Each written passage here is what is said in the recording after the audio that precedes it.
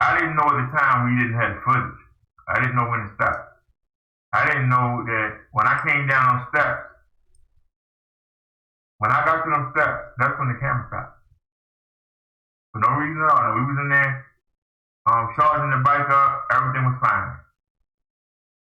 As soon as we got outside and started moving, it stopped. So it stopped it, threw me on the ground. Right then and there, I should have went home.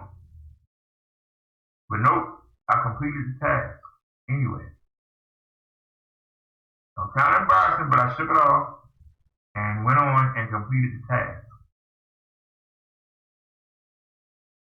Then I told y'all I was going to take that $5 and I was going to put it on the number that come out all the time.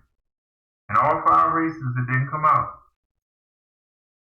I found out about the camera, so I was already mad. So I said, I'm going home. Now, I had another 5. If I would have just spent $2 more, because I said, and I watched the next race and it didn't come out, I said, you know what, the heck with it, and I left. As soon as I left, the number came in, and it came in 10 times the bonus. Whatever 10 times 14 is. I thought it was 21, but it was 14. 10 times 14. Whatever that was, that's what I would have had.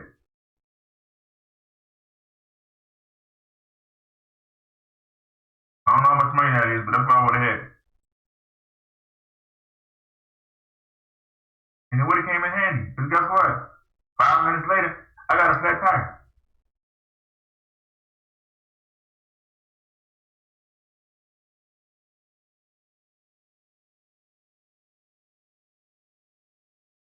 But choices I made. I could have came out the doctors and just went home. But no, I wanted to go show y'all that. If I came straight home, wouldn't have got no flat.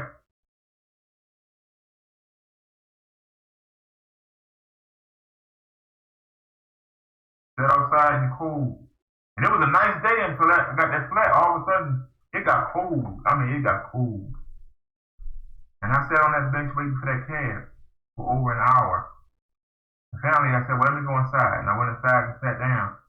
I set the bike up because I had to prop it up because with no air in the tire, the kickstand, it wouldn't stand up. I had to lean it against something. And I sat down.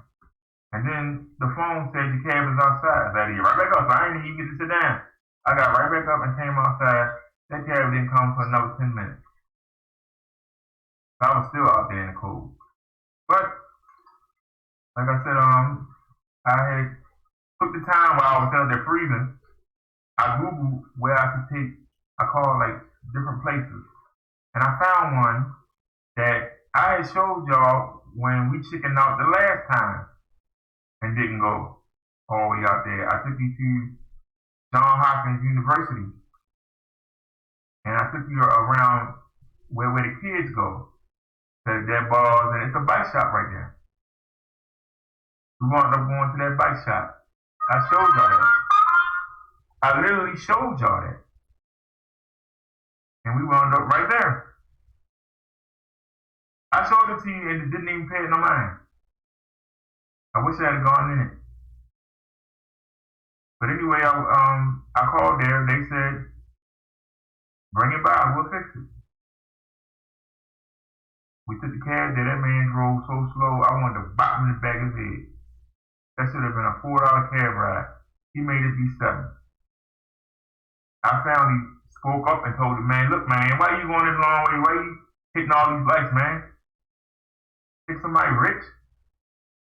So he drove a little faster. And like I said, I had that, told you I had the $5 bill. I had that $5 bill. And I was supposed to give it to him. I had to get the card. Now I'm nervous because I wasn't expecting to use the card. And they was adding it up at the end, and I was standing there nervous. But guess what? What the cost was, I had it. I was up. It was 85 cents is what I had exactly, and it was 53 cents. So whatever 53 cents is from 85, that's what's left on the card. So I had saved that money and I wasn't going to touch it ever. And that didn't even last a week. I was really upset.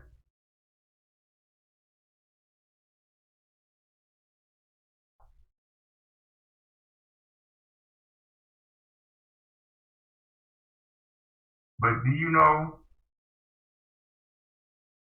that not only did we get 100 extra views, we got 8 more subs out of that Zone show. We got watch hours. And later on in that show, we made up with Solo. Solo gave me back every dime that I spent on that tire. I didn't expect it. You never know what God got planned for you. You don't know. You understand what I'm saying?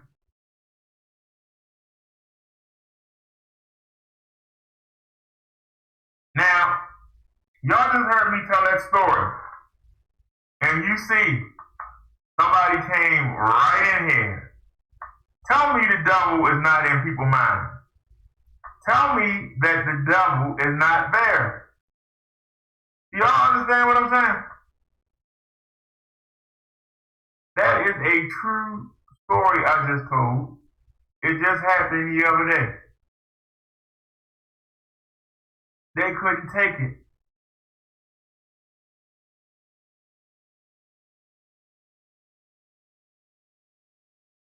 I kept falling asleep yesterday. I don't know why. But I finally did. I got up in time to start the video. And when the video, it was a 9-hour video. The videos ended. But we had a 35-second clip, 35-second clip. Y'all that watched it know when it was the little boy, it was a young boy, and it was a big guy, and they had a slap contest. We've shown that like 3 times. I know we have. But I know because we were talking about Stucky and them for some reason, they blocked the video. We've shown that clip. That clip is old.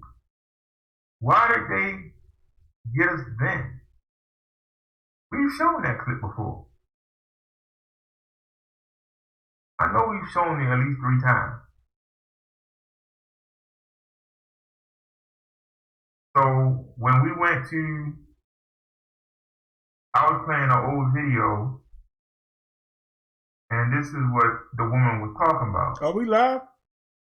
And I stopped it. I stopped the whole, we still had 3 hours left. But I realized it and I stopped it.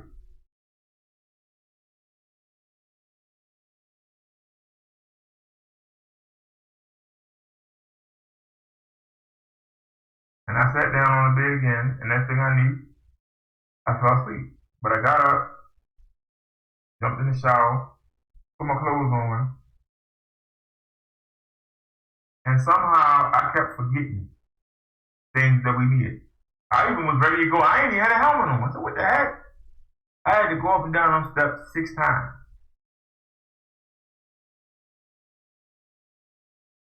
I went up and down the steps 6 times. Are we live? Before we even started the first video. The whole chat vanished. And then the cord wouldn't charge. And now we know why we don't have the footage. That power bank, for some reason, only works with this one cord. And this is the cord that we use to run the show with. But I mean, there's some, even though I got 8 USB cords, it's something wrong with all of them. Because the phone will not work with them. It's not the power bank, it's the phone. The phone will not work with them cords.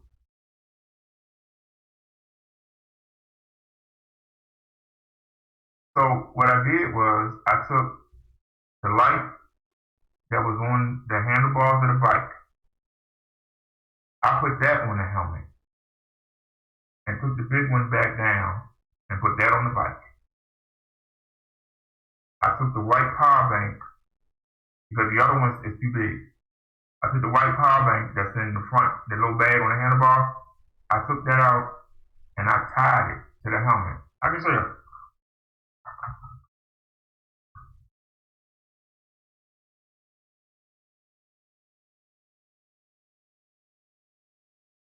Yeah, this is an old video. I haven't used that in a long time. Showing up in Leroy. Who is the master? This is the helmet.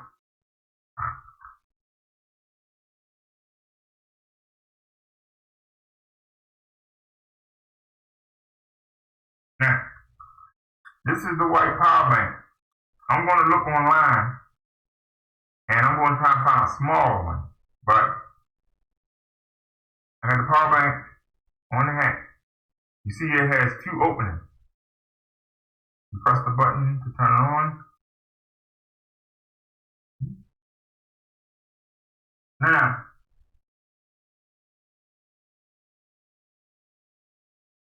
the light.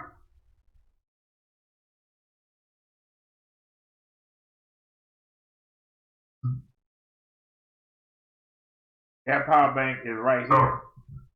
this is the one that we have to go on the bike. It's not as bright as I'd like it to be, but it's brighter than this one. That's the lights right there. When you press the button, the light don't come on. This isn't as bright. Everything you get stop working for no reason. This light you have at the back. Yeah. Now, trying to see if I got a USB. This sits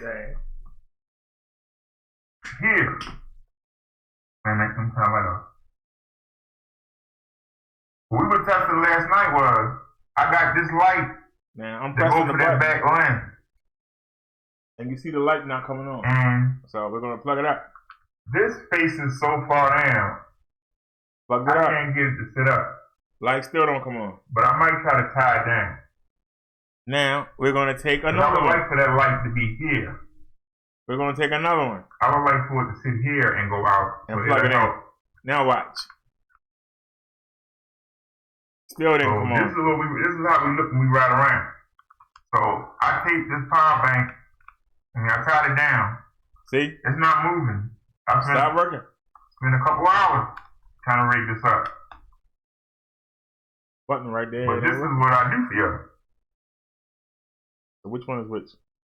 So the test last night was, did the light being right here, did it help the back lens?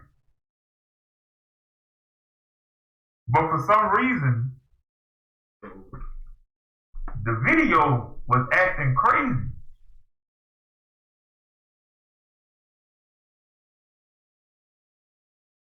Y'all understand what I'm saying?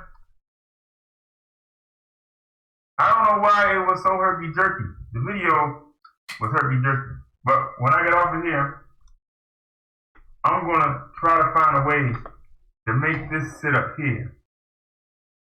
Down here is too far away. I wanted to help this lens in the front. Now, the microphone. When we had the light down, the big one on the other one, camera. It seemed brighter. But when I had it on my head, the microphone covered up. It really seemed dim. I don't know why. Everything just was not right. But we don't get mad. That's why it's called a test. You keep applying your craft until you get it right. That's one of the things that separates a good YouTuber from a bad. A bad one would just give up. Brother Dirt doesn't give up. I keep trying. Even when you fall.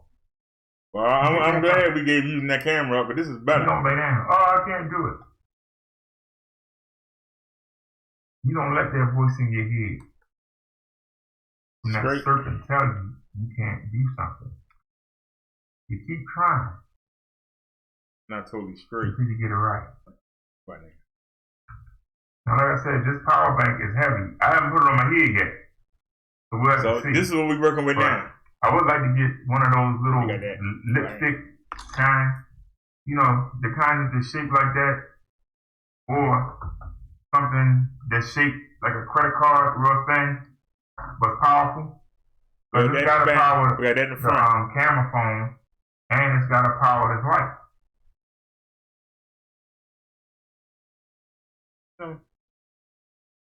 I don't know. Now, before I had the cord going down my back, you know, I'll put it in the backpack, and I'll hold it over my shoulder, and then I would stick it through. Oh, it's not level. It almost me last night. It caused a problem last night because it's not when I needed to put the food in the backpack, the cord was all in the way. But it's good. It's good. But I was real careful how I took it off. Right, we're not gonna cry about it.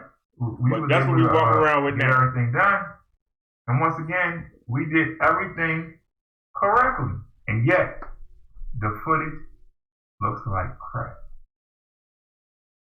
We did everything correctly, and yet it looks like crap. So I read somewhere that it's two different codecs that YouTube uses. There's the V9 and there's the AC1. The AC1 you don't want if they stick you with the V9, because they say that for the shows that get a lot of views. If you edit the video, when they put it back up, they put it back in the V9. If y'all notice, a lot of our 360 videos are cut, either at the end or the beginning. I cut them just so they have to redo them. It only takes them an hour to redo it. I did this last night.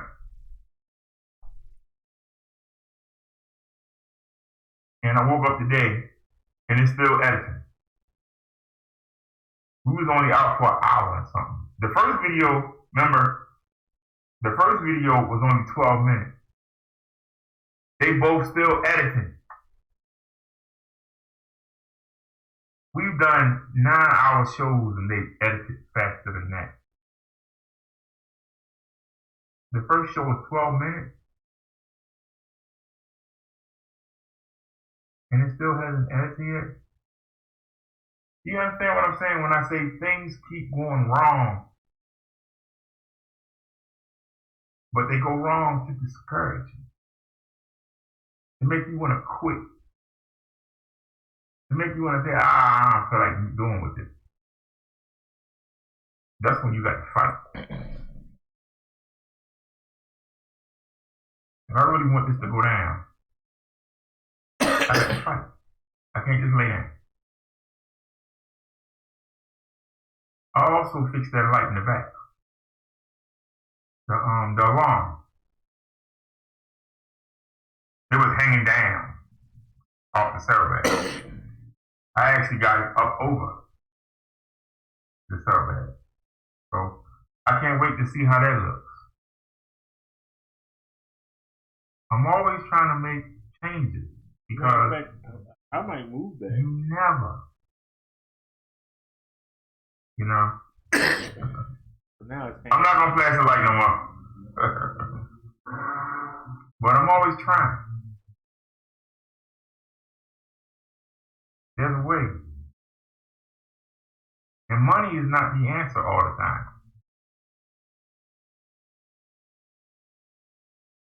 Like I say, you can pay somebody to do something for you, but then you need them to come by a lot. If you do it yourself, you'll never have to pay somebody to do it again.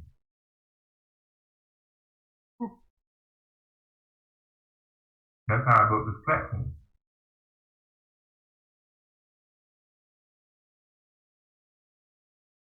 How can I take what y'all give me and use it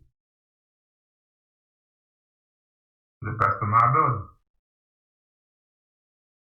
And that's what I do.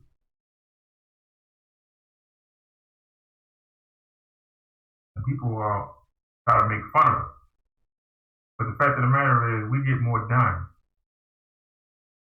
with no money than they can do with a bunch of money. But they don't care about putting effort into their setup. They don't care about their people that watch them. They don't. They just want you to watch them and give them something. And they don't put nothing back into the show. And that's why they don't understand how come they only got 13 people watching their videos, 5 people watching their videos. I don't want to back somebody that's not willing to put any effort into what they're doing. How can I get behind you? Yeah, no, it wasn't a strike, thank goodness. Thank goodness it wasn't a strike. But did they block the video? Oh, I forgot to tell you the best part. We got 123 views off the video they blocked. We got more on the replay. And there's 3 hours missing of it. And we got just as many views on the replay.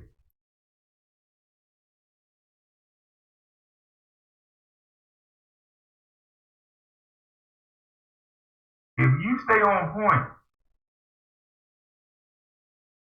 I know sometimes they seem slow. I know sometimes Jesus and God seem slow. They don't do it when you want them to do it. But you know what? They do it when you need it. Not when you want it, but when you need it.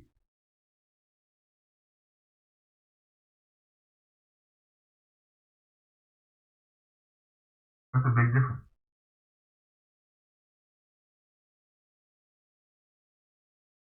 They come through when you need it.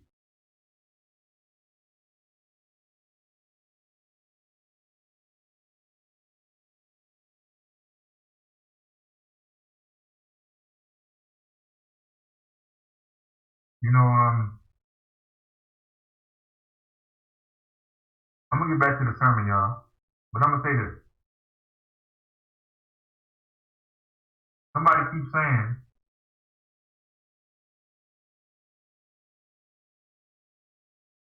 that I had asked for something and didn't get it. During the show, I didn't get it. But after the show, I did get it.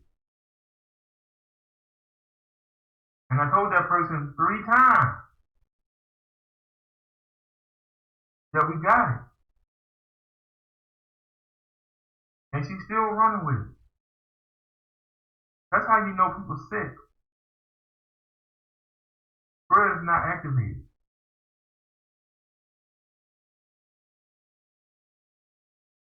So when she says that, don't listen, because y'all did come through. You came through after the show. Remember what I said? Sometimes you don't get it when you want it, but you get it when you need it. I did receive it.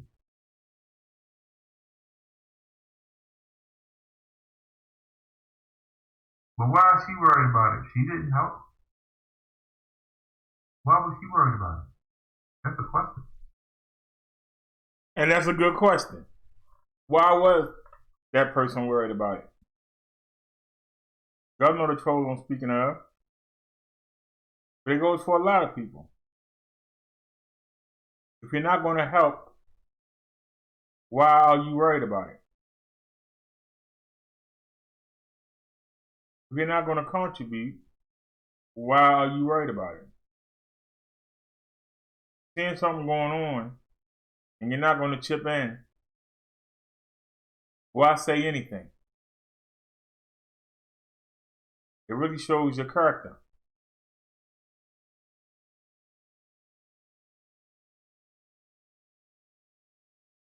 Just because you don't need nothing right now, anything could happen.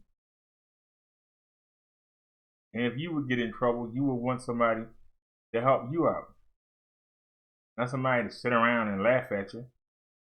somebody to sit around, well, that's why you shouldn't have got that and you should have done this. You would want somebody to help you. But it's amazing how we can see the speck in somebody else's eye, but can't see the log that's in our own. That's a quote from Jesus Christ himself. People always want to comment and tell you what you should have done and what you should have done, but they don't help. If you're not going to help, you shouldn't say anything.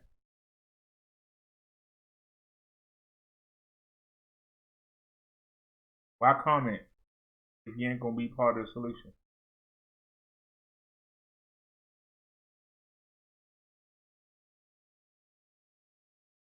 We had the 11 ideas.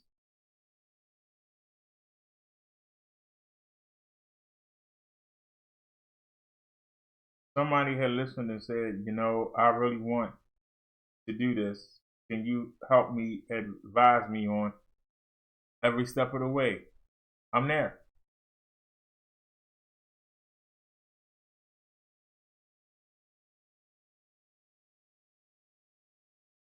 If I get involved,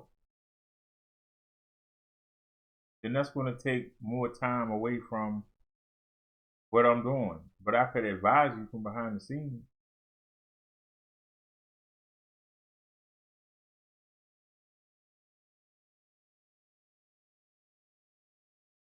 These messages need to keep going out. If I stop that to focus on another project,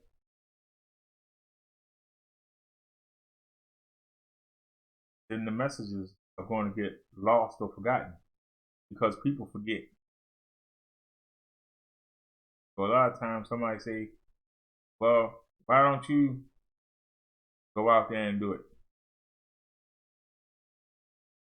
If I'm out there focusing on that, then I'm not teaching.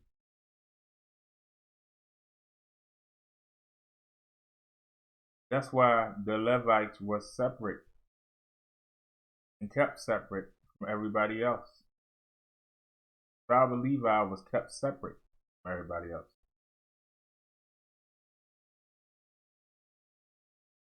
That's why they weren't allowed to own land or to produce anything, because that's not their job. They start worrying about tending sheep, start worrying about animals, start worrying about healing in the community. They're not at the temple doing what they're supposed to be doing. You have elders that handle those things. You have judges those things. Why would you want to take the priests out the temple? People come by there looking for knowledge or information. They're not there. They out there doing something. That's not the way God set it up. I find it strange that people don't understand that. They think that you're supposed to be out there in the field alongside them, and at the same time giving out messages and instructions. The president is not over there in Kuwait. He's not over there in Iraq. He's at the White House.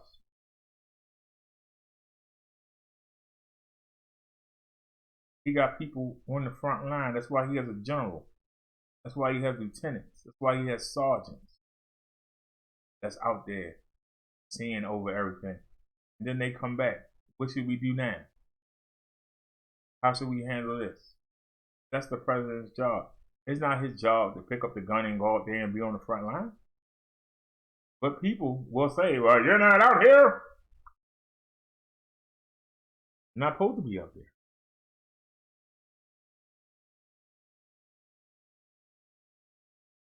He's your leader. He's supposed to be protected. That's why he had the Secret Service. You're not supposed to let your enemy get to him. You shouldn't have him out there. You shouldn't have your knowledge source out there for the demons to take a whack at.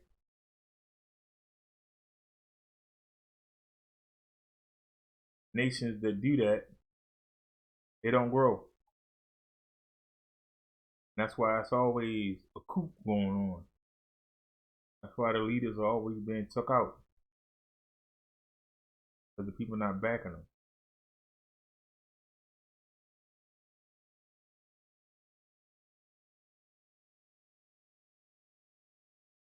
But thank you for coming back, and then let me get all the back from the show.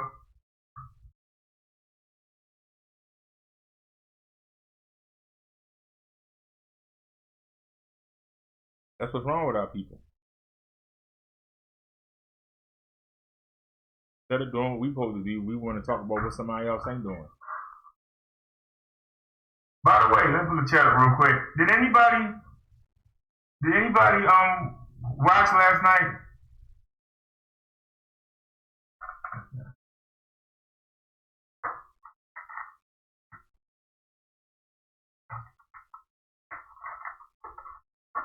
Alright, y'all, I see the trolls is popping up. We not playing on the big channel. Any trolls come in here, block them on sight. Dead serious. We don't want no reason for YouTube to try to flag us, especially doing a Sunday sermon. But there is one thing to note.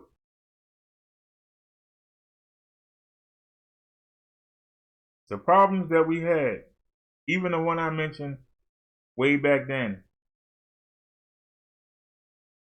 in the example I gave, who came to the rescue?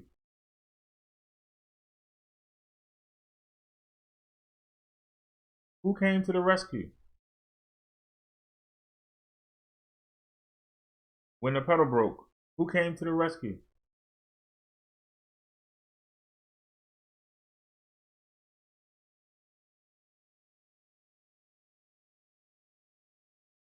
And who did nothing? That's a question. Why is it last year it was no night by Cares? And this year it's Charles, baby. Where everybody else at? On this channel, block trolls on sight. Just take them out.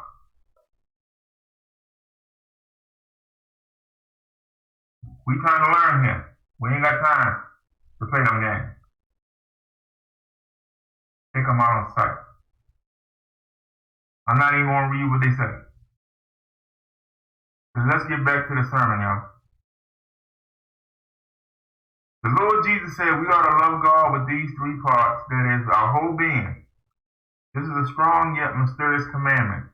1 Peter 1:8 says, whom having not seen, you love, into whom, though not seeing him at present, yet believing, you exalt with joy that is unspeakable and full of glory.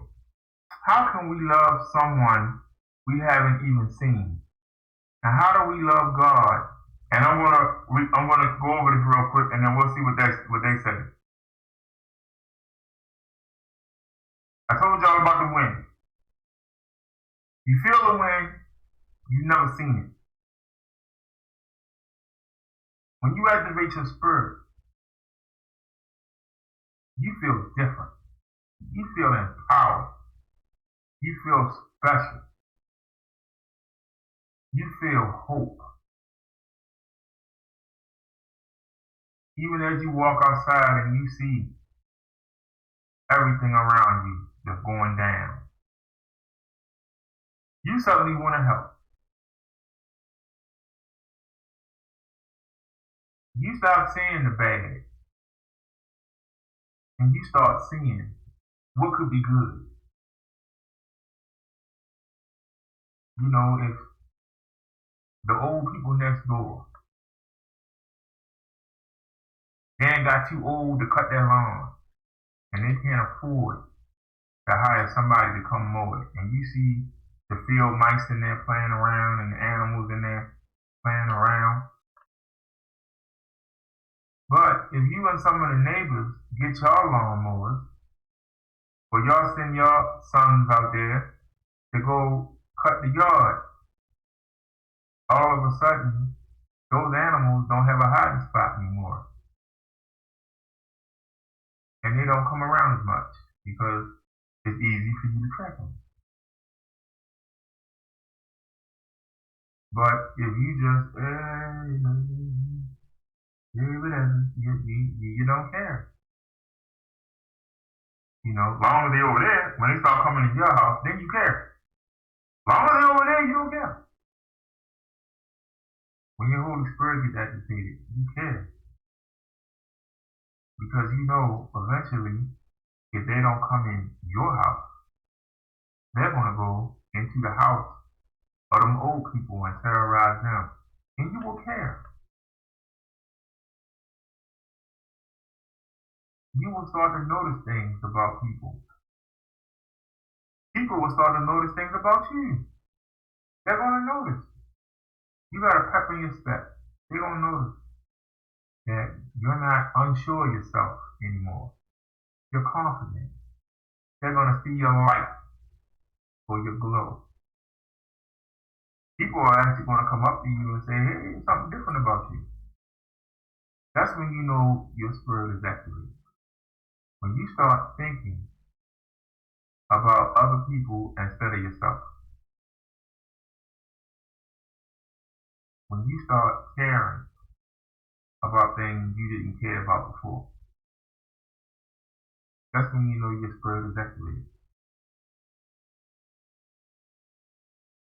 Continue here. So in order to love God with your heart, you have to have that spirit activated. You have to have him in you. He's already there, but you got to activate it. You got to bring it out. See, when the devil made the challenge, and that's what he did. He disobeyed God and got Adam and Eve to also disobey God. His challenge was, you want me to go train these people to worship you? They'll never worship you. They're only worshiping you because you made them that way. We watch you make them. You made them to worship you. But I'm going to show you, they'll never love you. I'm going to make them worship me. And that's the challenge. That's why God can't go back and say, well, you know, I'll just start over and I'll blank them. Then the devil, you gotta remember, a third of the angels left. You still got 2/3 up there. And they all, what they say, you know, they didn't follow the devil, but they looking like, hey, you know, they got a point. So now God was kind of on the spot. Well, all right, I'm going to throw them out the garden. Whereas everything grew in this garden for them and they ain't had to do a darn thing, they got to work. They got to work. The animals will come lay down in front of them. If they wanted to eat them, they can kill them and eat them. Now they got to hunt. And the animals ain't going to lay down. They're going to fight back.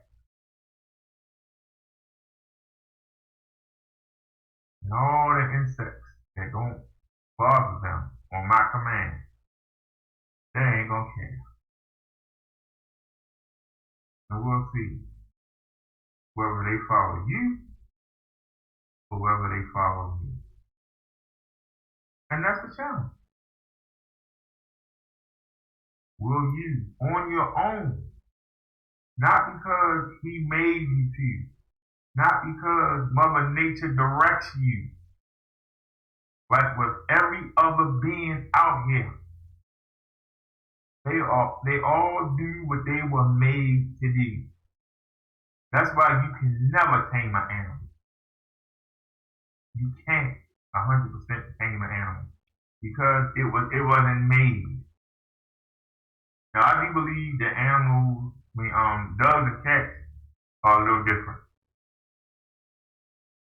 But when you step up and try and get you a cougar, try and get you a lion, try and get you a leopard, try and get you a werewolf, and bring it in your house and see how long it'll be for you to kick it out if it don't kill you. Because that's all you know how to do. Hey, how you doing? Choice. You still on TV? Yeah, the devil messed the plan up that God had for us, but there's a chance to redo it in the next level. Can I get there, or am I going to be stuck? Am I going to fall in love with the things that He offered me down here, that I lose contact with God, and then I wind up rocking with Him in hell? Because as smart as the devil's supposed to be, actually, this is supposed to be. Hold on. He's slated to go to hell. This is a replay of an old sermon. To say, but I don't know why we got started over for some reason, and the chat been empty for the past 20 minutes. So somebody just told me to look at the chat, and I appreciate that person who did.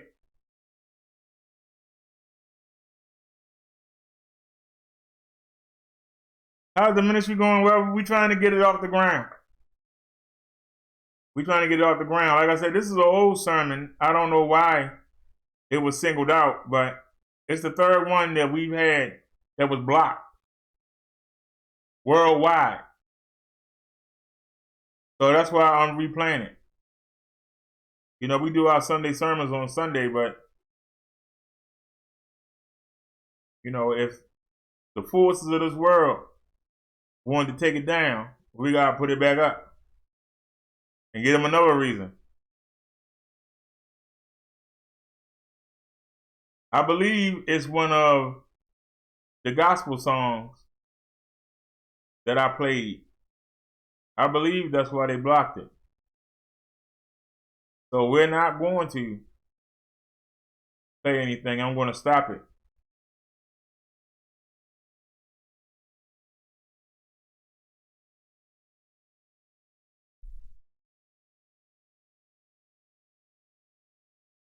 Hey, No Night by Kaz. We missed you. Just so you, we've been monetized since January the 15th. We don't earn much though. You know, it's been a challenge. Ever since we went straight legit, and we have no dealings with the roast sector, the viewership has dropped. But we trying to build it back up and trying not to get discouraged. He said, Jesus Christ is Lord, amen. The devil is a liar. A lot is going on. And a lot of going on in this round, and Jesus is winning. Well, I'm trying to add to that. I mostly keep my focus on we cover a lot in the Bible, but we always come back to the same thing. Make sure that you walking with Jesus and God, so that you are in the book of life. Make sure that your place in paradise and that your room in heaven is set up. Put Jesus and God first, then your mate, then your children, then the rest of your family, then your neighbors and your co-workers. Keep that order. Don't put nobody above Jesus and God. Make sure that you talk to them every day. Even if you can only spare 10 minutes. Go sit in a corner somewhere and talk to them. Make sure that Jesus knows who you are. So he can't say, I don't know you. Well, I did all these things. I gave money. I done all these things in your name. I don't know you. I've prophesied and I've got people to come to you and I've done things and I've just been great out here on earth. I don't know you. I don't know you. Go ahead and talk to that furnace of fire. I don't know you. Put them in that furnace. Does Jesus Christ know you?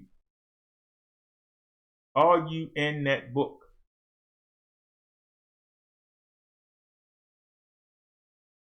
That's what we focus on. So how do you find and make a connection? Focus on that. You focus on, all right, now you have found them. What's expected of you? Then how do you resist temptation so that you can stay in walking? And this sermon is how to love Jesus and God with all your mind, body, and soul. And that's what we focus on. What do you focus on in your sermon, Josiah?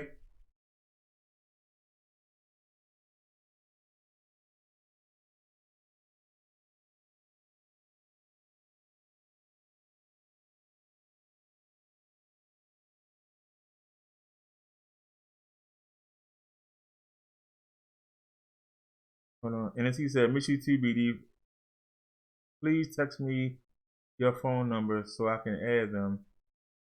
This phone is messing up. I send one picture and it'll send it 12.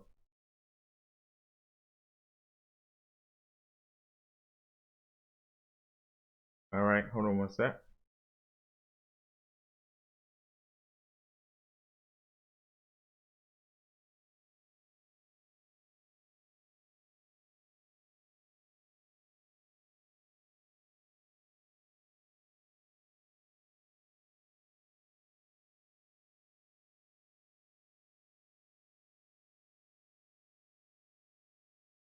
Let me send you the number.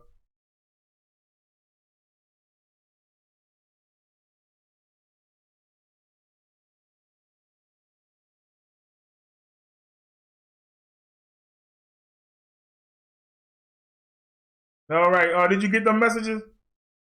Let me come back in.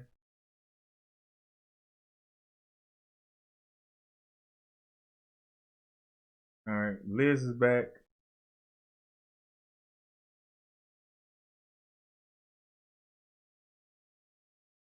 So hi Liz, hope you're doing well.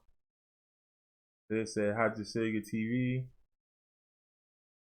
He said, Jesus Christ is Lord. Amen. Liz. And Liz, I know, hello. So Josiah, so what do you talk about on your show? I seen a couple of them.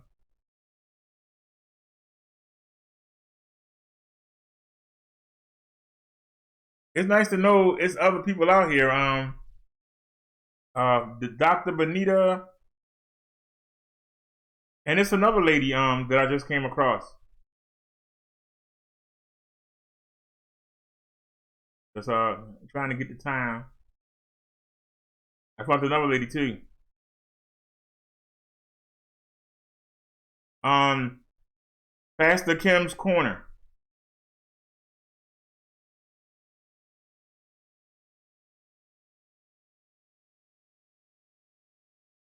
Wonder why I'm not coming across no men.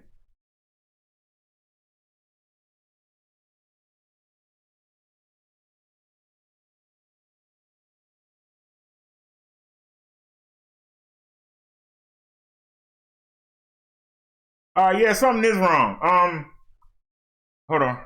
Let me go back in here. Something ain't right. Where are we at?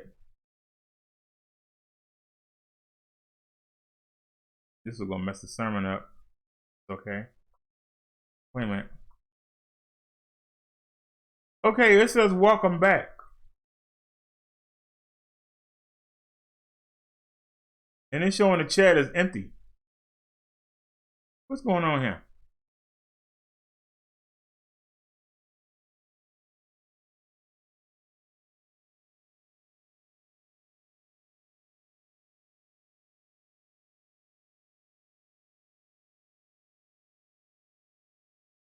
You having a problem with Verizon too? I'm with Visible, which is a prepaid Verizon. And it's a daggone nuisance.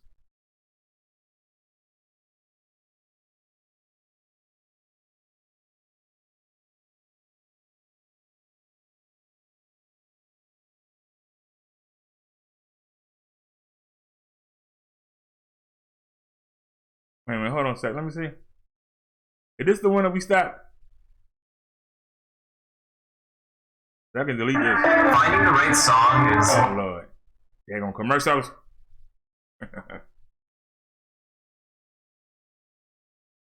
All right. Is this... Oh, we live. I said, oh, we live. I can tell by the songs. It's too long to edit. So let's get started, y'all.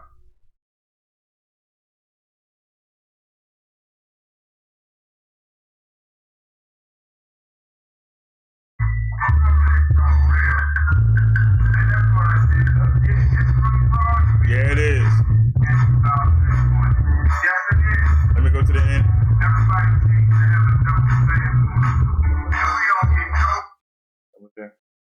Go to the end. Y'all think I should start over? Okay. We don't need that. So let's go ahead and delete it. Okay. All right. Hey, we got 28 views though. Let's delete it. That's gonna cost us about 5 cents. I said delete. What are you doing, man? Let's go ahead and delete it. We don't need that. Even though some change there. It ain't about money all the time. Bye-bye.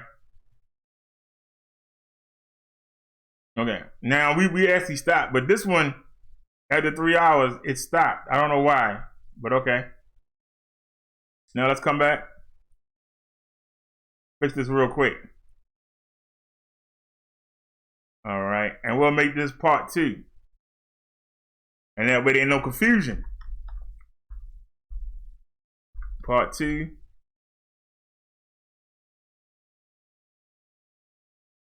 Now, like I said, I don't know why we had a shutdown.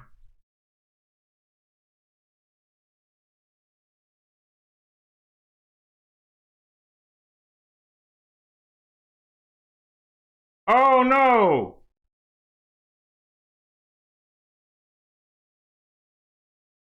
Baby, and you've been sick 3 cases a month.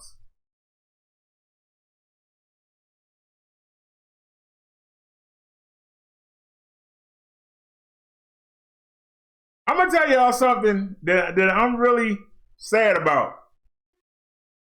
I thought us switching to Verizon was an upgrade. I'm being honest with you, because Verizon is the #1 cell phone company in the United States. They supposed to have the best coverage of everybody. I'm here in a major city, and our coverage is worse than Metro by T-Mobile. I'm really sorry I switched. Now, I just saw myself freeze, and I don't know why.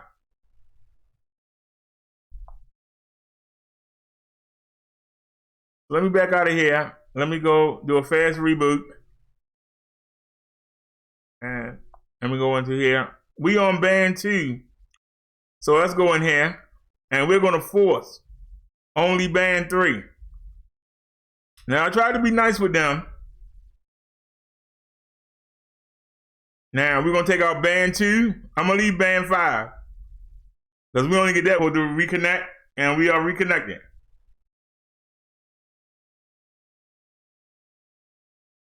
Alrighty, y'all. Now, I just switched it. I took a chance. And I switched the bands. Y'all know that Verizon has band 2, 4, 5, and 13. Those are the only ones I know of. And so I just put it, it's only on 5 and 13. And right now we on band 13. So we do better on band 13.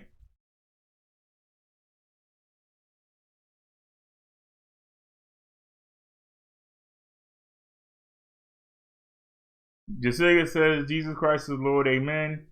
As you know, pray and Is that DEC 3, your family and faith? Jesus Christ over yourself and your daughter. Jesus said he knows his own and his own knows his voice. Viruses of any kind is not your portion in Jesus' mighty name. Another cast of is I hadn't finished paying for my phone yet, so when it broke overheated, they sent me a refurbished one that's now messing up. Oh Lord. NSC said thank you. Your Sega TV. Bless you, ma'am. The sugar says, Liz said, NSC, I hate when that happens. NSC, yes, but the flu has killed 12 more. It's awful. I'm starting to think this is a biblical prophecy.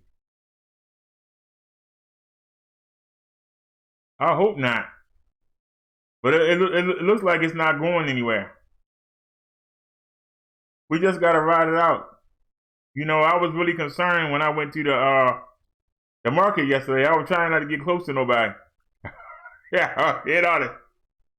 I was trying not to get close to nobody because they say that what makes this coronavirus flu so much more deadly is when you have it, it takes you days, sometimes a week, to know you have it. So how many people can you infect without them knowing, without you knowing? And then how many people can they infect in that week? Because you don't have no symptoms. You know, if you get a cold, you don't feel well, you know, quarantine yourself. You get the flu, you don't feel well, quarantine yourself. Well, you have up to a week incubation period before you show symptoms of it. So you can have it and be fine. Then all of a sudden you get sick. And then you call your friend. You know, you was over your friend's house the other day and the friend's sick, you know. He said it's not airborne, but it lives up to services up to 6 hours. Yeah, all you gotta do is just touch something. That's why Liz said to keep some hand sanitizer around.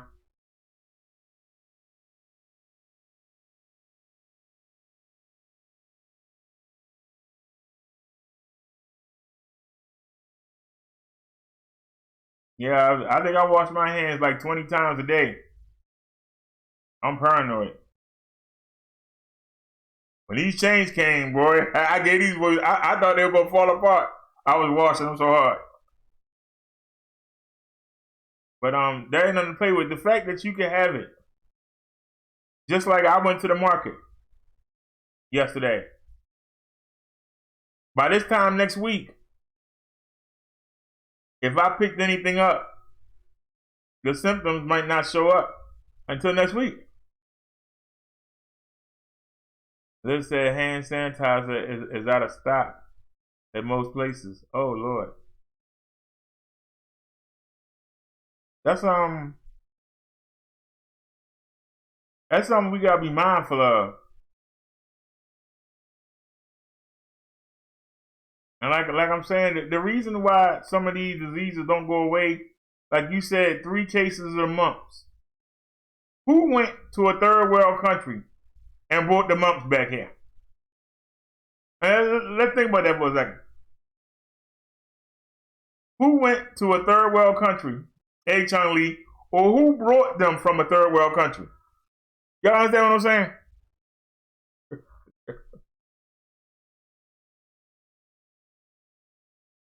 They said, I've always cleaned my first cage with disinfectant wipes. 6 stores were sold out. Man. But that still brings the question up. Somebody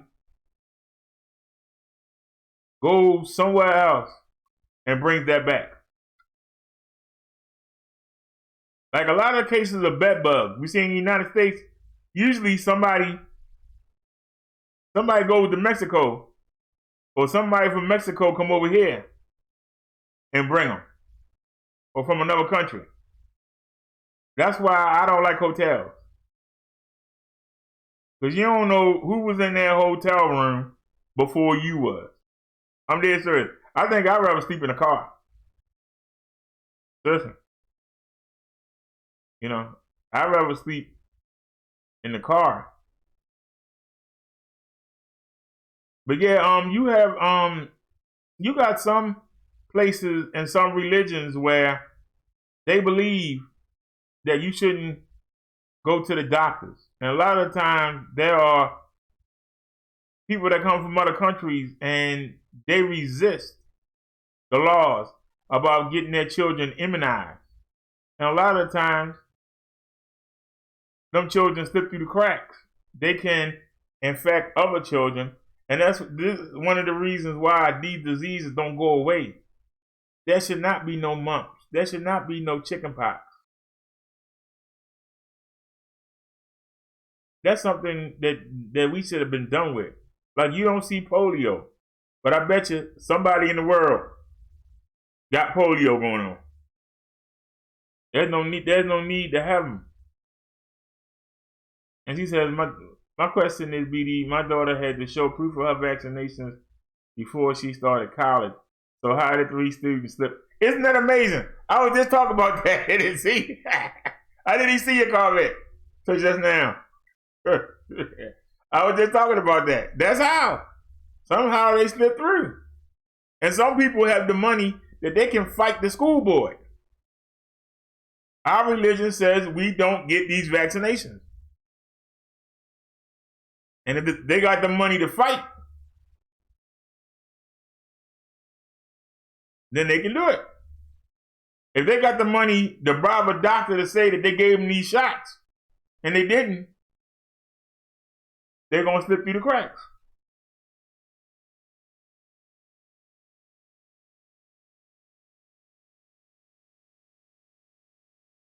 That's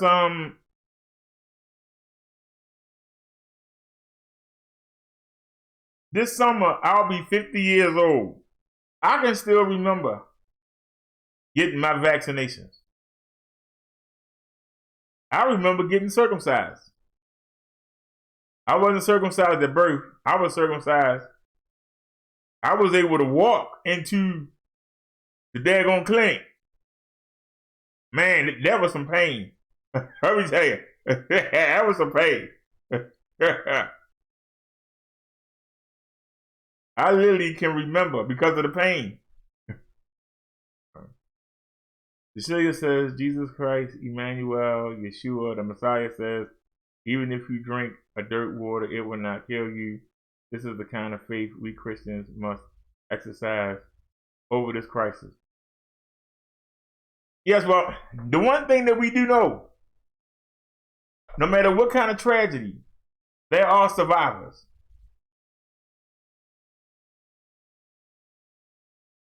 Life is about survival. Survival of the fittest.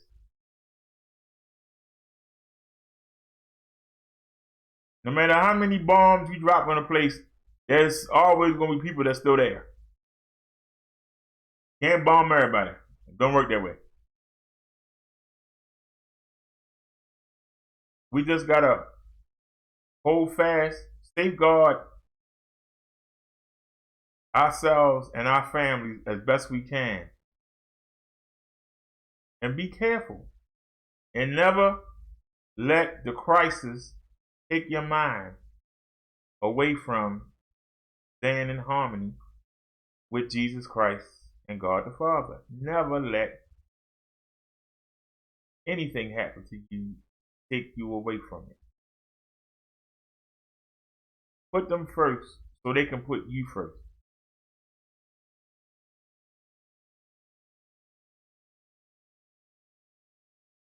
John Lee said, we know this has been coming man-made. Well, you know, they say a lot of them diseases, you know, the bird flu and what was the other one, SARS? They are saying that these are coming from animals. Animals that are being kept together in small places. Like a lot of them markets in China, A lot of them markets, they have all them animals there. You know, you supposed to have them on a farm, and you supposed to, you know, have a plant to cut them up, and then you supposed to bring those parts to the market. They actually have the animals there together, and they think that the animals being there together, they getting these things from each other, and then when they make it into meat, then you eat the meat, you're picking it up. But if we just left them, if they would leave them out there in the field or put them in a pen somewhere and separate them, it wouldn't be this problem. They said the SARS came from a lot of the third world countries that were actually selling us produce. They were using real feces from live animals instead of using, you know, the feces that we buy in the bag. Fertilizer we buy in the bag, they were actually using real animal fresh feces to fertilize the fruits and the vegetables. And that's what was causing the SARS.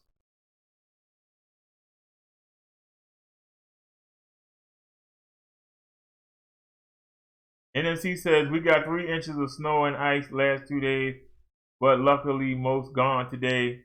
Turn clocks ahead tonight. Yeah, I believe Naya reminded us of that. Chong Lee says even ads are man-made. NNC says I'm so ready for spring. Chong Lee says they have curves. It is proof of it. Well, if they got curves, they need to release them.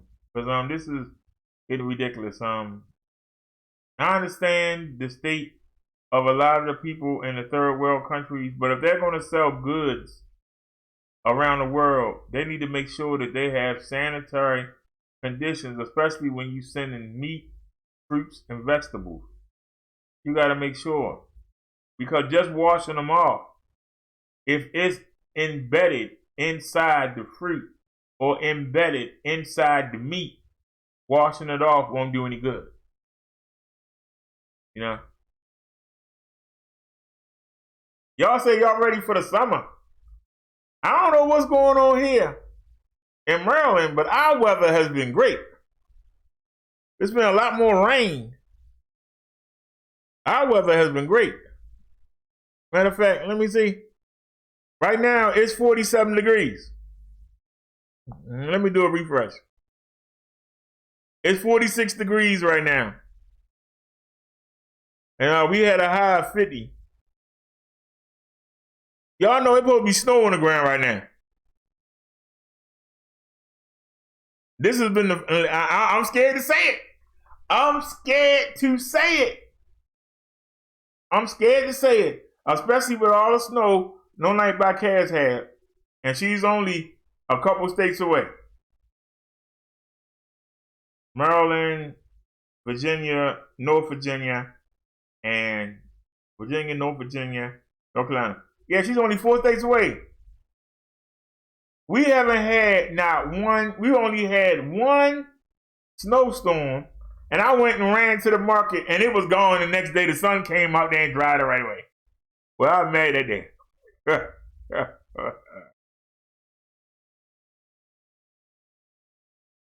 NSC says, love second wettest February on record here. Yeah, it has rained a lot. I've been quoting the rain a lot this month.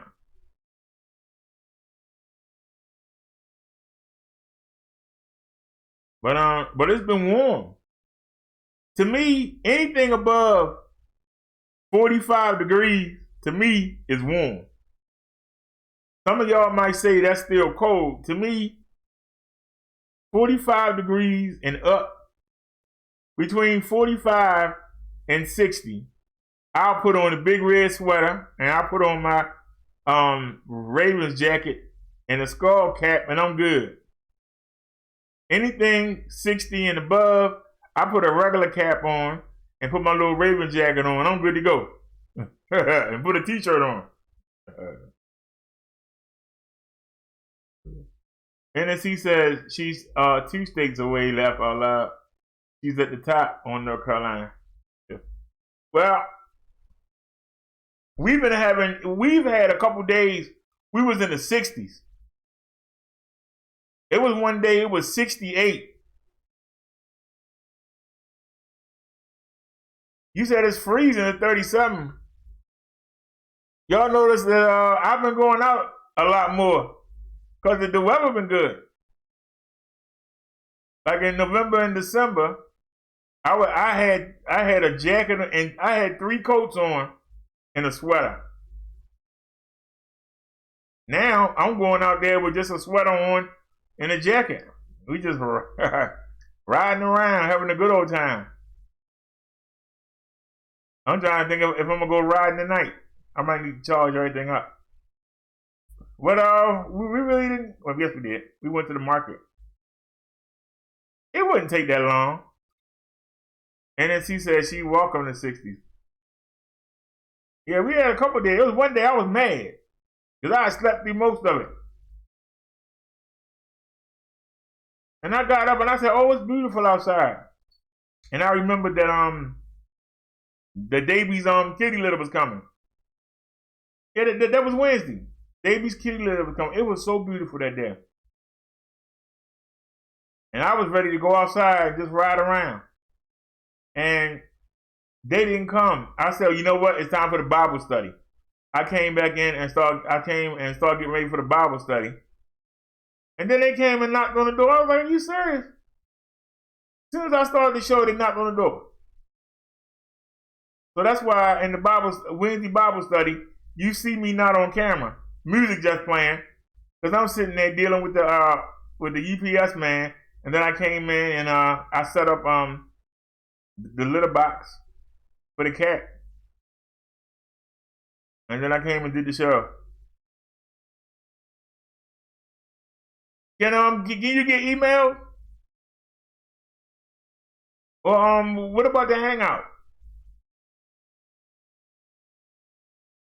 Send me your email. I think you already know it, but I'll type it anyway.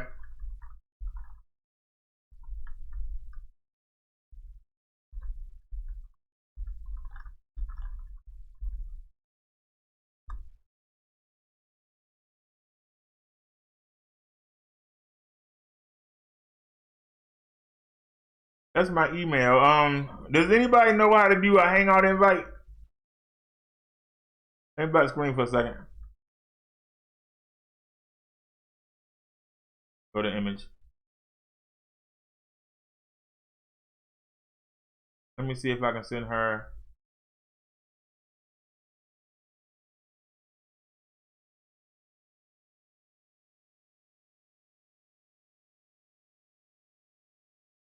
All right, you telling me back on February the 6th. Okay. Let me see here.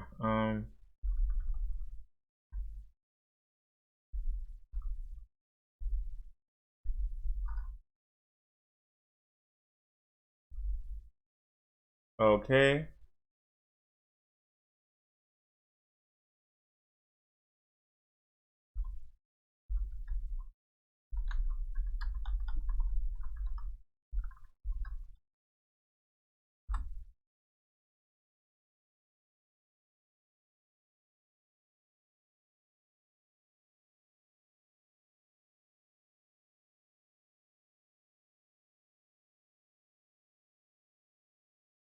Let me pull the chat up.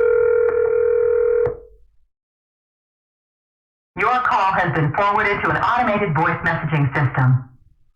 82. No! Don't even try it. Don't even try it. Don't even try it. We did that in the bud. If you still got hangouts. Well, you contacted me on the 6th and told me that I was live. Oh, okay.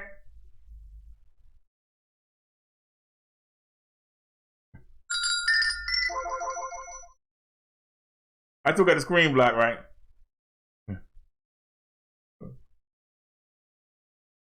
Okay.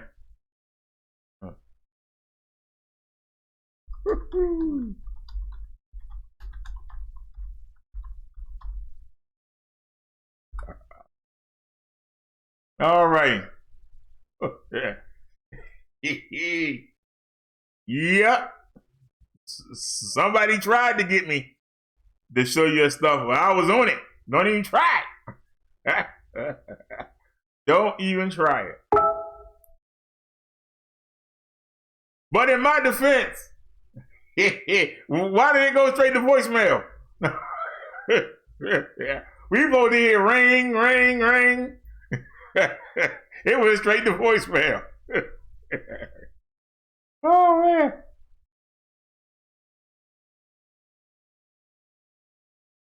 Yes, sir.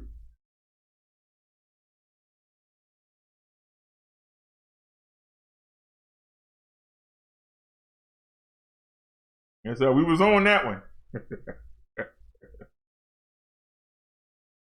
But yeah, you know, I'm really getting concerned because we haven't had 1 year where we haven't had a major snowfall. So far, we only had 1 day. We had 1 day, we had 2 inches. And I stayed in the house, and I came out the next day, it was gone. I mean, it was gone.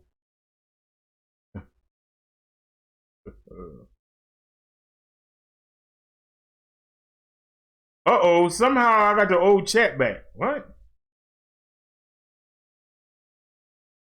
How we get the old chat back? Wait a minute. Let me type something. Hello? No, I'm looking at the wrong chat. That's not the chat. Hold on a sec. Well, then get rid of it then. Let's delete that. And let's come back up here.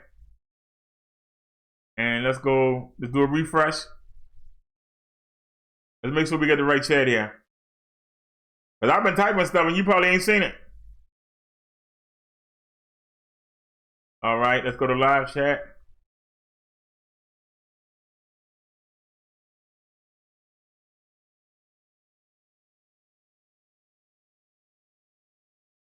Copy. All right. So we got rid of the old chat, right?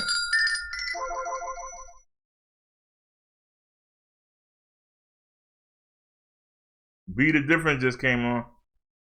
Go into the chat and let's put the new chat in. Paste and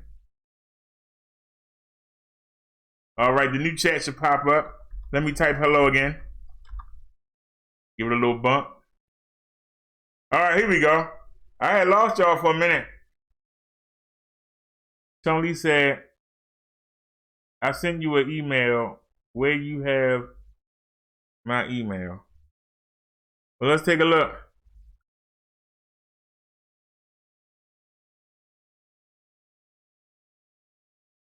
Wait a minute. Okay. Don't let that bother you. Go right up here in the Gmail and click all inboxes. That's something I gotta remember. All inboxes. All right, there it is. All right, Chung Lee, I see your email. All right, so now we email buddies.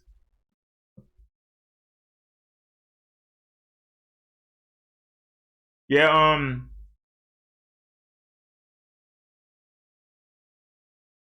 we had a time yesterday, and I'm upset because after we got the phone on,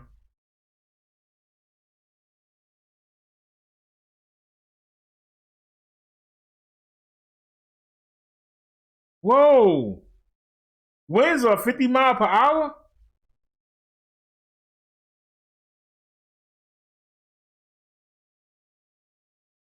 Well, I ain't had to hit that. Let's just do this. Go back and drop that animation. Oops. Image 2. All right.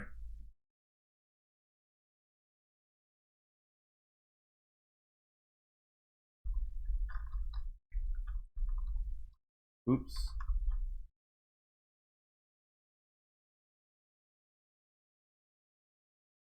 Check it out, y'all. Check it out.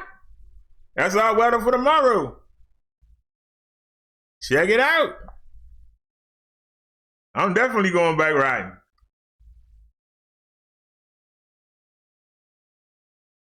It is March. Look at that weather. That's absolutely gorgeous.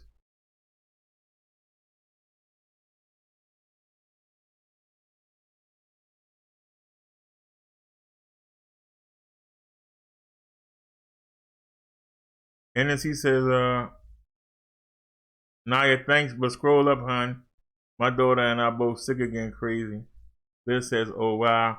NSC says now students at her college got mumps.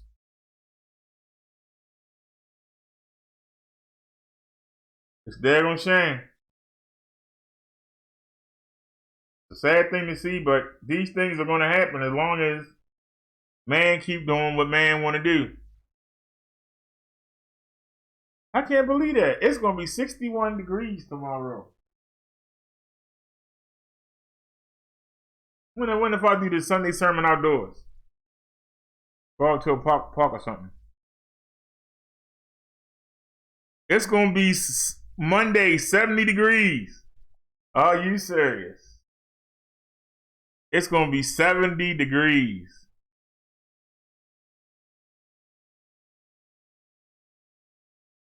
So today, 49. Tomorrow, 61. Monday, 70. Tuesday, 66. Wednesday, 60. Thursday, 60. Friday, 63. And Saturday, 57. All right, what's the wind looking like? 3 miles per hour today, 1 mile per hour tomorrow, 2. It'll be 10 miles per hour on Wednesday. Like I say, other than the pharmacy and the market, we really ain't got no place to go. So.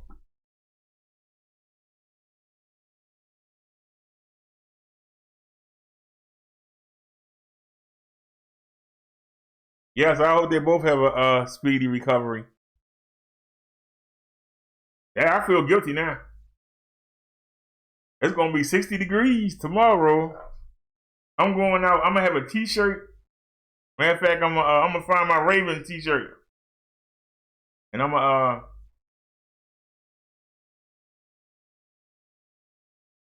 gonna have my Ravens t-shirt on tomorrow. I ain't gonna wear no shorts. I'm gonna have my Ravens t-shirt on tomorrow. In fact, I gotta find it. We got this chilling. Like I said, I got a new neighbor, y'all. I don't think we're gonna be able to do our overnight shows anymore.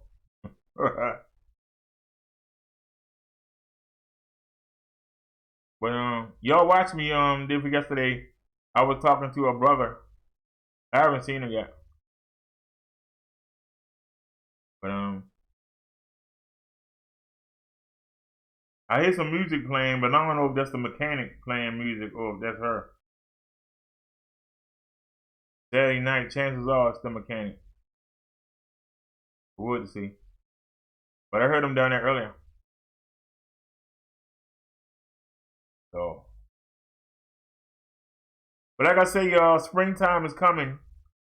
I hope that this coronavirus, I hope it goes away. But as long as people are traveling internationally, these things are going to happen. Especially if you're in an area where it's a lot of businesses. Big businesses. Like we have a lot of big businesses downtown. And like I say, I haven't been downtown.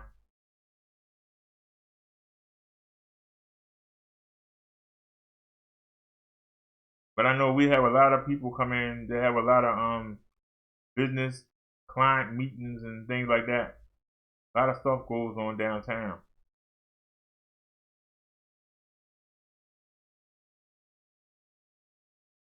NNC says, okay, Wi-Fi out.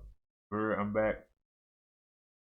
Naya says, NNC, a teacher has been diagnosed with coronavirus and she waited days to seek treatment. They're waiting for the fallout. But where was the teacher at, Naya?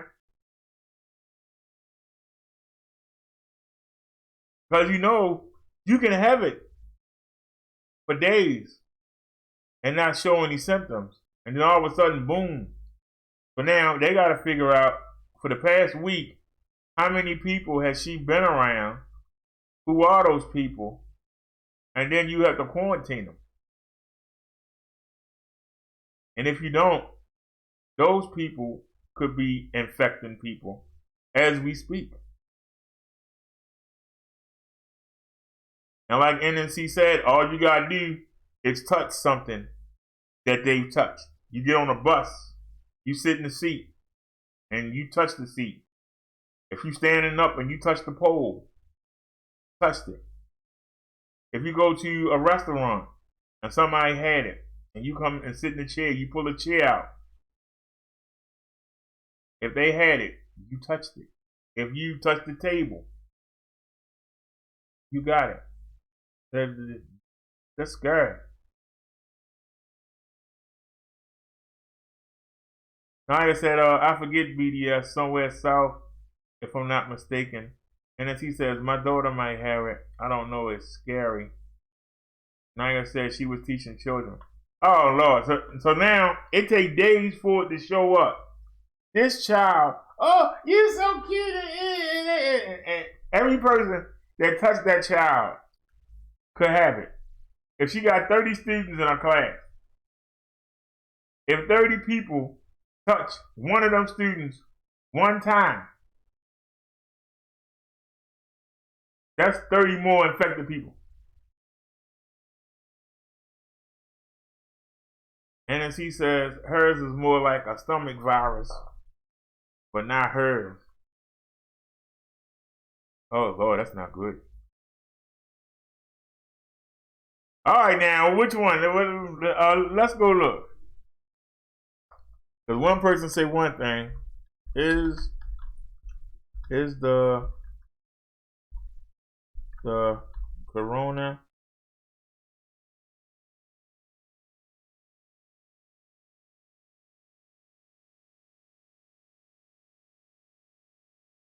let me stop it. Is the coronavirus airborne? There we go.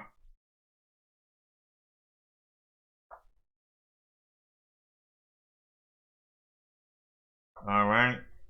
This is dated February 28th.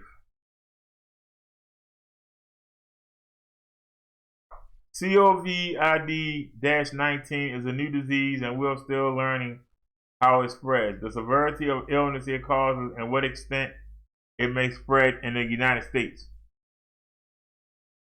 Person-to-person spread. The virus will start to spread mainly from person to person, between people who are in close contact with another about 6 feet, through respiratory droplets produced when an infected person coughs or sneezes. These droplets could land in the mouths or noses of people who are nearby or possibly be inhaled into the lungs. Can someone spread the virus without being sick? People are thought to be most contagious when they are most symptomatic, the sickest. Some spread might be possible before people show symptoms. There have been reports of this occurring with this new coronavirus, but this is not thought to be the main way the virus spreads. Spread from contact with infected surfaces or objects. It may be possible that a person can get COVID-19 by touching a surface or object that has the virus on it, and then touching their own mouth, nose, or possibly their eyes. But this is not thought to be the main way the virus spreads. How easily the virus spreads.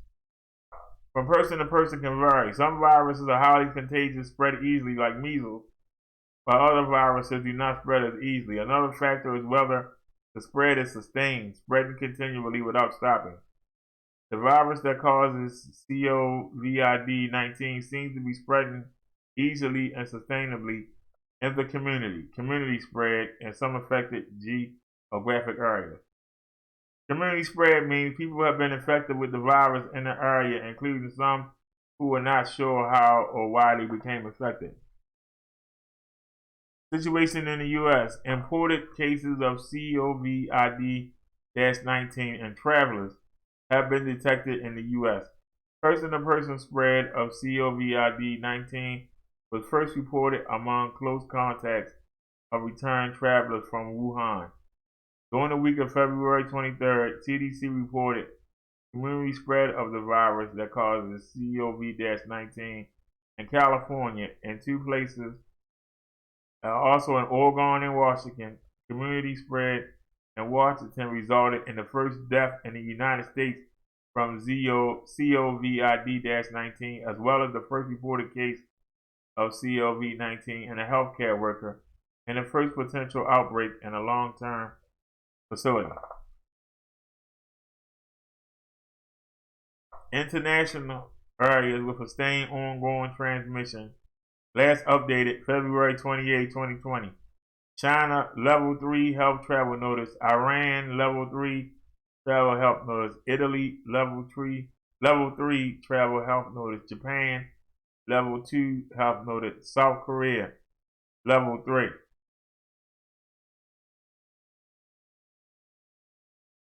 Y'all notice that all these places, except Japan, are mostly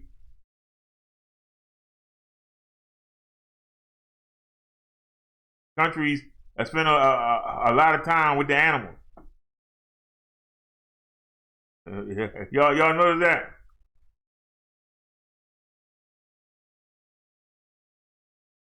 I didn't put chat up.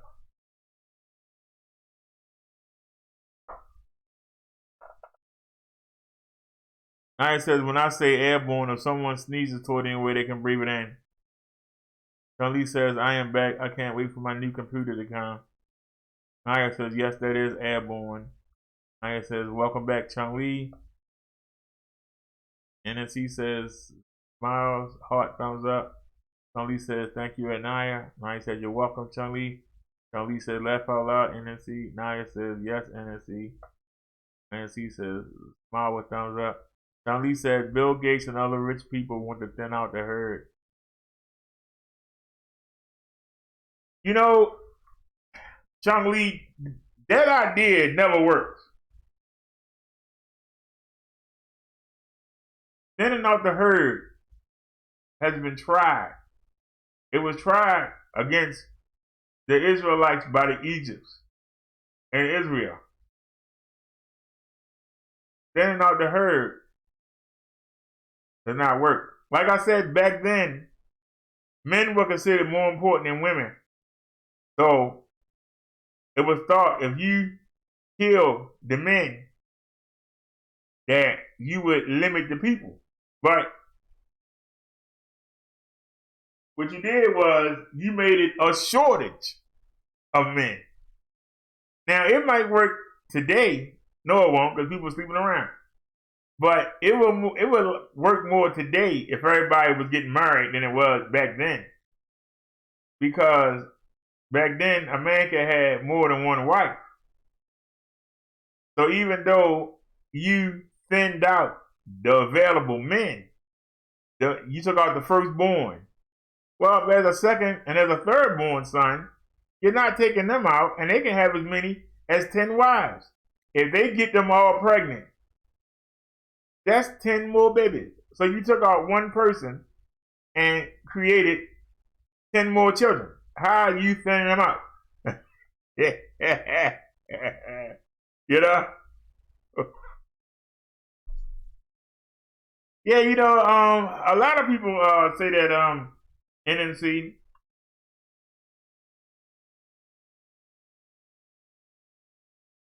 but like I said, let's see with the cause. What is the cause? What is the cause of the coronavirus.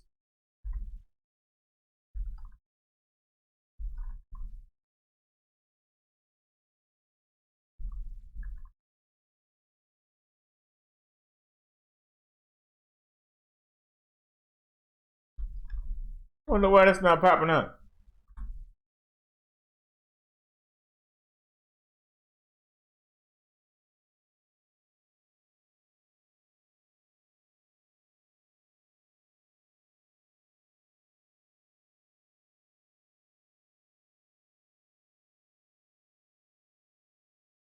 All right, what is novel coronavirus?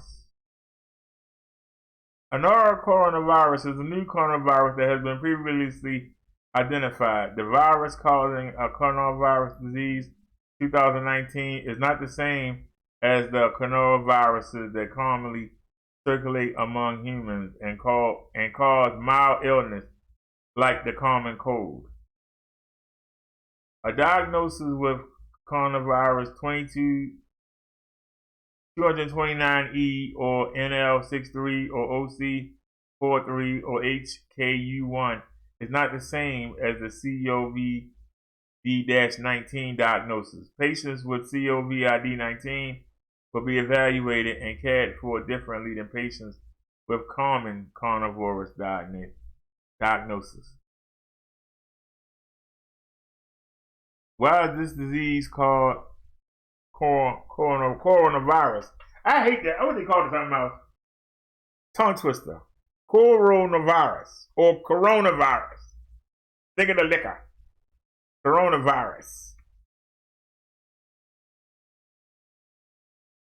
On February 11, 2020, the World Health Organization announced an official name for the disease that is causing the 2019 novel coronavirus outbreak.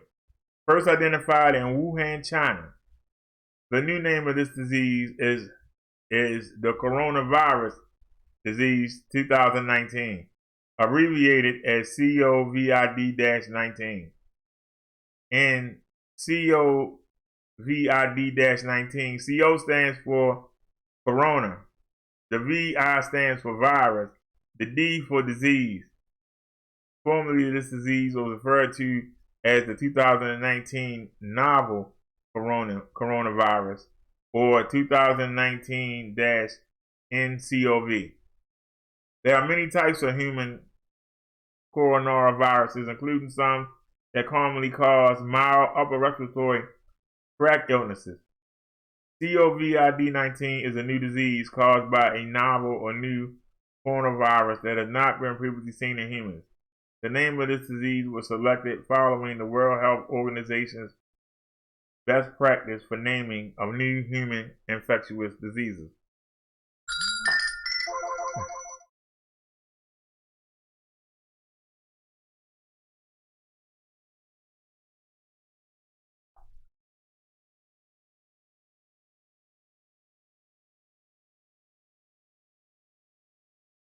Alrighty. Yeah.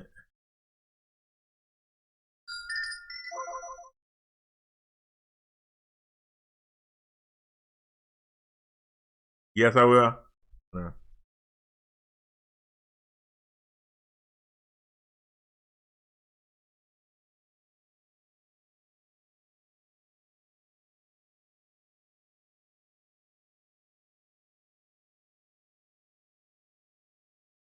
No, that's not what we want to do. Go back. Hold on, y'all. I'm on this new phone. I'm not sure how you do this. I think you go to share. There it is.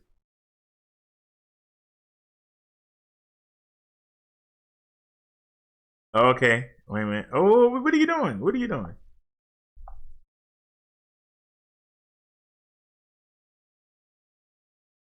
All right. Come back. Alrighty, y'all.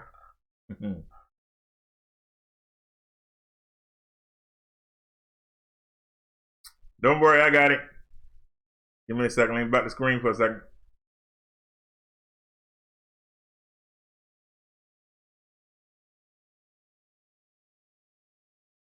Copy link address. Minimize. All right. Drop that image. And let's go. Alrighty, y'all. Clear that. And paste and go.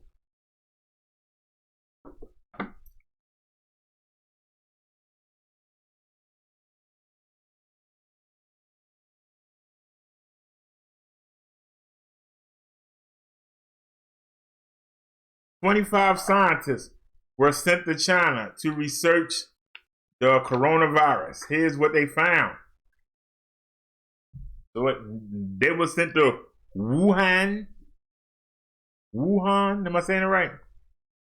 The World Health Organization sent 25 scientists to China to research the coronavirus. In a report, the scientists described their findings about how the disease spreads and who is most likely to be impacted.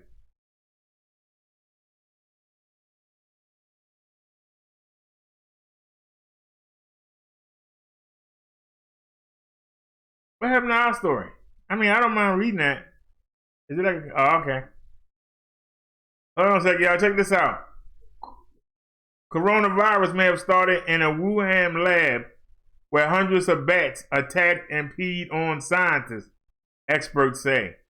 The coronavirus could have spread from a Wuhan laboratory, which housed 600 bats, which attacked and peed on scientists, experts say. One researcher at the Wuhan Center for Disease Control, who was urinated on, ain't it? You might discover something weirder. Also had bat blood on his skin and was forced to quarantine himself, an academic journal says.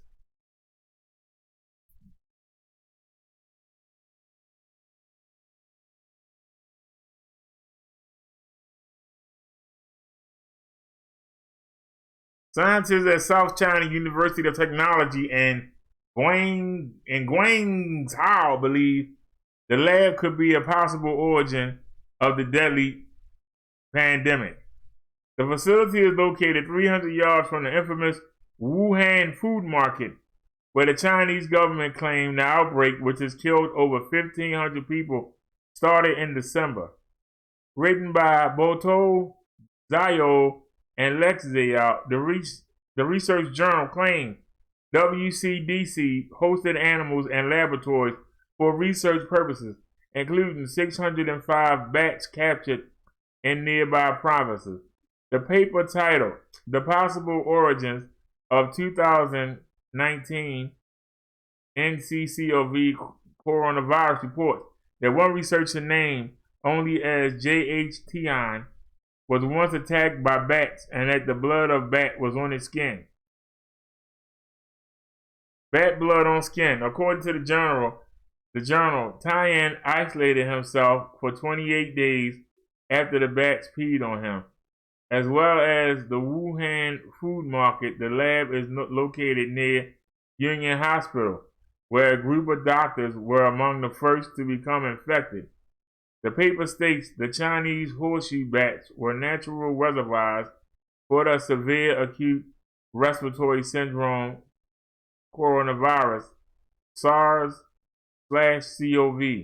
which caused the SARS outbreak in 2003.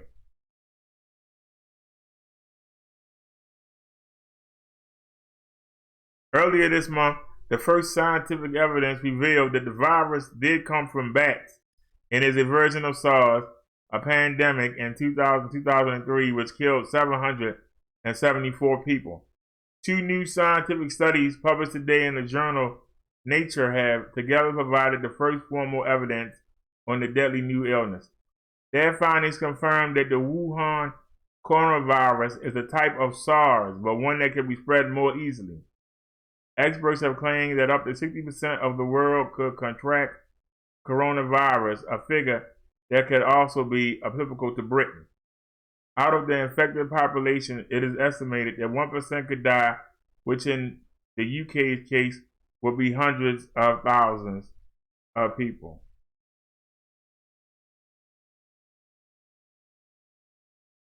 Professor Ferguson from the School of Public Health, Imperial College London, told Channel 4 that this number is not observed. He added, I would much prefer to be accused of overreacting than underreacting. The virus is the one which probably concerns me the most out of everything I worked on. This virus concerns him the most. You did it? All right, now let's go back to the article we came for. All right, where is it at? Oh, gotta go back.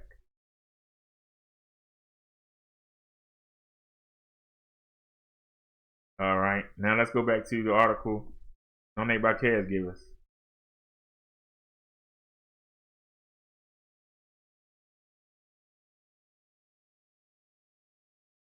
All right, the World Health Organization sent 25 scientists to China to research the coronavirus. In a recent report, the scientists described their findings about how the disease spreads and who is most likely to be affected. Children might be less likely to catch the virus, they found. Common symptoms of COVID-19, the illness caused by the virus, include fever, cough, and fatigue, according to the report. Read a summary of the report's finding below.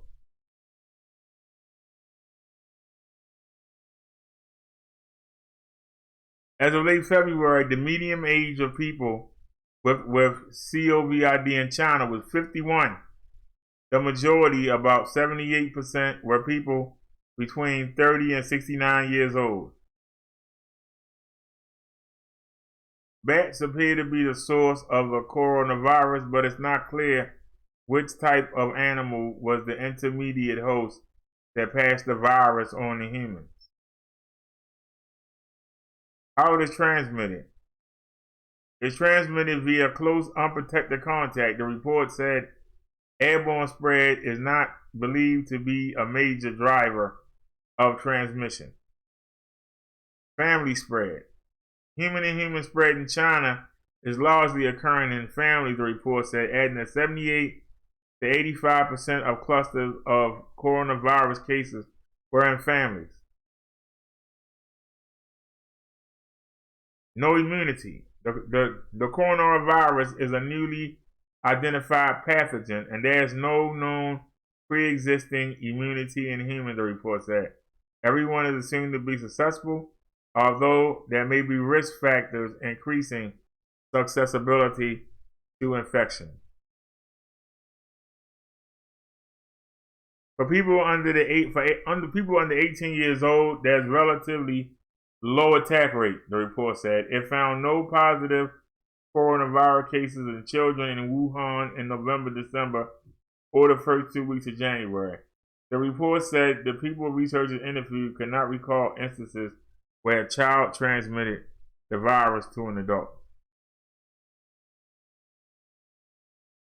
COVID-19 symptoms can range from no symptoms to severe pneumonia and death.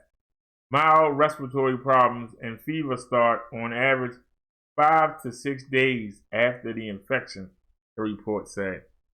In over 55,000 cases studied, symptoms including fever, 87.9%, dry cough, 67.7%, fatigue, 38.1%, production of sputum, saliva, and mucus from the respiratory system, 33.4%, shortness of breath, 18.6%, sore throat, 13.9%, headache, 13.6%, chills, 11.4%.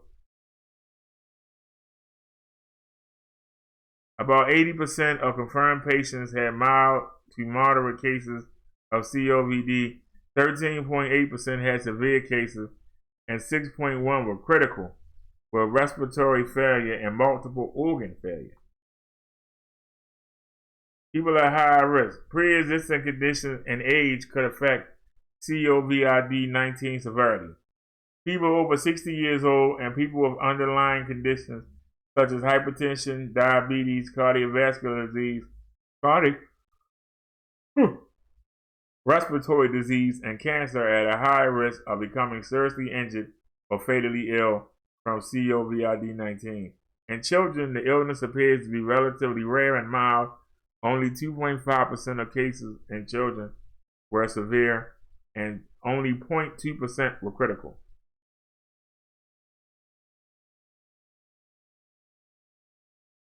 Alrighty.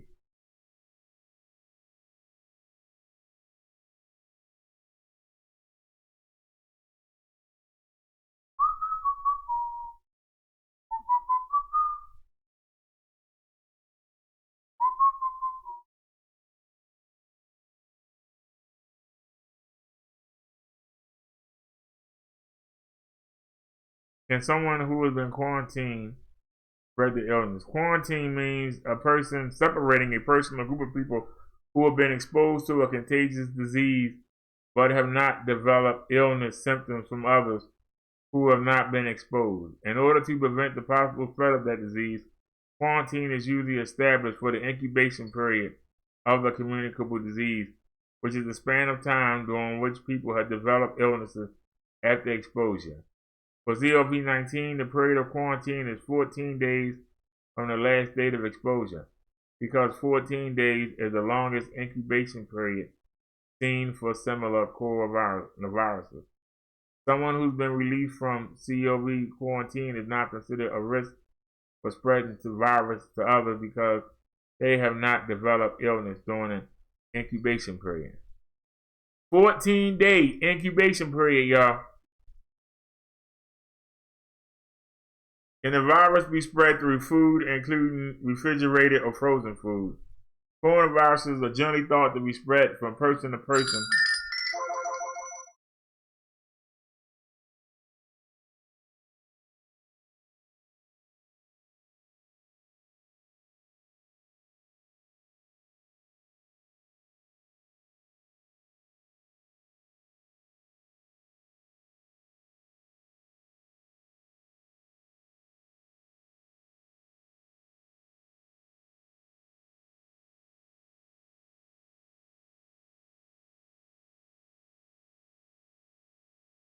Is anybody still here? I know some of y'all would have been frightened. And thanks to No Name by Kez for sending that y'all. And also with her and Naya debate about whether or not it's airborne, which got us to go look. And I hope that that this is educating y'all, because 14-day incubation period. That's sick. That means you can have it for 14 days and not show any symptoms. But during that 14 days, you can spread it to everybody around you. Y'all understand that? Somebody can be around you and be just fine, and you never know something was wrong with them. For 14 days. That's crazy. Now they're saying that people that have been exposed, they quarantine them for 14 days. After 14 days, if they don't get sick, then they released. They saying they're not contagious anymore to other people.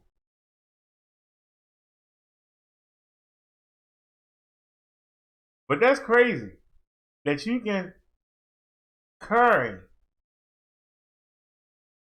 That means somebody could get it and be a walking time bomb. And you don't know until they explode that they have it. And everybody who's touched anything they've touched, anybody who's inhaled air that they have breathed out, they also could be infected. You could be working, you could be on the bus, you could be at the kids at the playground, you could be on the subway, you could be on a ride at the amusement park, you could be sharing a cab with somebody, you could be in a movie theater, you could be at the baseball game, the wrestling match. You know, in Japan, they have canceled their wrestling events And they are actually thinking of having the events on pay-per-view where you sit at home and watch it, and there'll be nobody in the arena except for the referee, the wrestlers, and the official. They're not going to let the crowd in. They're going to hold them in an empty arena, and then you get to watch it on pay-per-view because they don't want anybody in the crowd to infect each other. They don't want their wrestlers to get infected. That's crazy.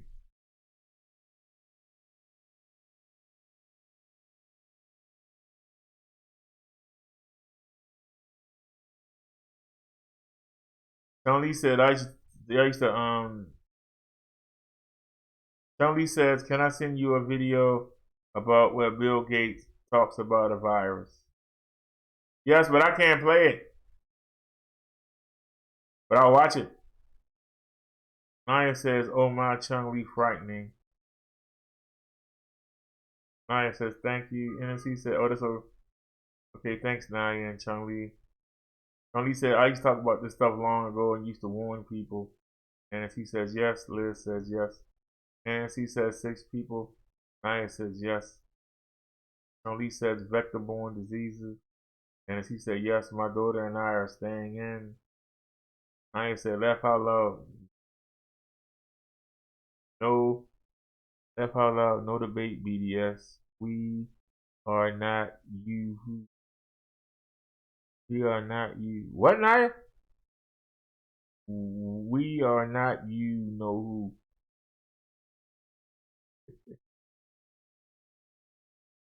And she said, luckily her spring break just started. Naya said, just like the teacher, a 15-year-old has it, he was homeschooled. And she said, I'm serious, Naya. She's coughing, sneezing, sore throat. Kind of says a mutating virus. Naya said lots of events are being canceled, including Google. NSC, my throat is feeling funny. Naya said, oh no, the NSC, have her tested for safety's sake. NSC says they're waiting on her test kits here, Naya. Yeah, try not to touch anything that she's touched. And if she's talking to you, try to turn your face away. Don't be mean, but you know, try to be like, I got you, just you know.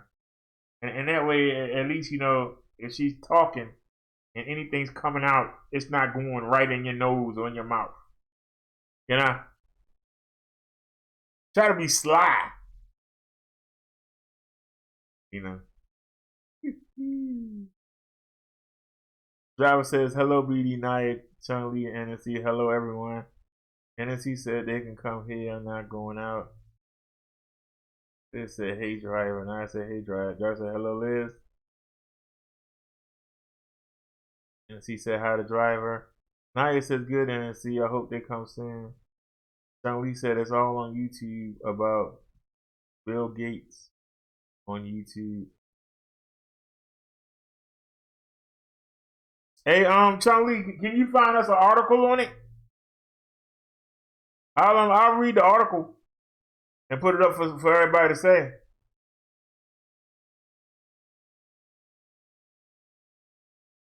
I just don't want to take the chance of showing the video.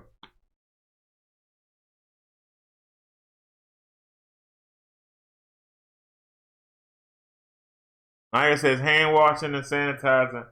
The driver says I walk around with a bottle of Lysol. Naya said sanitizing. NSC says Vice President Pence promised they'd be shipped out early next week.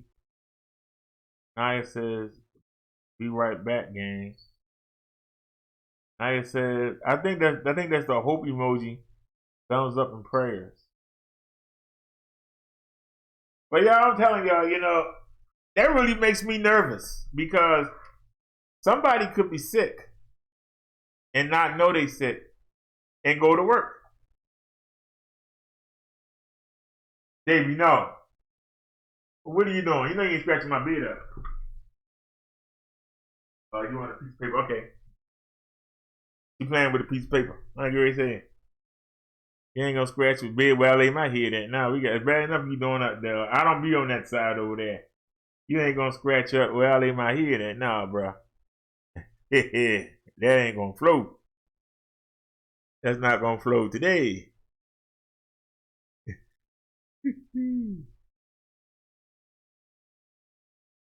We got a comment from the commercial Canadian, the comical Canadian.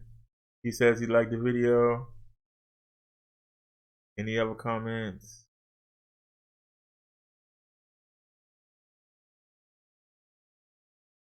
Jasilia TV commented. She asked what countries did we shut down. We didn't say the countries got shut down.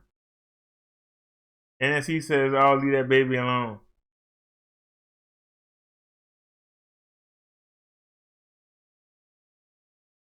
She's all right.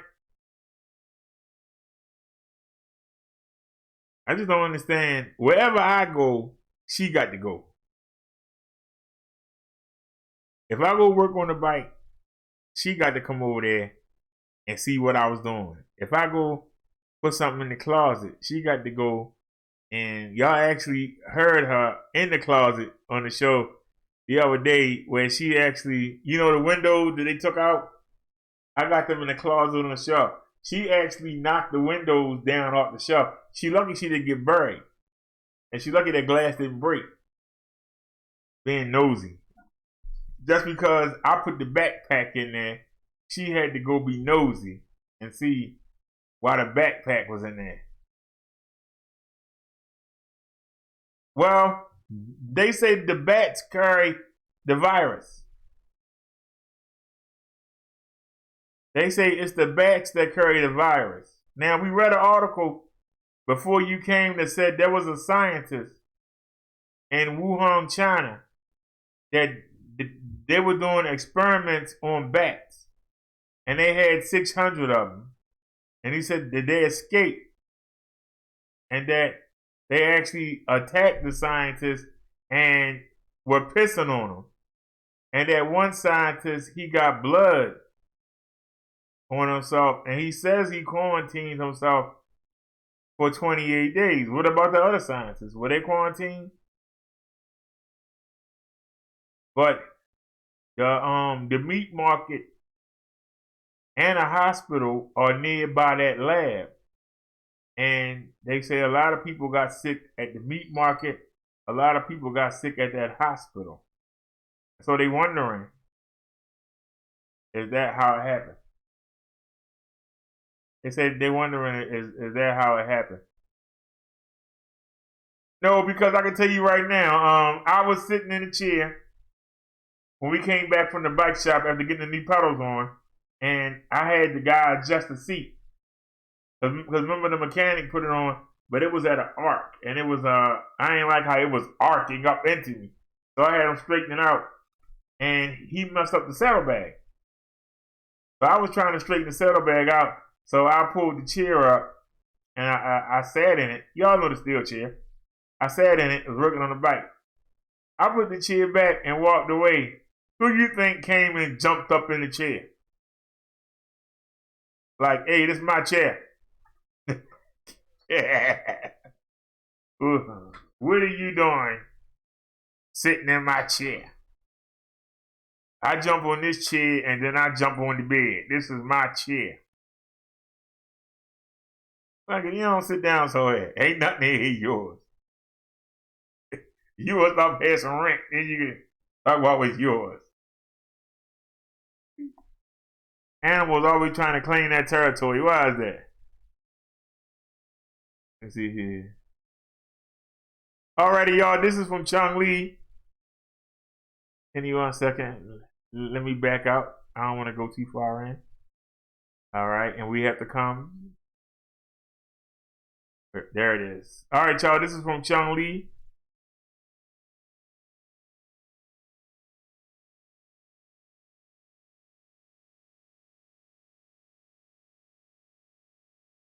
Bill Gates thinks this is the deadliest threat to humankind.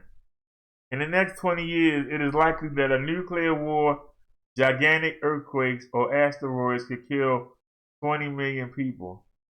Bill Gates doesn't think so. But he did tell Vox that such numbers could be felled by a major outbreak of disease, something the 59-year-old billionaire believes has well over 50% chance of happening in his lifetime. The Ebola epidemic showed me that we are not ready for a serious epidemic, an epidemic that will be far more infectious and will spread faster than Ebola did. This is the greater risk of a huge tragedy, Gates said, claiming that a serious epidemic could kill more than 10 people a year.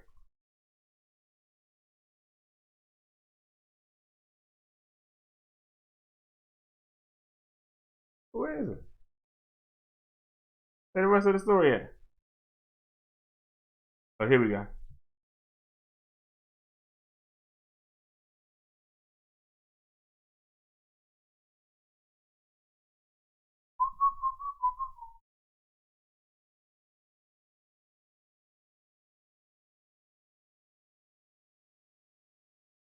Where's the rest of the article?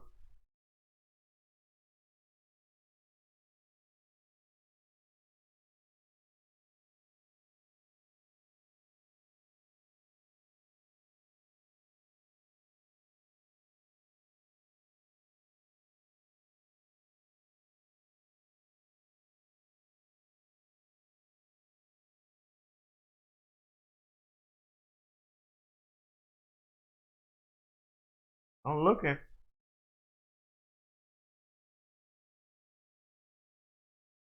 Where's Bill Gates at?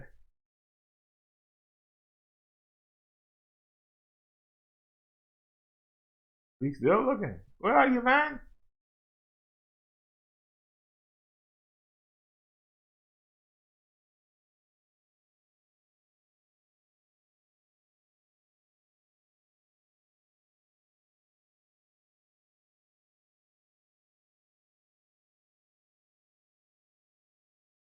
Go back.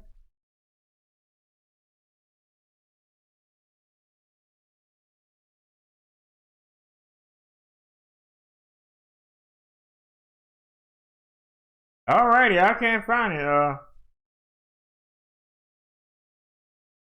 I can't find it. Naya said she'd be right back, gang. This was back in 2015. Naya says, sounds like a D-rated horror movie. The driver says, what are the symptoms? NSC says, BD, she's a mess. Naya said, similar to the flu driver.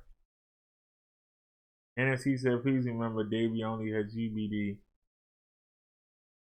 Naya said, vaccine should be coming. NSC said, sorry, y'all, I got to get stuff done, have medicine, dinner, etc.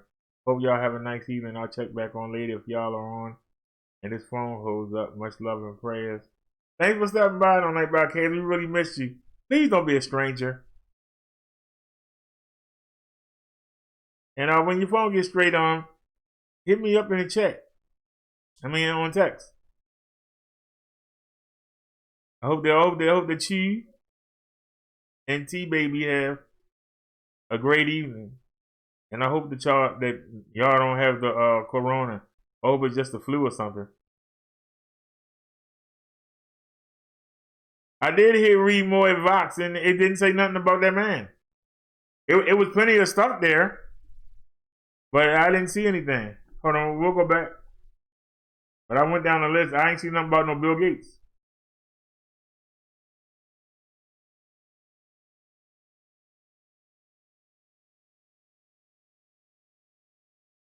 It's right here. Read more at Vox. I hit it. Now that's weird. We didn't get this last time, but I'm glad we came back. The most predictable disaster in the history of the human race. This is what Bill Gates is afraid of. Our Bill Gates is an optimist. Ask him and he'll tell you himself, I'm very optimistic, he says, see? And why shouldn't Bill Gates be an optimist? He's one of the richest men in the world. He basically invented the form of personal computing that dominated for decades. He runs a foundation immersed in the world's most problems. Child mortality, malaria, polio, but he can see them getting better. Hell, he can measure them getting better. Child mortality has fallen by half since 1990. To him, optimism is simply realism. But lately, Bill Gates has been obsessing over a dark question. What's likeliest to kill more than 10 million human beings in the next 20 years? He ticks off the disaster movie stuff, big volcanic explosions, gigantic earthquakes, asteroids, but says the more he learns about them, the more he realizes the probability is very low. Then there's war, of course, but Gates isn't that worried about war because the entire human race worries about war pretty much all the time, and the most dangerous kind of war, nuclear war, seems pretty contained, at least for right now. But there's something out there that's as bad as war. Something that kills as many people as war, and Gates doesn't think we're ready for it. Look at the death chart of the 20th century, he says, because he's the kind of guy that looks at death charts. I think everyone say there must be a spike for World War I. Sure enough, there is like 25 million. And there must be a big spike for World War II. And there it is, like 65 million. But when you see this other spike that's as large as World War II, right, after World War I, most people will say, what was that? Well, that was the Spanish flu.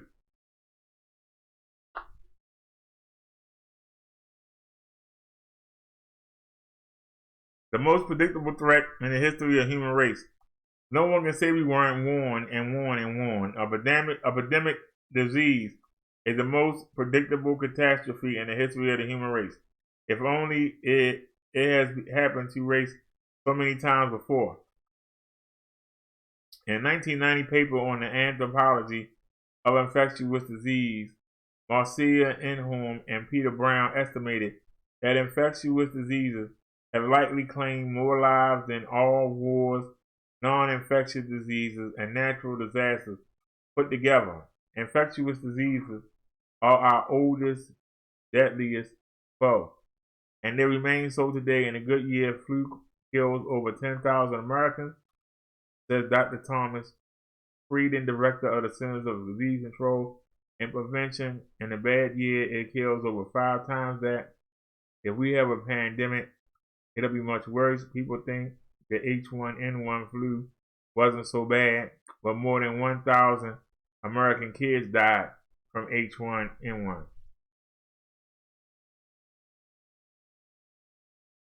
Each year seems to bring its own sensational candidate for the next pandemic. 2014, of course, it was the Ebola outbreak, which killed more than 10,000 people and sent much of America into hysterics. This year, a particular infectious form of bird flu has ripped through 14 states, killing or forcing the slaughter of 39 million birds. Public health authorities are forcing the grisly massacre because the more birds around for the flu to affect, the more chances the flu has to mutate and reassemble itself into a form that can affect humans. It isn't just the news that carry warnings. The culture is thick with our fear of infectious diseases. Zombies, for instance, everywhere. World War Z was the best-selling book in a blockbuster movie. The Walking Dead has become one of television's most popular TV shows, and zombies are a metaphor for infectious diseases. When I was a kid, I watched AIDS go from an obscure, arcane curiosity to a global pandemic. Matt's book, author of World War Z, told the CDC. What drove me crazy was that, unlike the Black Death or the Spanish influenza, AIDS could simply been stopped by a pamphlet. A couple do's and don'ts, a little education, and clear-headed leadership, and it might have ended up as a footnote in virologist's medical test. If that's not zombies, I don't know what is.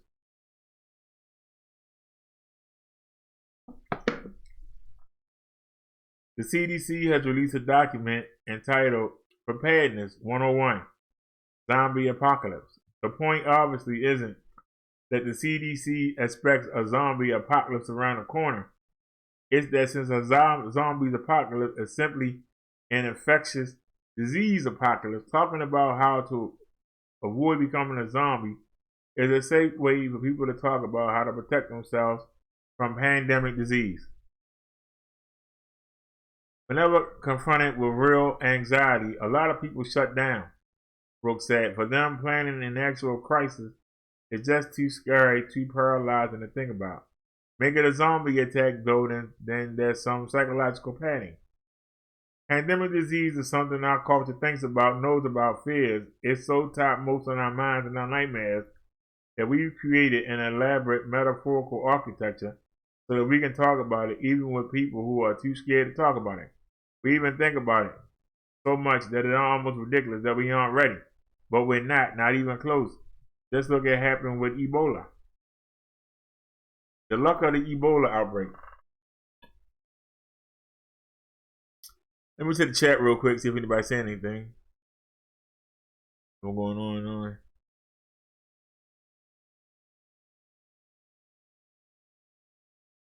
Naya said Lisa Change was safe. Conley said I was sending you stuff in emails on this stuff. The driver says Georgia shut down the elementary school because a teacher tests positive. Predictive programming, said Conley.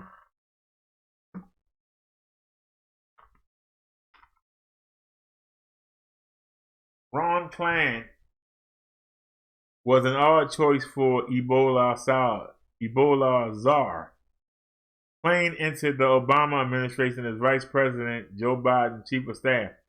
This was itself notable. Klain was Chief of Staff to Vice President Al Gore too, making him the only person to serve in that position for two different vice presidents.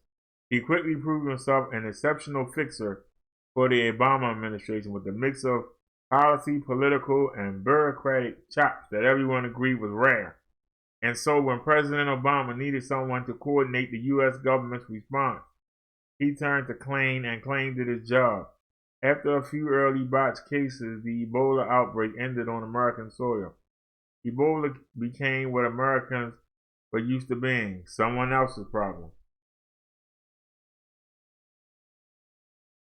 But talk to Klain today, and he doesn't sound like a guy exulting in victory. He sounds scared. He doesn't think Ebola showed that America's response can work. He thinks it showed how easily it could fail. You can't use the word lucky or fortunate about something like Ebola that killed 10,000 people, Klain says. But it was the most favorable scenario for the world to face one of these things. Ebola is very difficult to transmit. Everyone who is contagious has a visible symptom. It broke out in 3 relatively small countries that don't send many travelers to the U.S., and those 3 countries have good relationship with America and were welcoming of Western aid. With the pandemic flu, the disease will be much more contagious than Ebola, Klain continues. The people who are contagious may not have visible symptoms. It could break out in a highly populous country that sends thousands of travelers a day to the U.S. It could be a country with mega cities with tens of millions of people, and it could be a country where sending in the 101st Airborne is impossible. The 2014 Ebola epidemic was unprecedented.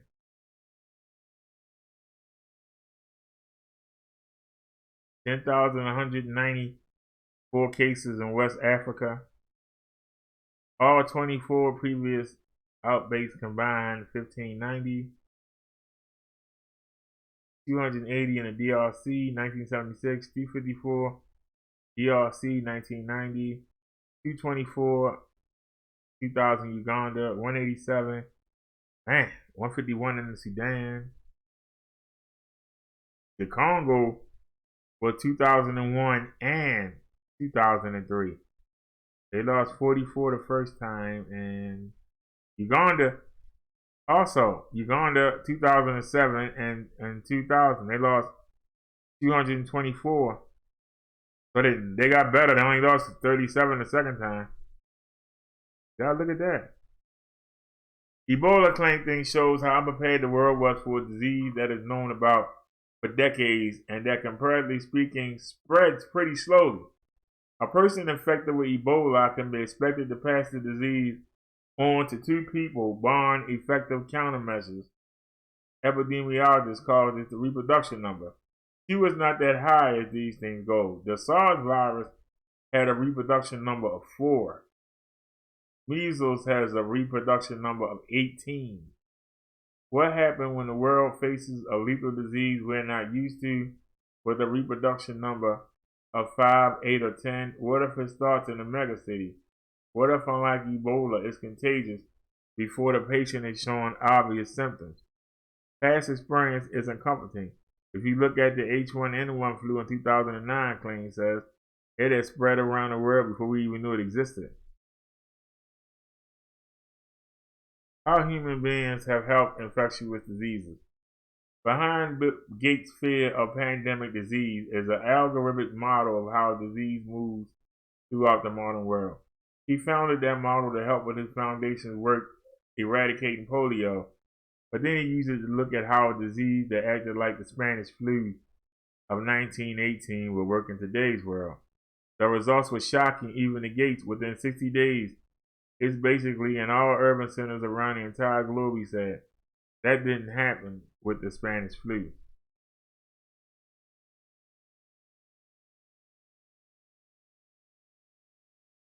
The basic reason disease could be spread so fast is that human beings now move around so fast. Gates' models found out about 50 times more people cross borders today than did in 1918. And any new disease will cross those borders with them and will do it before we necessarily know there was a new disease.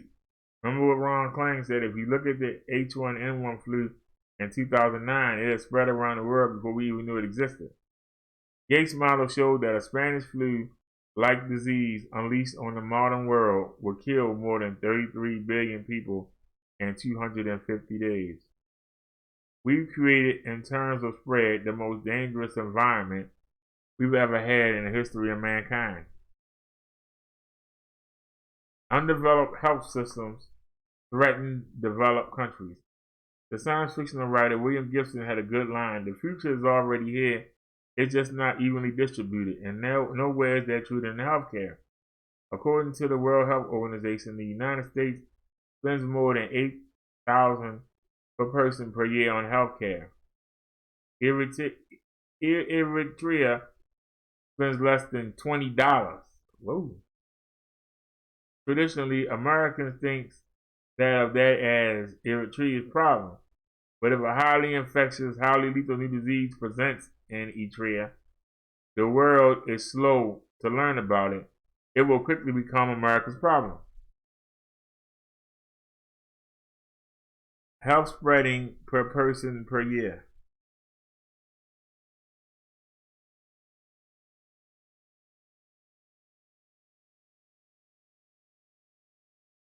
This is, of course, what happened with Ebola. If it had made its first appearance in the United States, it likely would have been caught and contained quickly. But as my colleague Julia Beluz wrote, the countries where the 2014 outbreak began happened to be 3 of the poorest in the world, and it took them at least 3 months to even realize they were harboring an Ebola outbreak. By the time Ebola was recognized, it was already out of control, and for the first time it made its way to American shores. When I asked the CDC's Frieden what's needed to catch these diseases early, he doesn't hesitate. The most effective way to protect people is basic public health care infrastructure. He says that means laboratories for finding specimens, getting them tested, and discovering what's spreading it.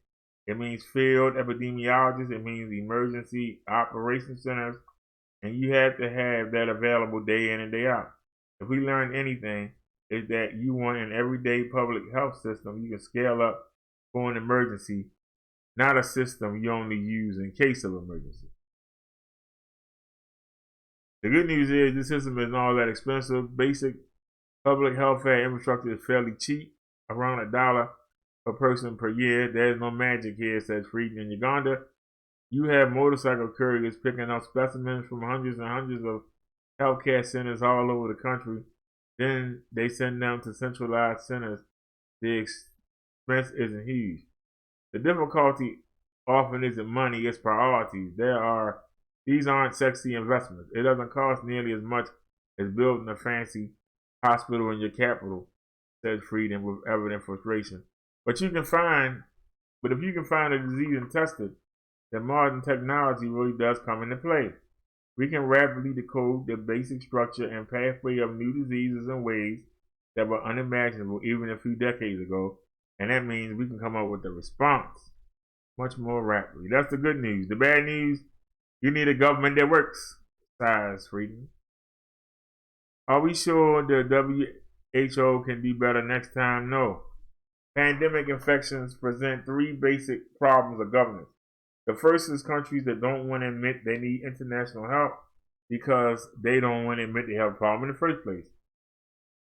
Guinea did not want to declare an Ebola epidemic, Gates said, because in terms of investors in travel, it's a death sentence. And it wasn't just Guinea or even just Ebola, as Michael Spector wrote in the New Yorker. If SARS had been more contagious, it would have created the new millennium's first graven public health crisis, and yet in 2002, after it first appeared, Chinese leaders worried about trade and tourism lied about the presence of the virus for months, ensuring that it would spread. In 2004, when avian influenza first surfaced in Thailand, officials there displayed a similar reluctance to release information. The second is countries that can't admit international help either because the state is too weak and fragmented to effectively correlate for international actors or because the state is hostile to the organizations that would need to come in and offer relief. Imagine the outbreak that begins in Syria right now and you get the idea. The third problem is no one really trusts the efficiency of the international institutions that will most naturally coordinate their response. There's no other way to say this. The World Health Organization's Ebola performance was a disaster. The WHO's slow response to Ebola has been universally condemned, reported The Guardian. The Director General's Committee, which can declare a public health emergency, was not convened until August, 8 months after the first case and 5 months after public warnings from Médecins Sans Frontières, whose doctors was on the front line. Germany's Chancellor Angela Merkel is now leading an effort to reform the organization, but similar mistakes during the SARS crisis and H1N1 have led to similar calls for WHO reform, and little has happened. This just isn't an issue of bureaucratic incompetence. The WHO is underpowered for the problem it was meant to solve. About 75% of the funding comes from voluntary donations, and there is no mechanism by which it can quickly scale its efforts during an emergency. The WHO's member countries could fix this by giving the WHO more reliable permanent funding, or an even more reliable emergency funding mechanism, but so far, no suggestions along those lines will gain much traction. The result is that the HMO will face the next major disease outbreak is likely to be quite similar to the WHO that faced Ebola and H1N1 and SARS. As a senior U.S. delegate to the World Health Assembly told Vox, are we sure the WHO can do better next time? No. Whether through the WHO or some other mechanism, most experts agree that the world needs some kind of emergency response team for dangerous diseases, but no one knows quite how to set up the team. That's what we're lacking in the global system. A battalion of people in white helmets, says claim, but who will own it, control it, pay for it, deploy it? These are the tricky things. This is in stark contrast to war, which is not necessarily more deadly to the human race, but is much better planned for. When you talk about war, Gates said, there are all kinds of rules about how the government can seize various ships. But when an epidemic comes along, who's supposed to survey the private capacity and go out there and grab all these things? Look what happened during Ebola, Gates continues, where the equivalent of the military reserve, where you get on the phone and you say to people, now come, and they have been trained and they understood how to work together. People who want to volunteer, and we do pay them. What we do after they come back, when people might have this fear that they've been exposed, our employers going to take them back. What are the quarantine rules? It was completely ad hoc. This is what's so maddening about the modern fight with epidemic diseases. Unlike in past eras, humanity has the tools it needs to protect itself, but global travel has far outpaced global governance, or even global disease response. Diseases move much faster than governments. That's the hole in the global system, Payne says, and no one knows how to fix it. Oh, thank you. I'm getting tired, man. That was a long article. Thank you for that, Chung Lee. Woo, that was a long one. All right. Yes. All right. Well, where are we at? Driver says BDIC online and plane ticket to China, $13. Yeah, who want to go there? He said Gates is working for the Rothschilds Research. Rothschilds is part of the elite, one of the richest families. Now he said Alicia Chains will say. Driver said Georgia shut down elementary school because the teacher tested positive. Sean Lee says predictive programming. Sean Lee said World War Z was on TV the other day. We are the zombies because we are not woke. Naya said, yes, the driver, she waited days before being treated. Naya says, I cannot remember where the teacher is located. And Chung Lee says, welcome.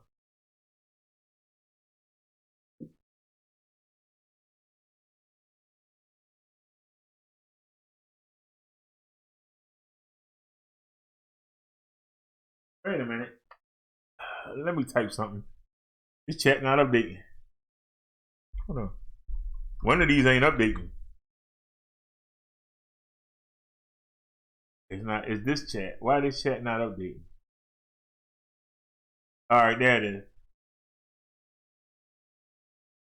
I had it pulled up to get that link. That's what it was. Woo, y'all. Let me take a break for a minute. Man, that was a lot of reading. Man, that was a lot of reading. But that's some scary information. Hello, Charlie. Yeah, think about that for a second, y'all. You got a lot of governments that have this problem, but they proud. They don't want to admit they can't handle it. And they'll wait till it get bad, and then they have to say something. And then, you know, you got countries like Turkey, Syria, Iraq, that might be angry with us and might not want to ask us for help.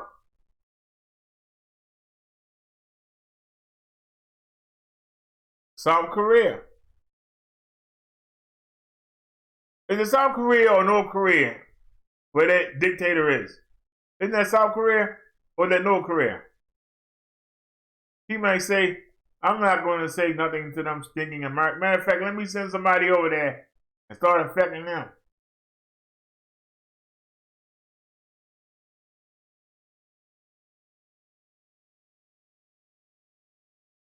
But now that we know about this,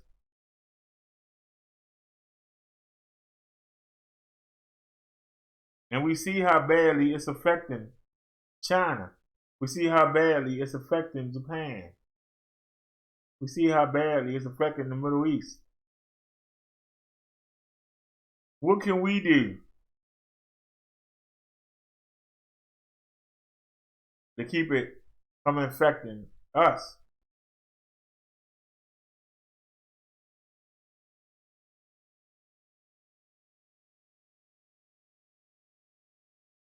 Now, luckily, I really can't afford carryout.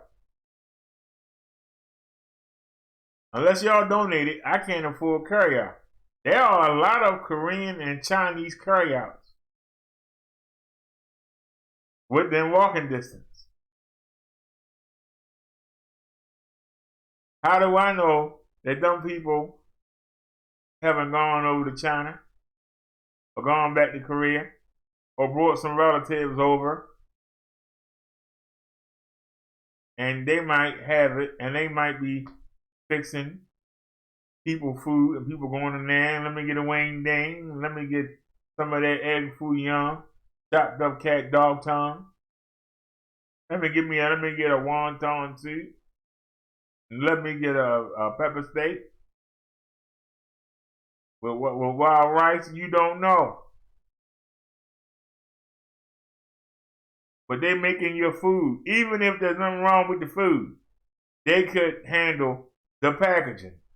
They give you the silverware. If you use the silverware they've touched, and then you touch your nose, you touch your mouth. You're eating. You touch your mouth. You have it. Yeah, I figured it was North Korea. But South Korea is where we had, is it South Korea where Vietnam is?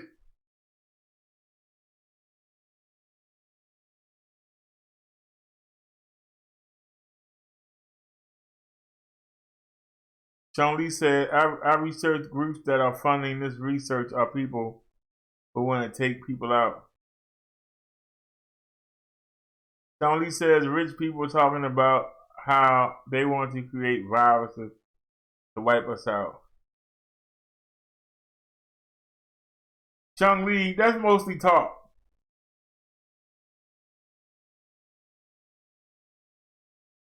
You have different classes. Without these classes under them, there are no rich people. Do you understand? You have the low class, and there are different levels of the low class. But you got the low class, you got the middle class, and you got the rich. There are different levels in between. Because if you have a family that has a medium income of $50,000 and they live in my neighborhood, they're going to do well. Chances are they're going to own their home. Chances are both mother and father will have cars. Chances are their kids will go to college. If you take the same income, you put it in the boonies, you have lowered the expectation. You take the same income, and you remember when I told y'all about crossing the line? You go over here and get one of these houses that got a whole bunch of abandoned ones on the block, and you have a family with an income of $50,000. They're gonna be looking rich. They're gonna be over there paying $500 for a whole house,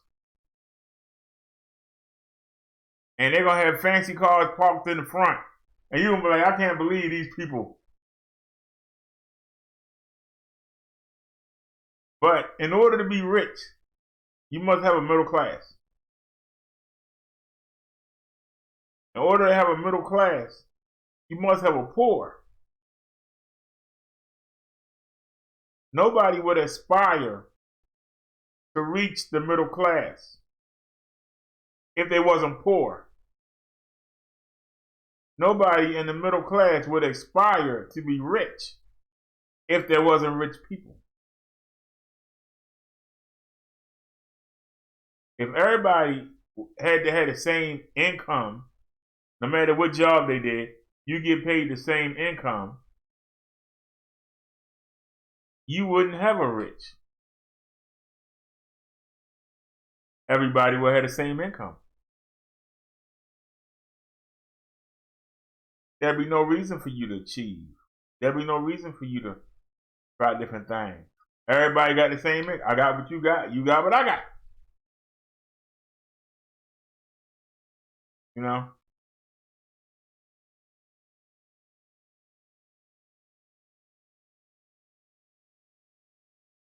Oh, Vietnam is a different country altogether?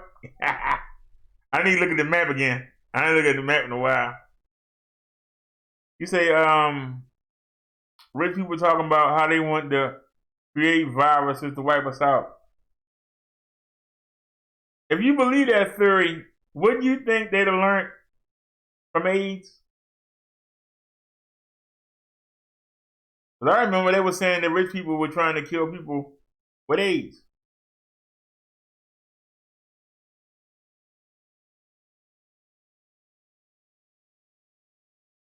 That didn't work.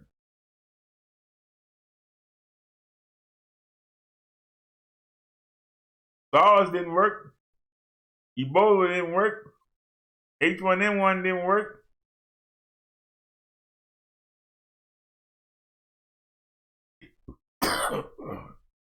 Excuse me. Whoa. Y'all hear me coughing? I ordered these last month. They just got here. They ain't as strong as the other ones. They only 6 milligrams, but man. Woo! They pack a punch.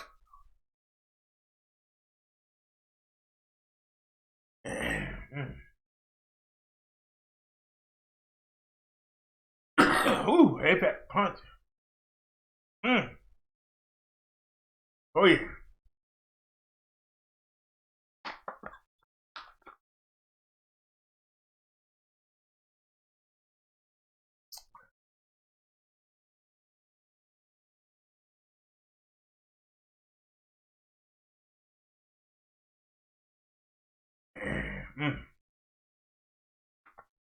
Woo! Now, for those of you that say, well, the gum I get from the girl is only 2 milligrams. And y'all know we've been using these for the past month, and they only 4 milligrams. These came in the mail. They are 6 milligrams. You don't think it. Man, they pack a punch. Now, remember we had the on? I had to stop them because they were 8 milligrams. They were too much. Man. So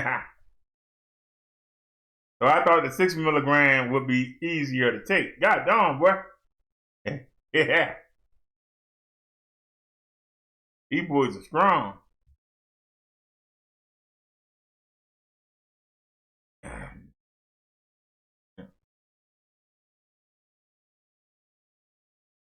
You said we have debt. There is no more middle class. Chung Lee says, I hope you are right. Naya says, yes, Chung Lee, no middle class. He said, we all have debt. Expect the elite. Okay, so whether y'all want to say it or not, the majority of the people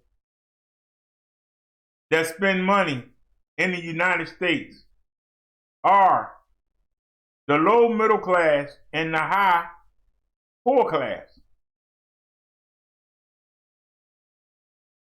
They who spend the most money.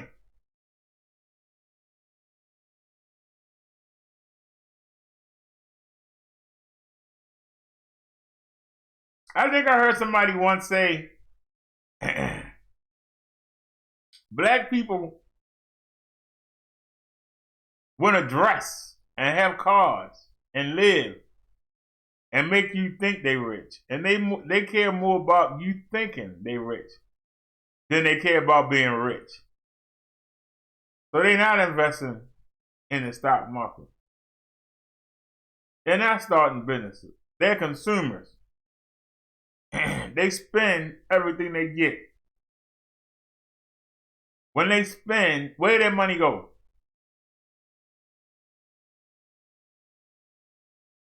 It go to the rich. It's the low middle class and it's the high poor class that's buying $400 Jordans. They're trying to look like the rappers and buying those fancy clothes. You got people that got on $200 shoes, got on $100 pairs of pants, got on a $75 shirt, got on a $30, $40 hat on their head, and got $50 in the bank. Most of the time, they walk around with less than $5 in their pocket. They look like they got money. They act like they got money. But then ask them for something. Oh, you can't get it yourself? But they can't. They're giving all that money out. And that money wind up with the rich people. That's why Reagan economics didn't work. Talking about if you cut money on the rich will spend more and it'll trickle down. No, it don't. If you cut taxes on them, they're gonna get their own tax experts and they're gonna get even more of a tax cut, and that money not gonna come back into the system. But if you give tax cuts to the lower middle class and the poor people, the businesses will get more money because they'll have more free money to spend. And then the money will come back up to the rich people. It don't come down from the rich, it go up. Y'all understand what I'm saying? Somebody that's rich is not going to come into the inner city and buy something from one of the inner city stores. They're going to keep going to Beverly Hills and places like that. So where's the money coming back to? How's it trickling down? But somebody who trying to look like they got something will go into one of them fancy stores from the middle class, the bottom level, the lower tier, and the high tier of the poor. Especially the drug dealers. They can see the poor. They're going to spend that money and be in the, hey, I'm here. I got the Nordstrom. Hey, I'm here. I'm at Macy's. Hey. They're going to go up and spend the money. The money ain't going to come down. The money go up. So that trickle down don't work. Now, if somebody would like to look,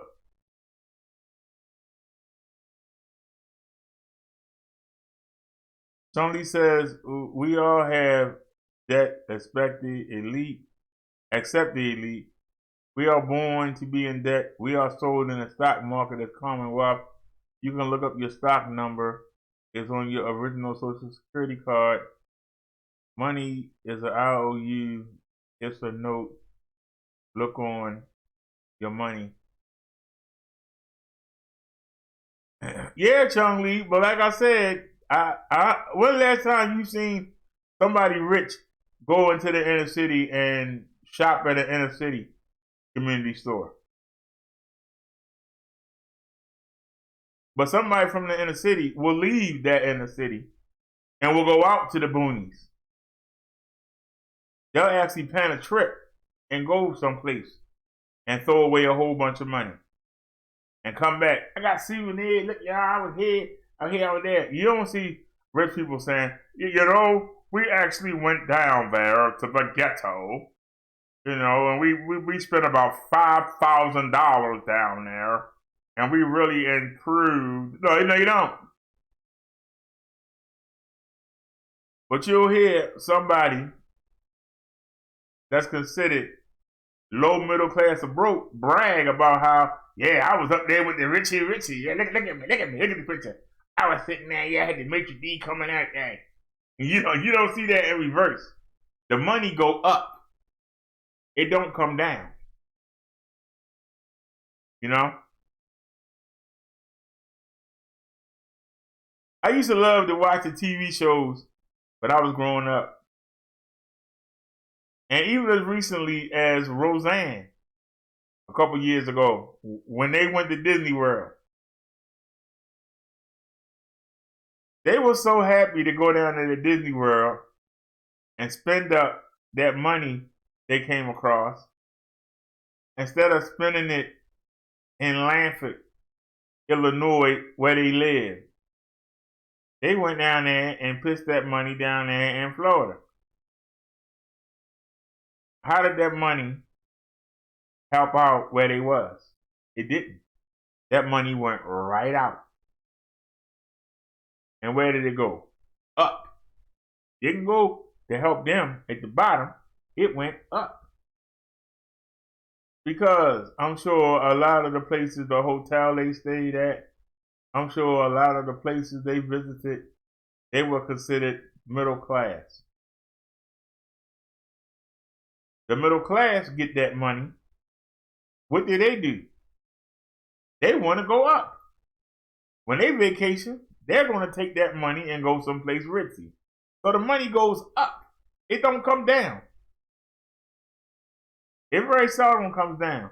And that's why the streets look so bad and why the stores look so bad. Ain't nobody rich gonna go into no daggone convenience store that got 5 young men standing in front of it begging. Even if they was in the inner city, they would still, let's go to the county line. But we don't see no young men in front of the doors. So the money don't come back to the city. You know? She's saying that was subject to suggested programming.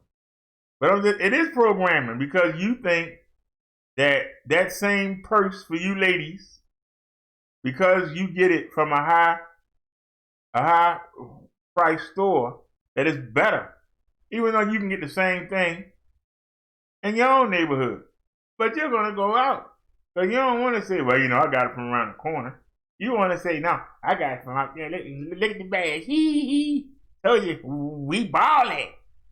We balling, girl. Yeah, we rolling in it. Rich people don't think that way. Rich people go out there and look for the best deal, even though they're rich.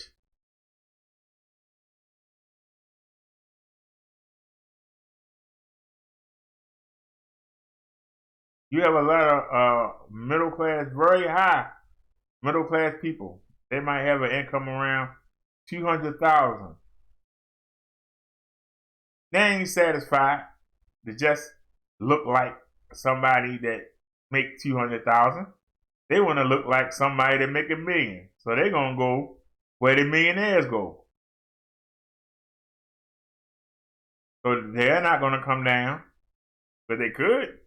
They could come down and flash money around in the broke neighborhoods and bring them up. But no, ain't no fun in that. I want to look like I'm richer than I am. So let me go and hang with the next bracket. So we tend to look up. So if we looking up, we're not looking where we are. We're looking up. And we want to act like we are up, even though we're not. And so we tend to spend more money. How many times have you heard somebody say, my shoes cost more than everything on your whole body? Yeah, she says TV suggested program and commercial. Yeah. They got you thinking.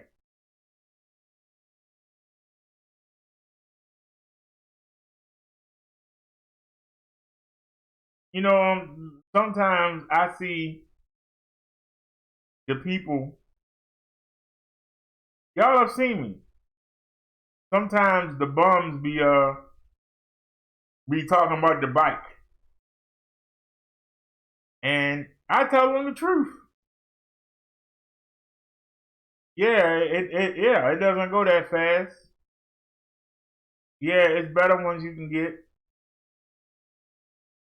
This is just okay. But to them, they don't have nothing. So even though I'm trying to tell them what is probably best for them, they're not looking at that. They want to go up, even though they got nothing. They outside the 7-Eleven bumming. They outside the market bumming. I'm trying to tell them something that they can affordably get. They don't want to hear it.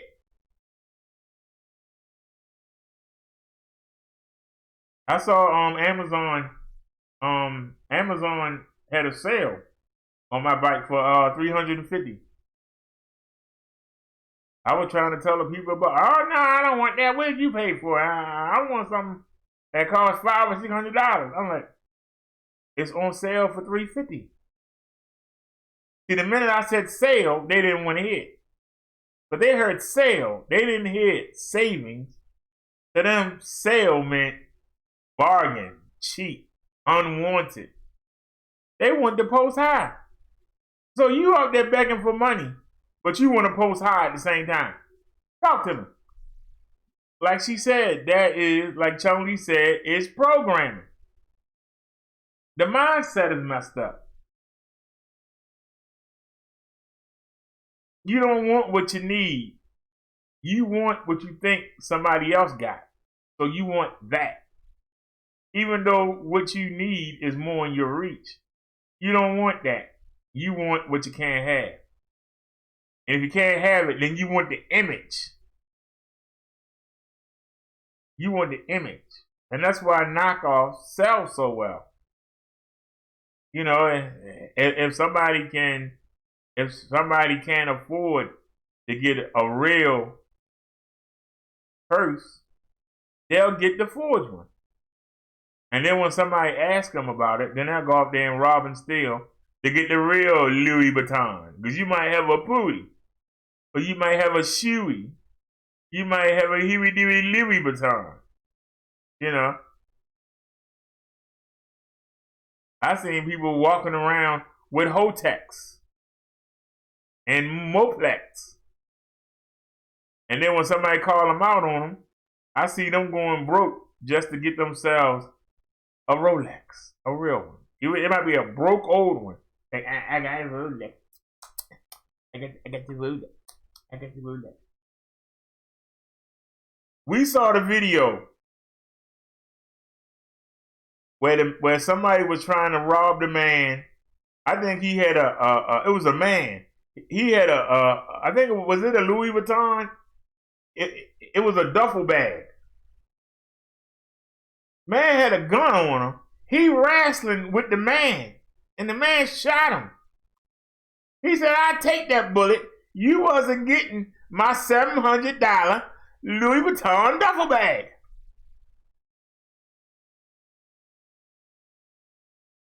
Now, if he could afford that duffel bag, when that man put that gun on him, he would have done the smart thing and emptied the bag out and said, "Here you go. Have a nice day." Gathered this stuff up, called a cab, and went to the nearest store and bought another one and put his stuff right in it. If you can afford to do that. But he said he saved up for 3 years to get that bag. He saved up 3 years to get one bag. A bag. I said a bag. We can go on Amazon right now. We can get a duffel bag for $20 or less. This man was going to die for a $700 Louis Vuitton duffel bag. Come on, man. That's crazy. Yeah, paying for the name.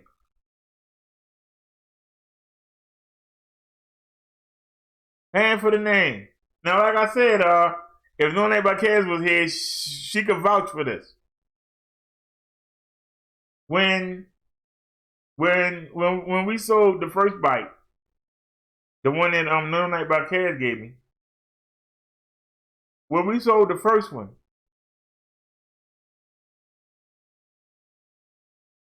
I had ordered a seat because we had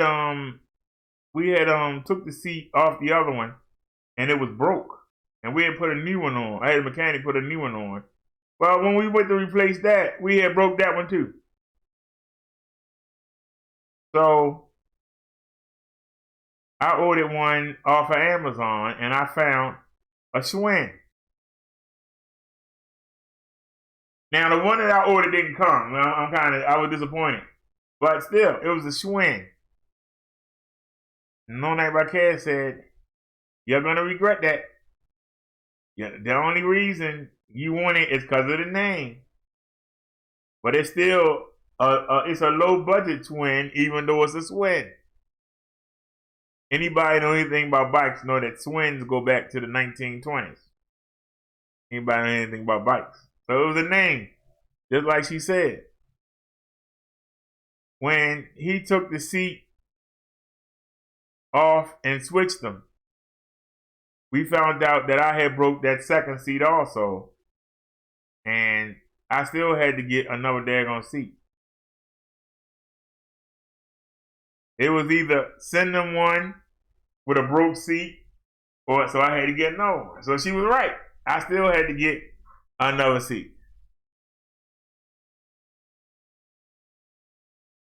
Chun-Li says she loves sales, but it's sales that make people rich. If I can get you to pay, if we got 2 polo shirts, one say Izod, one say Ralph Lauren, I could find that Izod for maybe $10, $10 or $15. That Ralph Lauren shirt gonna cost you $80 to $100, if not more. But it could be the same polo shirt.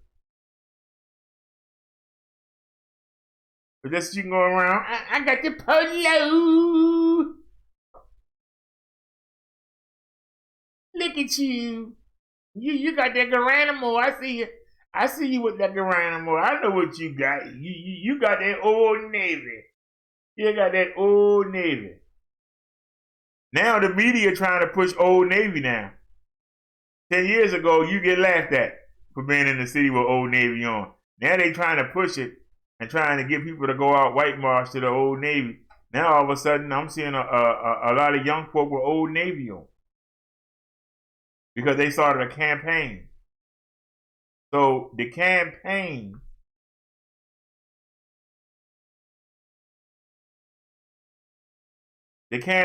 made them cool. The marketing made them cool.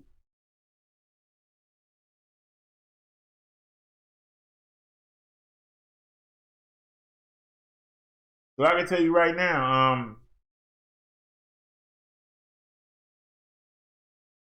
there were bikes on eBay that I could have gotten.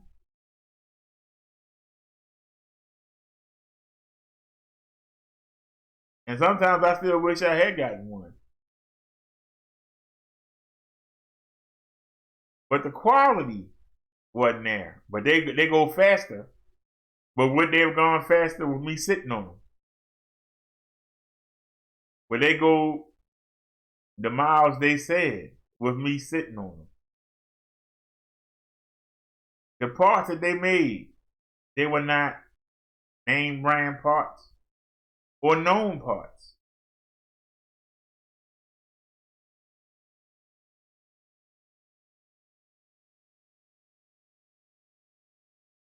There are a lot bigger brand names that I could have went with. But Swagtron was trusted. And they not only make e-bikes, they also make skateboards, hoverboards. But this was their first venture into e-bikes. So I got the first model. And I think one day it's going to be a classic because it's the first model. The first model didn't get the fanfare. The 5, the next model they made, the 5 got more fanfare. If you Google it right now, if you Google EB1, you might find maybe 7 videos on it. Type in the EB5 and your whole page will load up, 2 or 3 pages. Type in the EB6. Type in the EB7. Type in the EB9. Type in the EB12. Type in it. See how many pages of videos are on them. So that's going to wind up being a classic.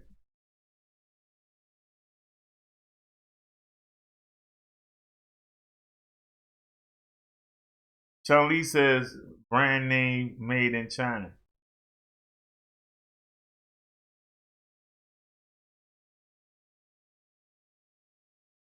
I got news for you. If they actually made a law that says that you can't buy anything from overseas, there'd be so many jobs in America we wouldn't be able to fill them. Somebody tell me I'm lying. If you could only buy stuff made in the U.S.,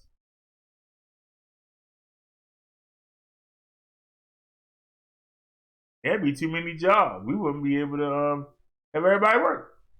We wouldn't have enough workers. Think about how much stuff that we get from China and Malaysia. Imagine. Just imagine if you could only buy. Suppose you could only buy your car from the United States. Detroit would be reborn. Detroit would be reborn.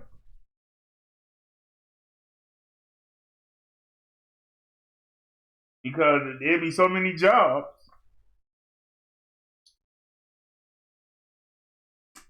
There wouldn't be enough people. If you couldn't buy a Volvo, or you couldn't buy a Mercedes Benz, or you couldn't buy a Toyota or a Nissan, you only bought America. You know how many jobs that would create?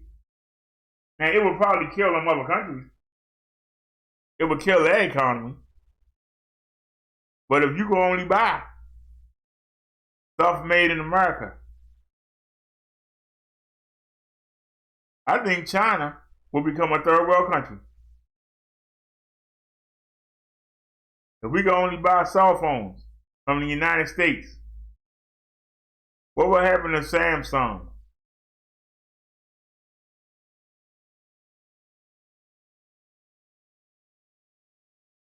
I'm really asking. If you can only buy scooters and electric bikes from the United States, what would happen to Xiaomi?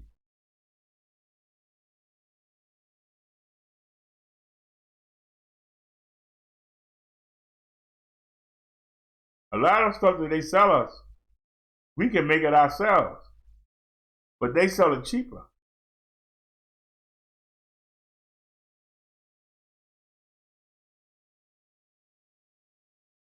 So we can get it cheaper,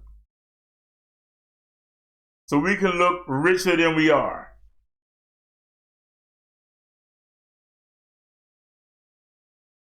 And they don't give a darn about it because we owe them money. And they'll have parts our children could choke on. They'll have parts that got lead in them. And people don't care.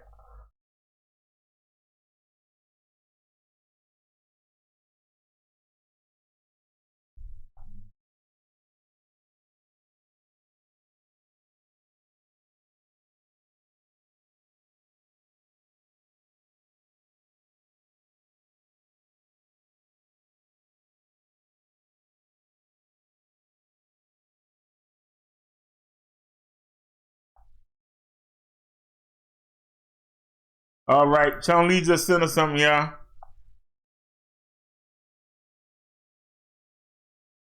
Give me 1 second.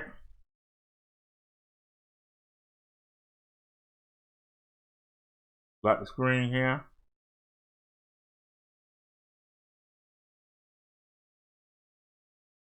So y'all gotta look at that ugly mug for a second.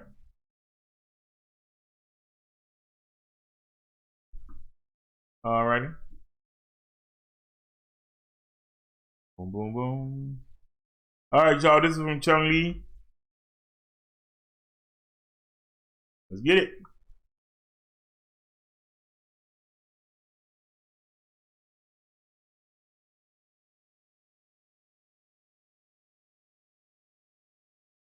Hey,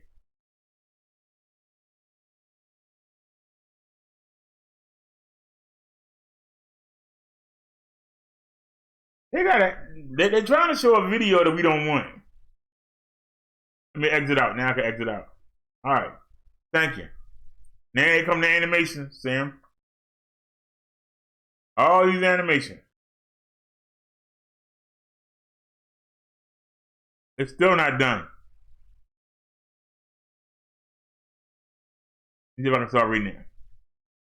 I get rid of that.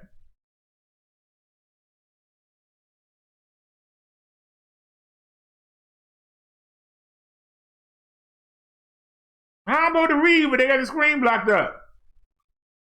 All right, let me just duck down. China now has to fight coronavirus and bird flu. Highly pathogenic avian influenza has hit 2 Chinese provinces near Hubei. I don't understand why they got this thing hitting on you can't see. Let me exit that. Exit that. See, they don't even leave. You exit them out, they don't even leave. They're right back. All right. Some 1,840 fowl were killed by the H5N6 virus in Sichuan, China. In Sichuan, China said yesterday, 4,500 chickens have died of the H5N1 bug in Hunan. Official reported on February 1st. 4 cases of bird flu outbreaks were also recorded in Xinjiang in January alone. This news comes as Beijing drains all its medical resources to fight coronavirus. The disease has killed at least 910 people and infected over 40,640 globally.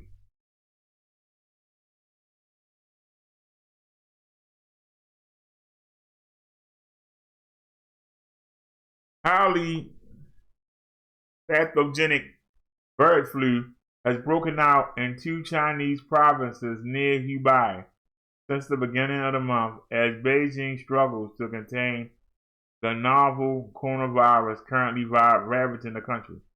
Nearly 2,000 fowl were killed by the H5N6 strain of avian influenza on a poultry farm in Sichuan province. Chinese Agricultural Authority announced yesterday. Just 8 days earlier, 4,500 chickens were reported to have died of the H5N1 virus in the province of Hunan. 4 outbreaks of the H5N6 bird flu were also reported in western China's Xinjiang in January alone.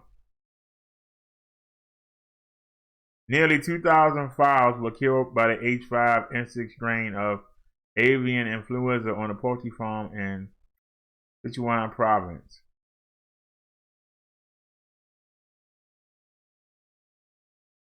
This showing the country of China.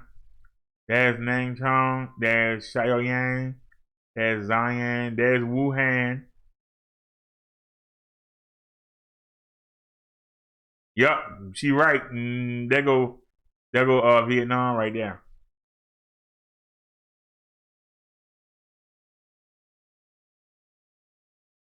Is that it?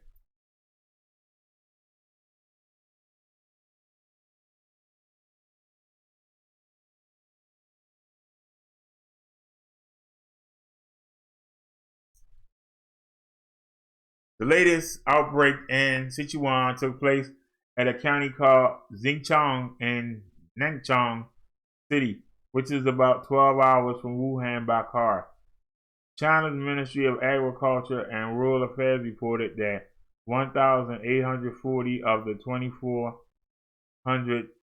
497 domesticated birds on the farm were killed by the infectious viral illness. Local authorities called the 2,261 birds as a result and safely disposed of their carcasses, as well as those birds killed by the influenza. The ministry did not specify on which day the outbreak happened.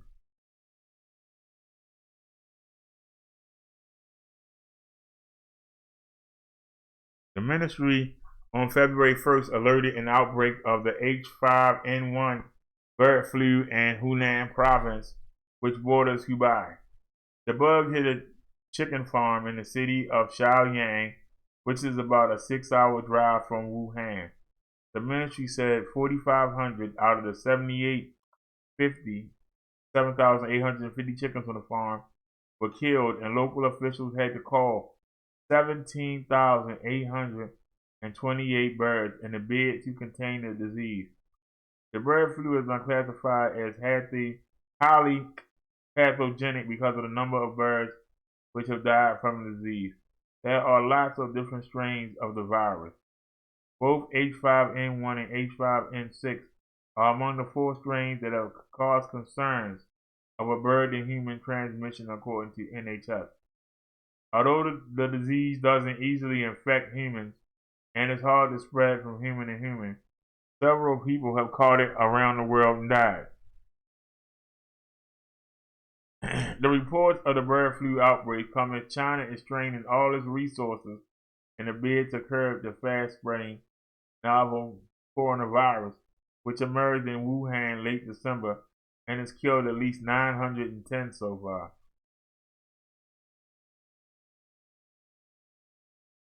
Look at the map. Canada got 7 cases. United States got 12 cases. Belgium got 1 case. The UK got 4. France got 11. Spain got 2. Sweden got 1. Italy got 3. Finland got 1. Russia got 2. Germany 14. Thailand 32. Italy 3 cases. The UAE, what's that? The United Arab Emirates? I don't know. But the UAE got 7 cases. Nepal got 1 case. Thailand with 2. South Korea 27. Japan got 156 cases. Taiwan got 18. Hong Kong got 36 and 1 death. Macau 10 cases. Philippines 3 cases and 1 death. Australia 15 cases. Vietnam 14 cases. Cambodia 1 case. Singapore 43. Malaysia got 18. Sri Lanka got 1 case. India got 3. Worldwide, 40,614 cases, 910 deaths.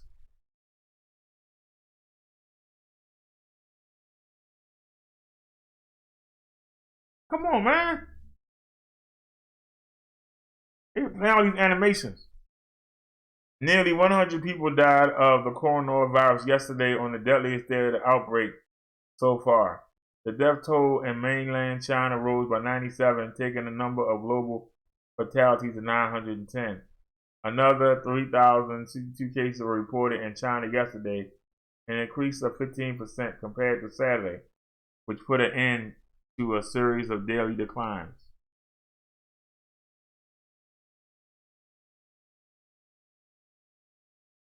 China said today that 27 foreigners had been infected with the virus in the country, including 2 of the country's 908 deaths.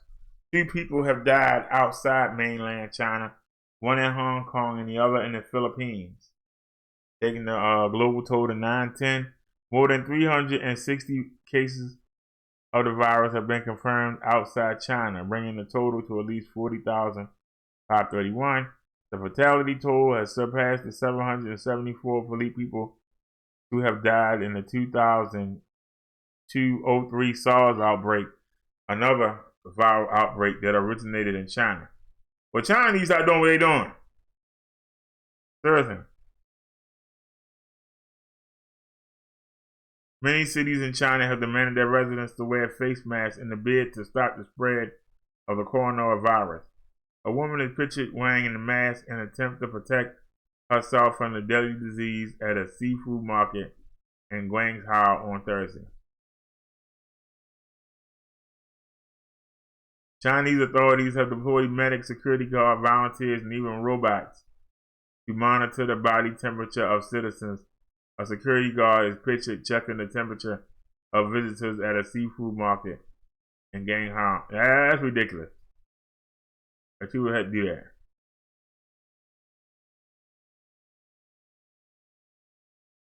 A total more than 40,000 confirmed cases of the new virus vastly exceeds There are 8,098 sickened by the SARS. The rise in China's death toll occurs as millions of people return to work today after the extended Lunar New Year holiday. Hong Kong has reported 7 more cases, raising its total to 36. All right, it's getting depressing. That's getting depressing. They keep saying the same thing over and over again. 910 have died. Man. Yeah, it's getting depressing. Chinese people, they need to stop doing what they're doing. They're doing something wrong. How come all the animals, how come their birds are coming up with these daggone diseases? They need to find out what is infecting the bird. Is it a flea? Is it a mosquito? What is infecting the birds? Which then the birds are infecting each other. Which then the birds are infecting the humans. You know, when we had the Black Plague, you know, the Europeans were nasty. They were nasty. And so you had the flies biting the rats.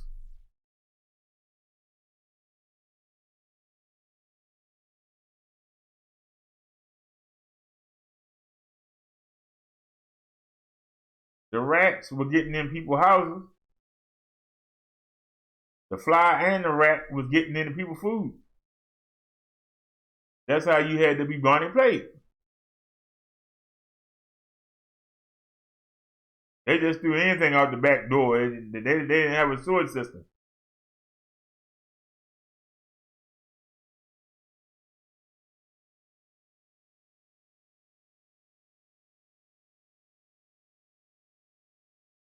Okay, so where's the fleet getting it from?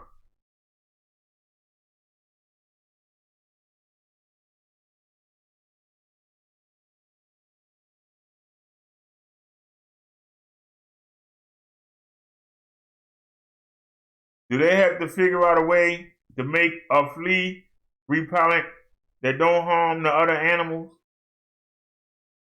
and try to take out the fleas?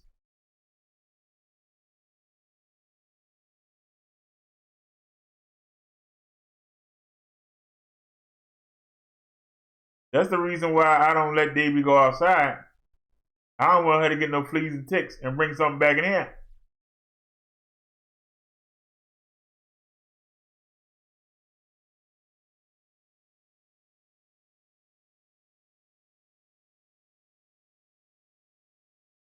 And that's why you should never just walk right in the house.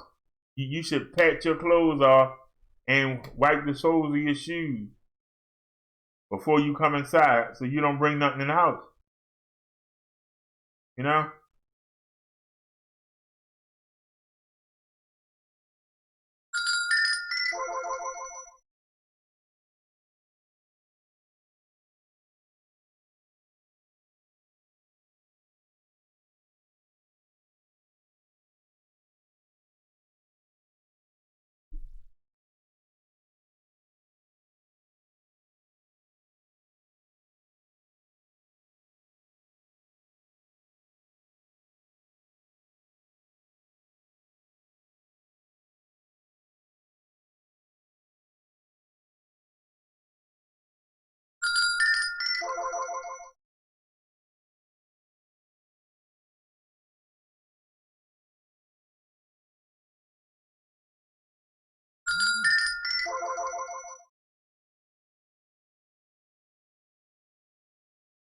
How do you save it?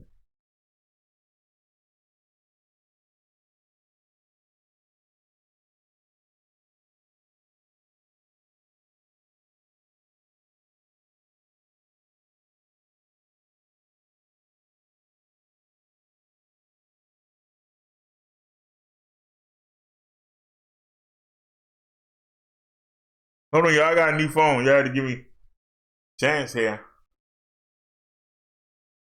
I'm having a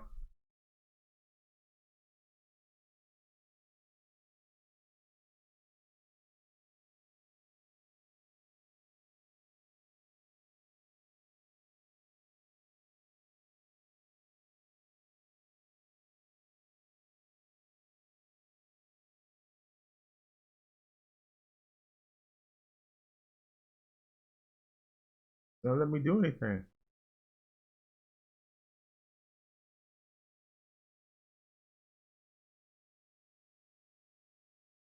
There we go.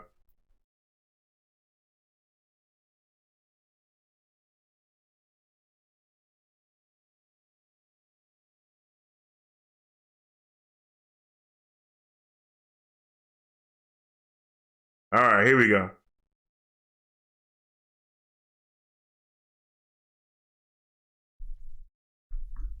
All right. Hold on. Give me a second, y'all.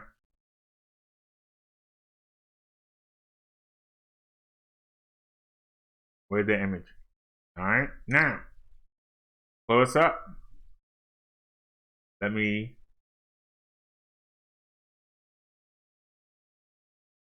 save the image. And where's it going? It's in YouTube copyright 0307. Okay, save. So it's in 0307. All right. So we already got the image already up. Let's go browse. 0307.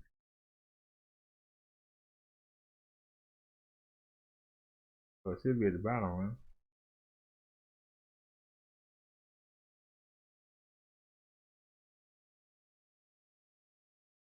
That's not it.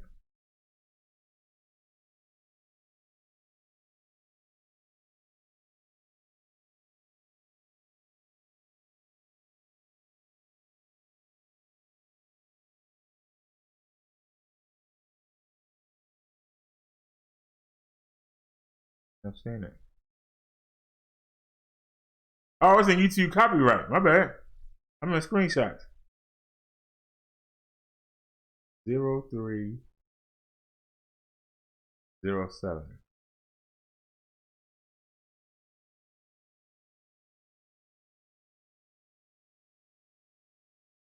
There it is.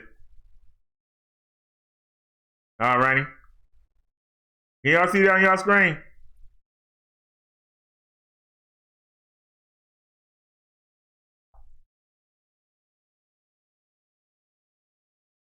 Hit the play button. We back out. We got 3 thumbs down. Everybody hit the thumbs up, please.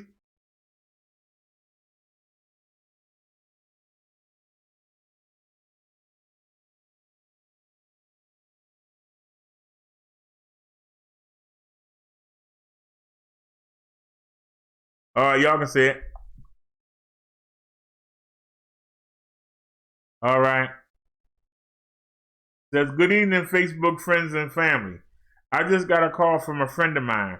Her husband works for the CDC, and he said, do not get any food from any farmer's market, nor eat wings and stuff from Chinese restaurants because they get all their food from China, where the coronavirus outbreak is. Please be careful and spread the word.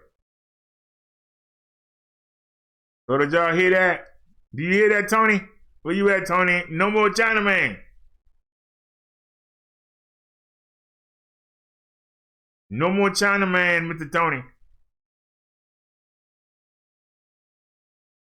Anybody else that offer food, no more Chinaman. Tony said it was just sent to her.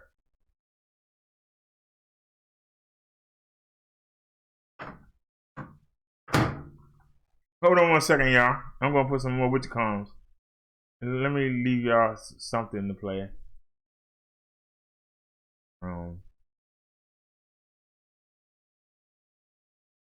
Yeah, we didn't play this today. Welcome to the Sunday sermon, everyone. I think we didn't. This is Brother Derrick, Minister Brother Derrick. And, you know, I want to talk to you. Hold on, y'all. And I want to tell you things that you can use and things that it gets you to have a connection with Jesus and God. So I wrote this. So I hope y'all enjoy it. So let's get to it. St. John wrote that Satan accuses us believers before God day and night. The Lord depends on us to do what is right. But our flesh is not tough enough to stand alone. We lean on Jesus so that we're no longer prone. See, if you sweat, you're vulnerable to attack. In many ways, men today are slaves to the greediness of his flesh. Money, women, and cars, sports, pornography, and bars. But these are the things that God hates. So he separates and chastises us till we change our ways, humble ourselves and pray.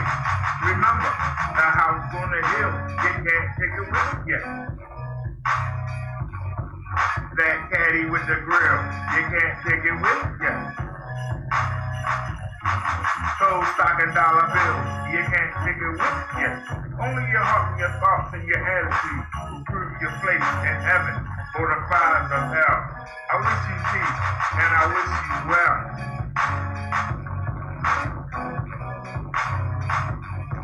It doesn't matter if you're rich or poor, your creed or race, by believing in Jesus, we're all going to the same place. And that's good to know that God loves us all, black and white, short or tall. He only asks us to be more like him. Then you won't want to sin. Let God into your heart and make a fresh start. You have a clean slate. Jesus' blood makes you pure in God's eyes. So stay vigilant and keep the evil at this world at a distance. Ignore the devil's resistance. He's hoping that you slip. He chips away at your faith and slips away from God's grace. But through Jesus, he'll mediate on your behalf. The devil has many demons on his staff, scowling, shouting things in your ear, chipping away at your self-esteem while you daydream. Live up to the Father and tell Satan and his armies, man, don't even bother. But I say this, that house on the hill, you can't take it with you. That caddy with the grill, you can't take it with you. Those stock and dollar bills, you can't take it with you. Only your heart and your thoughts and your attitude will prove your place in heaven or the fires of hell. I wish you peace. I wish you well. It doesn't matter if you're rich or poor, your creed or race. By believing in Jesus, we're all going to the same place. People are talking about struggling, saying life is hard, rough, you got to be tough. But there's nothing harder than standing up to God. Evil is rampant. Even in our nation today, morality is gone. That's why our society says, no right or wrong.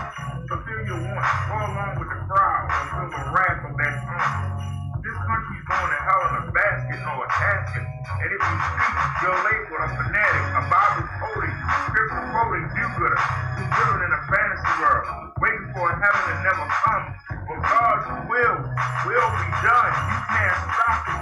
You're on the wrong side. Swallow your pride and humble yourself. Ignore the traps of this world.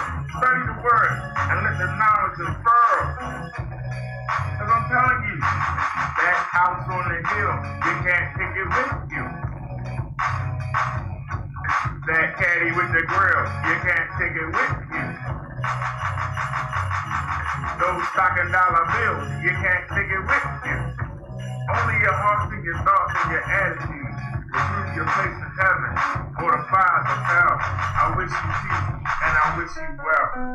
This is Minister Brother Derrick, and this is the new theme song for our Sunday sermon in the Bible study. Peace, everybody. Much love to you. All right, y'all. We back. And we see somebody sent me an email. Let me see what it is. Everybody seems to have a double standpoint, and we don't get no respect in the world. We are considered weak. We are considered strong. We are considered dumb for believing in the book. But yet these people have no moral, and you see where the world is going to. We get no credit. So this is for those who are thinking, who are thinking on the Jesus. Let's get it. Every day I dance before the Lord. Well, I only had enough money to get 2 things from the market yesterday. All right, y'all, I'm ready. I only had it's either I bought 2 packs of hot dogs and I bought a pack of chicken legs, and that's it. So I made some hot dogs earlier. They don't really fill you up. Not without the roll. Minute. Let me block that and let me come back in. And what's he send us now? Oh, it's a link. Okay. Copy link address. And minimize and close that up. And let's get it. Let's get it, y'all. Once again, from Chung Lee.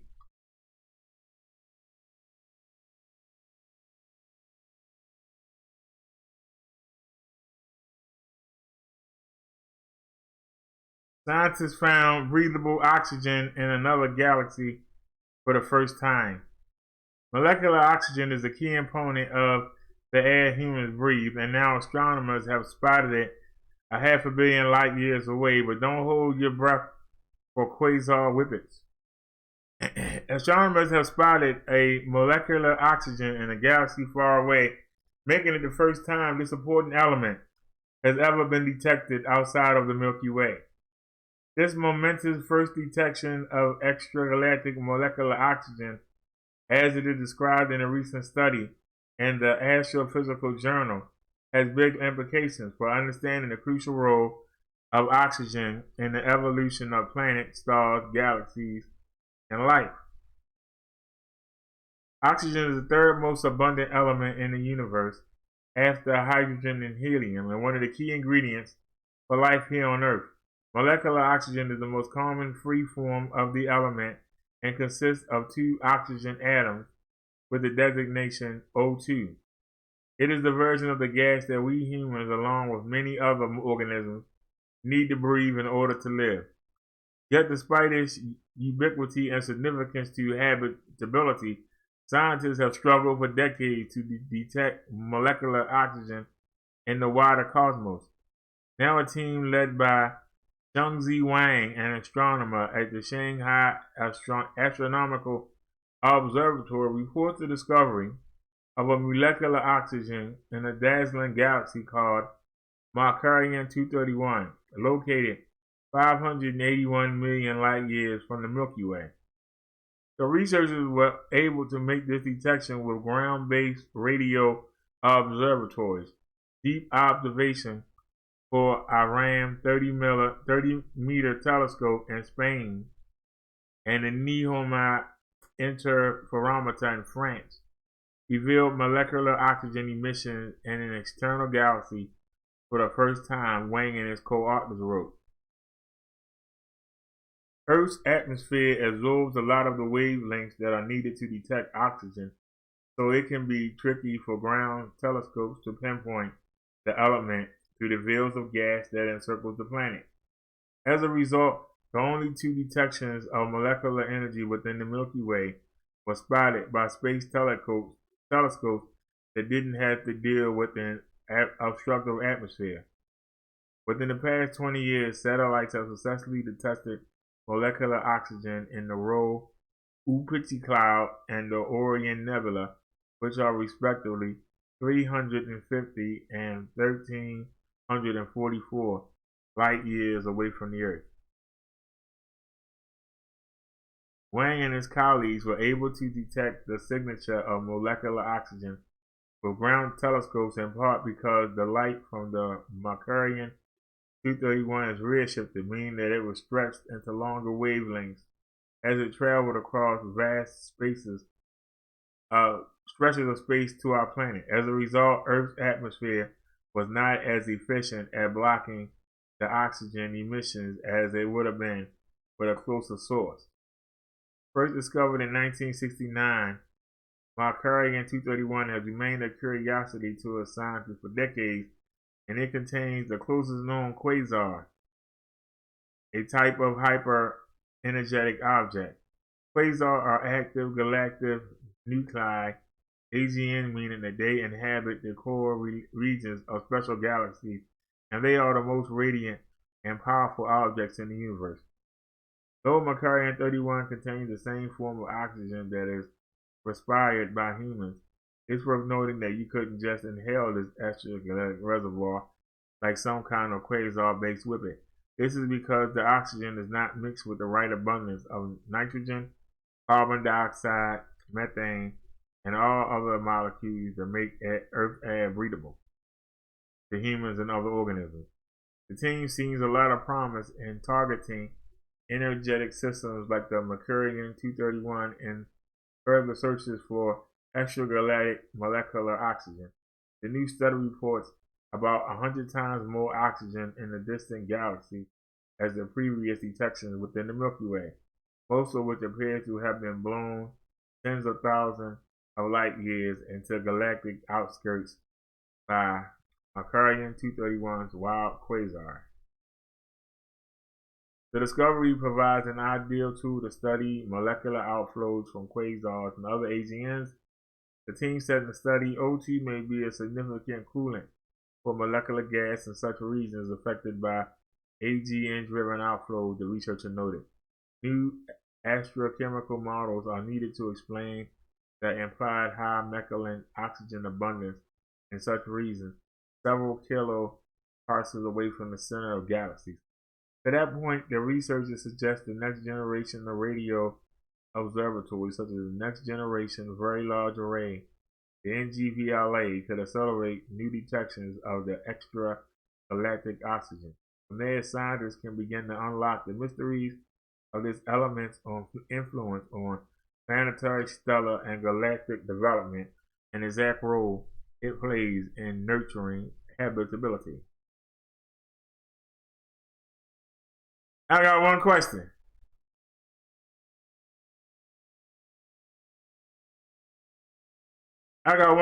Y'all.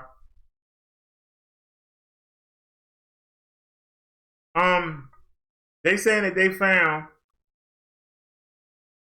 not in the Milky Way, but in another galaxy, they found packets of oxygen.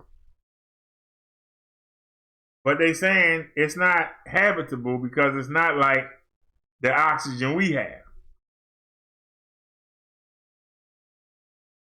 So to the people that say the Big Bang Theory, how come there isn't been a Big Bang in human life in those two places, since there is oxygen?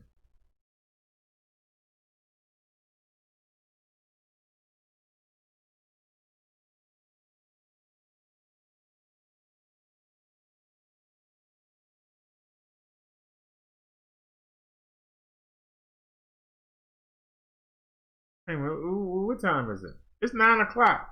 So why is the chat showing something from 6 o'clock? Hold on a second. So, oh, that's the wrong chat. Hold on a second. Let me close that chat. All right, hold on. Live chat. Pop out chat.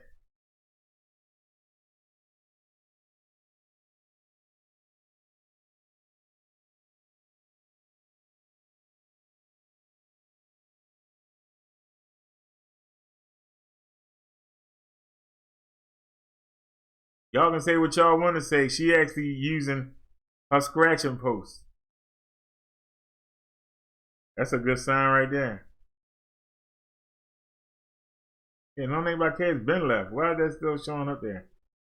All right, this should be the current chat. Let me type something. Hello. Did it pop up there? All right. Now let's look at the chat. Now it said, read where the chicken come from before you buy. Okay, yeah, that's a good idea. Say hello. Well, we had to wait. It's going to be the afternoon. It depends on how fast. See, I stayed online. I was supposed to put that other prescription in. So I'm going to have to wait till tomorrow. I believe they open 10 to 6. But then they open 9 to 9 Monday through Friday. So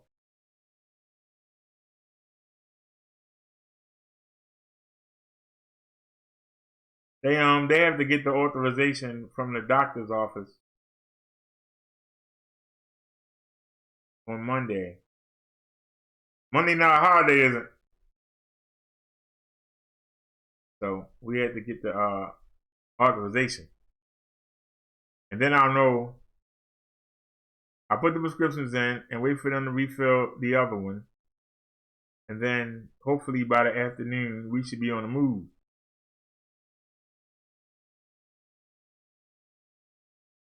So hopefully it'll be a couple of dollars left and we can go to the market with it. Like I say, maybe somebody will donate tomorrow or Monday and we can go get some nice stuff. Alright, hold on a second, y'all. Ooh, this play hot. I let it cool. Give me 1 second here. Move, baby.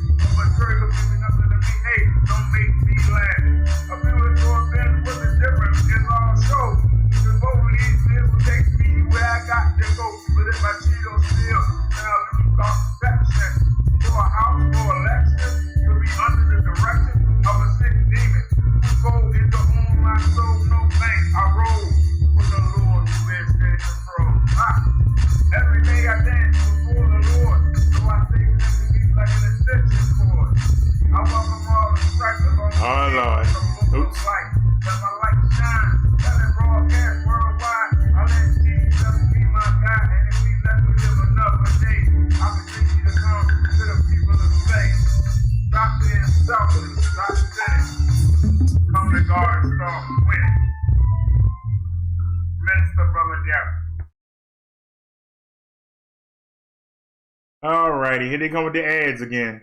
They're ridiculous.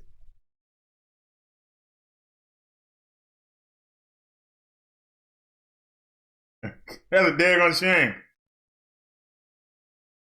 That's one way to get rid of the virus. Look at that headline, y'all.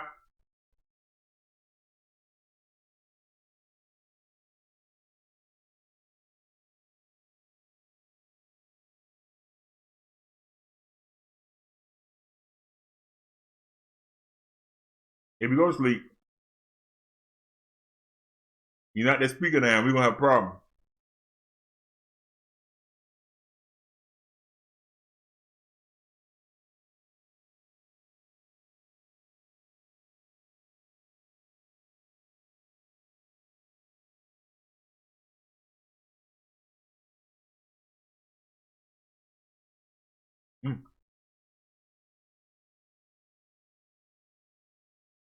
Should have bought some napkins over here. Okay.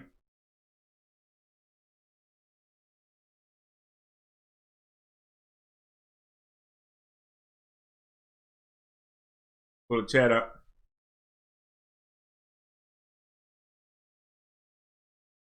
It's already on the screen. Y'all can start reading. Give me a second here.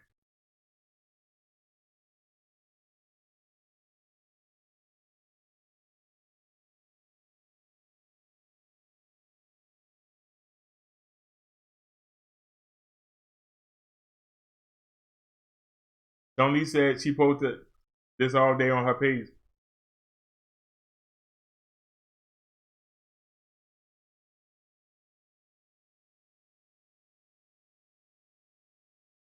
That's rough right there. You find out. Nah, you terrible. Nah, you're terrible. That's cruel right there. Some people find out they got the virus and they be in quarantine. That's bad enough.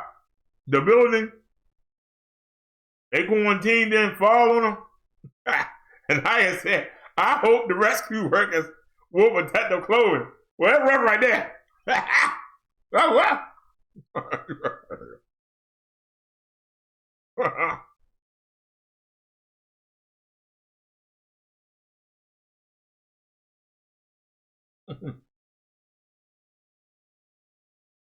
People are dying, being crushed.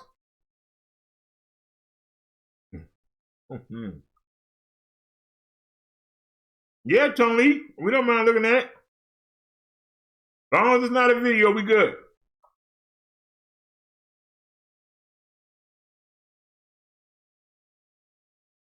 They don't flag you for showing websites.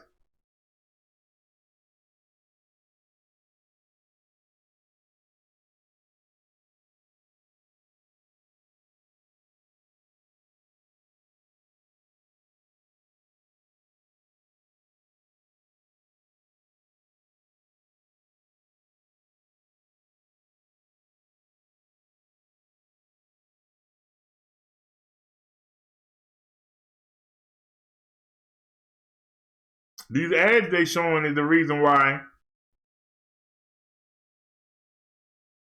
YouTube in trouble with the Google's in trouble with the FTC. They still keep doing it.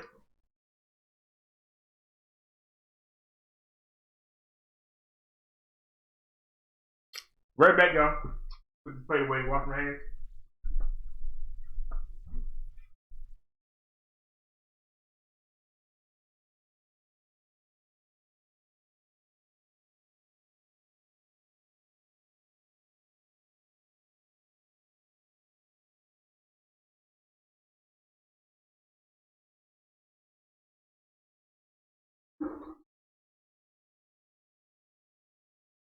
Hot water. Hot water.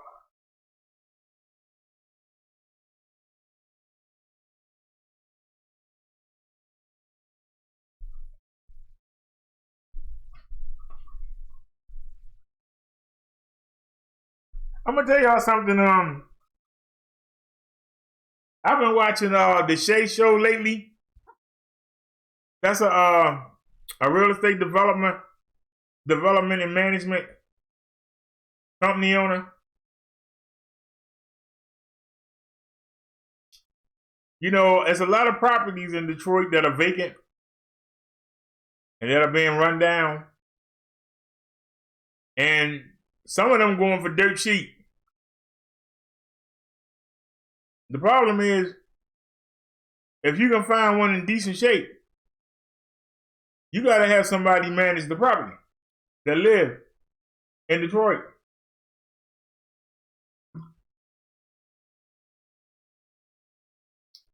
You should have somebody to look before you go buy. Like, I mean, you can get some houses for $500, but you got to put $20,000 back into them. But if you look, you can find, you know, some nice houses for like $5,000 or $6,000, and you know, you spend a couple grand, you know, paint, new carpet. You hope that they haven't got the furnace and the water heater yet. You know? Yeah, that's what it's houses there. They should give you money to take them.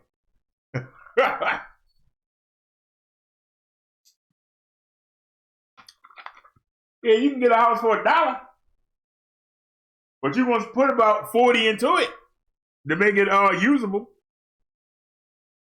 The problem is, ever since the auto factories left Detroit and Flint are struggling. They're struggling because you had people that worked at the plant that had money. And they had them houses. Now, them houses in Detroit, I got to tell you, they be having bedrooms on the first floor and bedrooms on the second floor. And have a living room, a dining room, a kitchen, a backyard. Now, I think the houses are too close together, but you have a backyard, a driveway, a front porch, and some of them, they made into apartments. And I seen some houses that got 3-bedroom apartments on the first floor and 3 on the second floor. Let me tell you, and yet you still have a living room, a dining room, and a kitchen. And some of them be going between $500 to $700. You can get a house. Think about that for a second. You can get a 3-bedroom house for $600.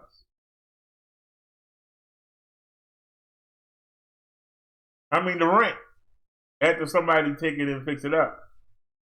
I wish I was watching the Shay Show when I was thinking about moving. But the only thing that keep me from going there is that daggone snow. It ain't the people, it ain't the crime, it's the snow. Because I looked there and almost everything looked level. I haven't seen many hills. I love to go ride my bike up and down. Yeah, they got duplexes where it's a first and a second floor. It's like 2 doors. This door, you go in, you go up the steps, and then this door, you on the ground level, and you get the basement, and the people upstairs get the attic.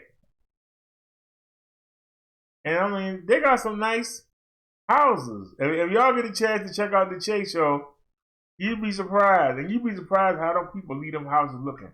Boy, they be looking so nasty and filthy, and you just almost every one of them is some kind of liquor bottle left.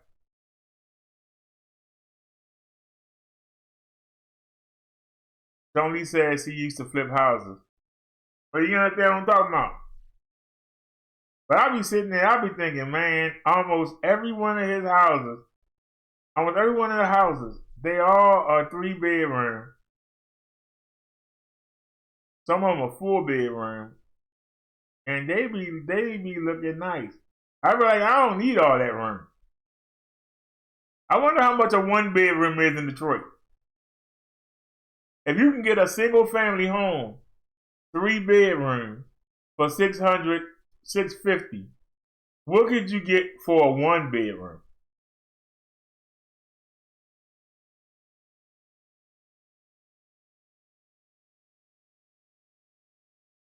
I'm serious. What could you get for a 1-bedroom?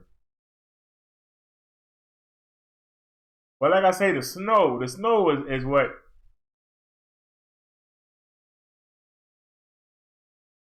I'll be honest with you. We only got 1 2-inch storm, and we got 1 snow shower. And they both were gone the next day. They both were gone the next day. Like it never even happened. I can't imagine, trying to get around on a bike or mobility scooter, and it's like 24 feet of snow on the ground for weeks at a time. Tom Lee says duplex, living one, rent out the other.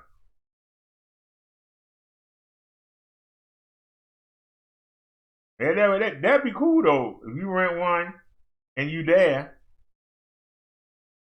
somebody come downstairs, the hinge broke. And you have somebody come over there and fix the hinge. The problem is, them people in Detroit, man, they sit there and buy shoes, all kind of expensive shoes, all kind of clothes. They sit there and buy fancy cars. There was one guy that was being evicted. The man had a car in the garage, a Mustang. He had 2 other nice cars in the driveway, and then he had a real, I think, was it an Escalade? He had a real nice car. And he gonna sit there and tell Shay, hey, I ain't got my rent, but you can take this car right here. I was like, what? He spent his money on cars. That's rough right there. Man had 5 cars at the house, but wasn't paying his rent. That's a mindset. You can't live in a car. First thing you should pay is your rent. You gotta have a base, a foundation. Some place to come home to, no matter where you go. That's the first thing you should handle. Everything else is negotiable. You need your rent.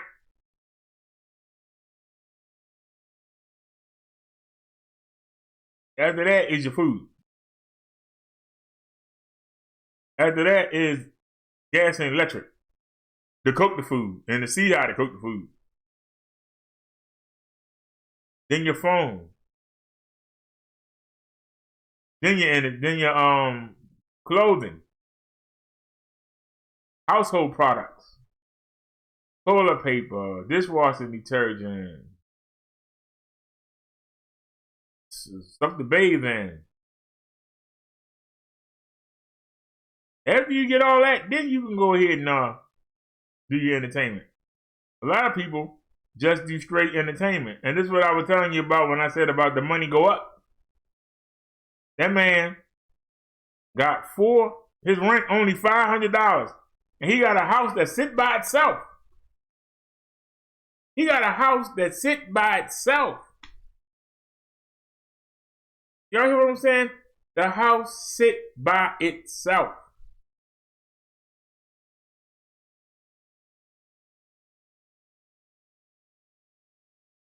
It sit by itself. The problem with the van is, now you gotta have a place to park it.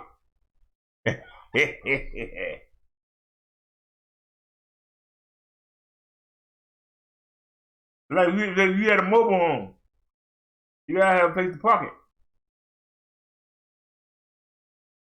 And you say, well, I'll put it on a vacant lot. Guess what? They got tow companies. People that got lots that ain't got nothing on them. They got tow companies that ride around and they hope to catch you leaving your vehicle there. They will tow it. And then you got to pay money to get it back. That's crazy. All right, Chong Lee says she'll be right back. So let's wait, because it's her article. Let's wait for her to come back, and then we'll read the article. Is that fair, everybody?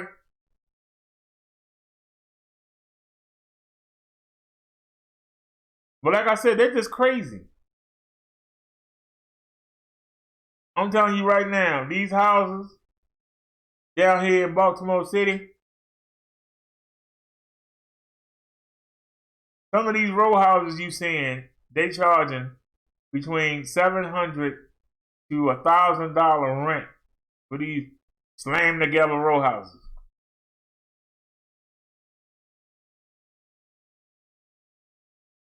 If y'all remember when we watched the corner, remember DeAndre and his mother and the boy and the two sisters and the brother was living in that row house? The rent on that raggedy piece of crap was $900, but they only had to pay $30, and they were struggling because the Section 8 paid all of it but $30. And they were having a hard time coming up with $30.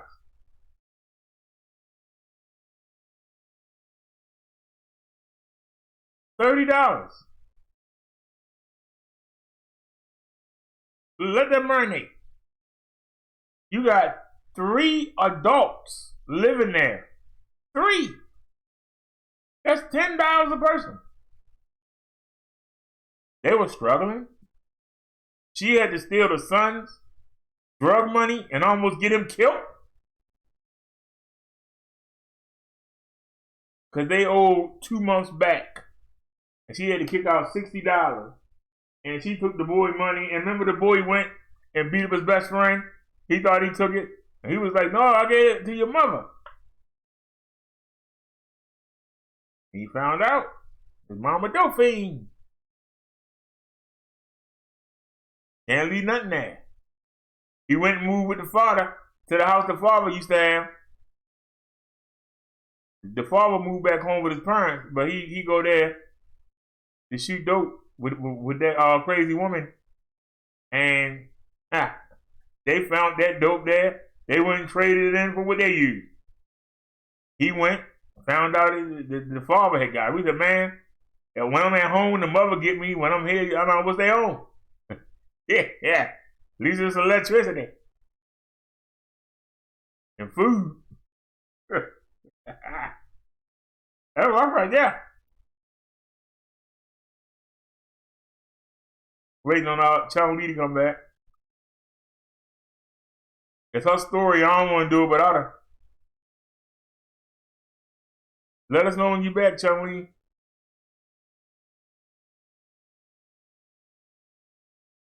But that's crazy though.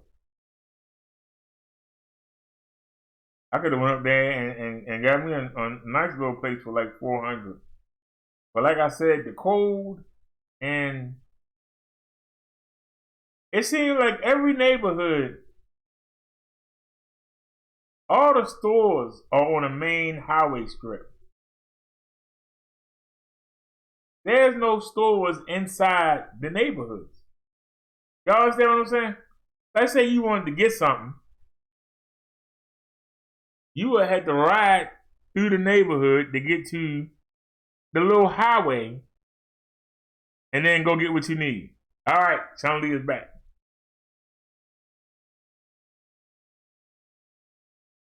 Rescuers race to save 30 people still trapped in a collapsed 5-star hotel in China being used to quarantine the coronavirus victims. Now, that's a 5-star hotel, and it collapsed. Name brand ain't everything, is it, y'all? Around 70 people were trapped after a hotel in China's Fujian province collapsed. Jingjai Hotel in Guangzhou City collapsed around 7:30 p.m. 11:30 GMT time. On Saturday, around 23 people have been rescued by 9 p.m., according to local government. No reason for the collapse was given, and rescue efforts were said to be ongoing. A desperate rescue attempt is underway to save 30 people still trapped in a collapsed 5-star hotel China. Jinzhou Hotel in Guangzhou, China, was recently converted to a quarantine facility for people who had recent contact with the coronavirus patients. The People's Daily State newspaper reported.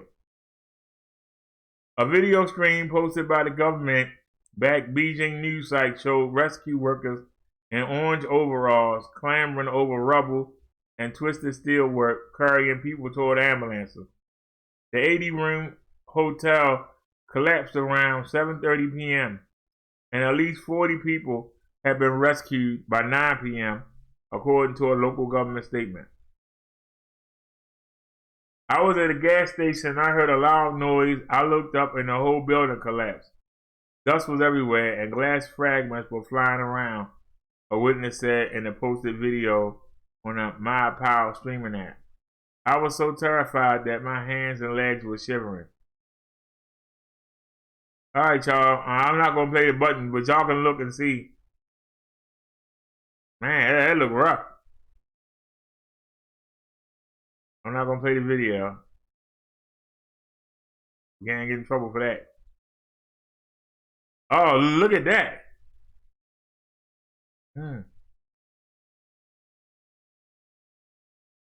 Look at that, y'all. Man, the whole hotel collapsed?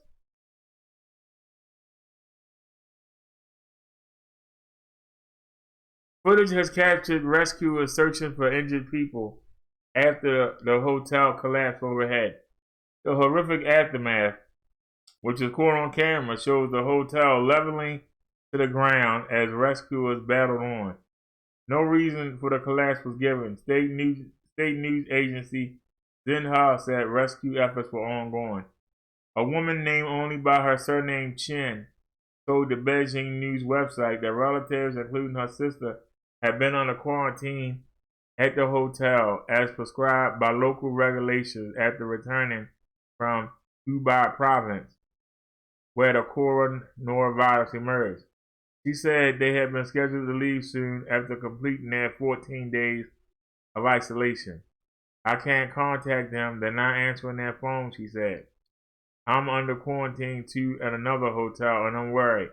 I don't know what to do. They were healthy. They took their temperatures every day and the test showed everything was normal. The municipality said 36 emergency rescue vehicles such as cranes and excavators, 67 firefighter vehicles, 15 ambulances, and more than 700 firefighters, medical and other rescue workers were at the scene as the operation stretched into the night. Guangzhou is a port city on the Taiwan Strait in the province of Fujian with a population of more than 8 million. The official People's Daily said the hotel had opened in June 2018 with 80 rooms. Beijing news video stream was viewed by more than 2 million Weibo users on Saturday evening, and the hotel's collapse was the top trending topic on the Weibo site, China close equivalent to Twitter. Some users demanded an investigation into how the hotel could have collapsed. But that's how it looked when they built it. It's pretty. That's only got 80 rooms in it. You know, I guess you have more. Look at it now. Man.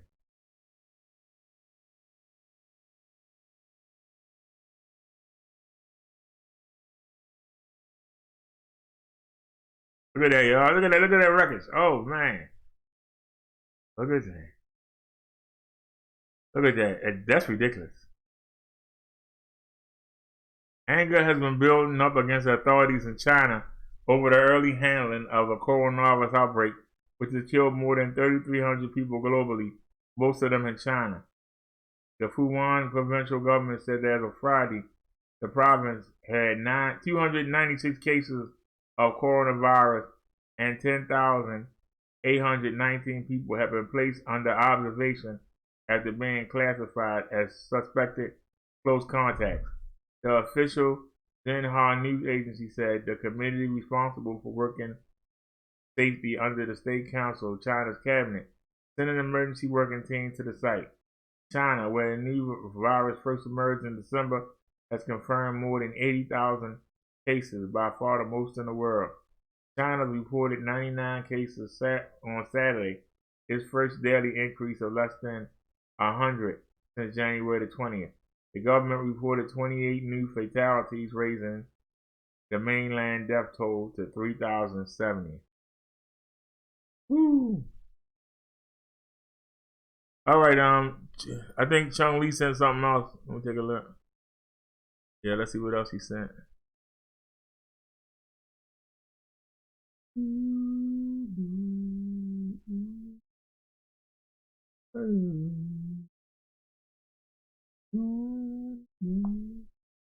All right, y'all, let's go back and get it.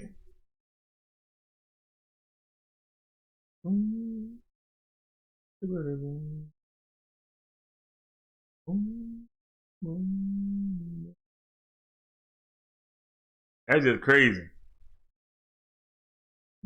That hotel wasn't even 2 years old, and it collapsed. I wonder if somebody made it collapse. Y'all understand what I'm saying? I wonder if somebody made it collapse.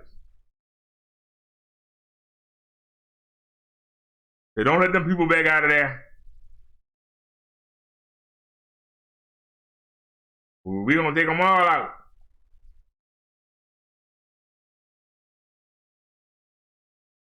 All right. I took the chat out by mistake. All right, y'all, so let's get it. Come on up here and paste. And go.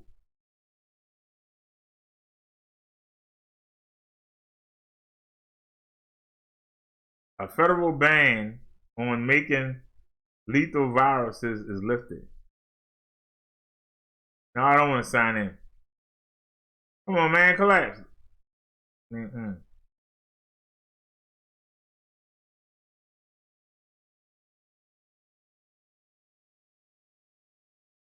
All right, sorry about that, y'all. A polarized electric micrograph of a coronavirus that causes Middle East Respiratory Syndrome, or MERS. Federal officials ended a moratorium imposed on funding research that alters viruses like this one to become more lethal. Why would somebody want to make something?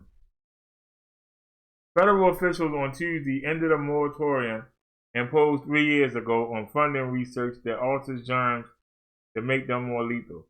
Such work can now proceed, said Francis S. Collins, the head of the National Institutes of Health, but only if a scientific panel decides that the benefits justify the risk.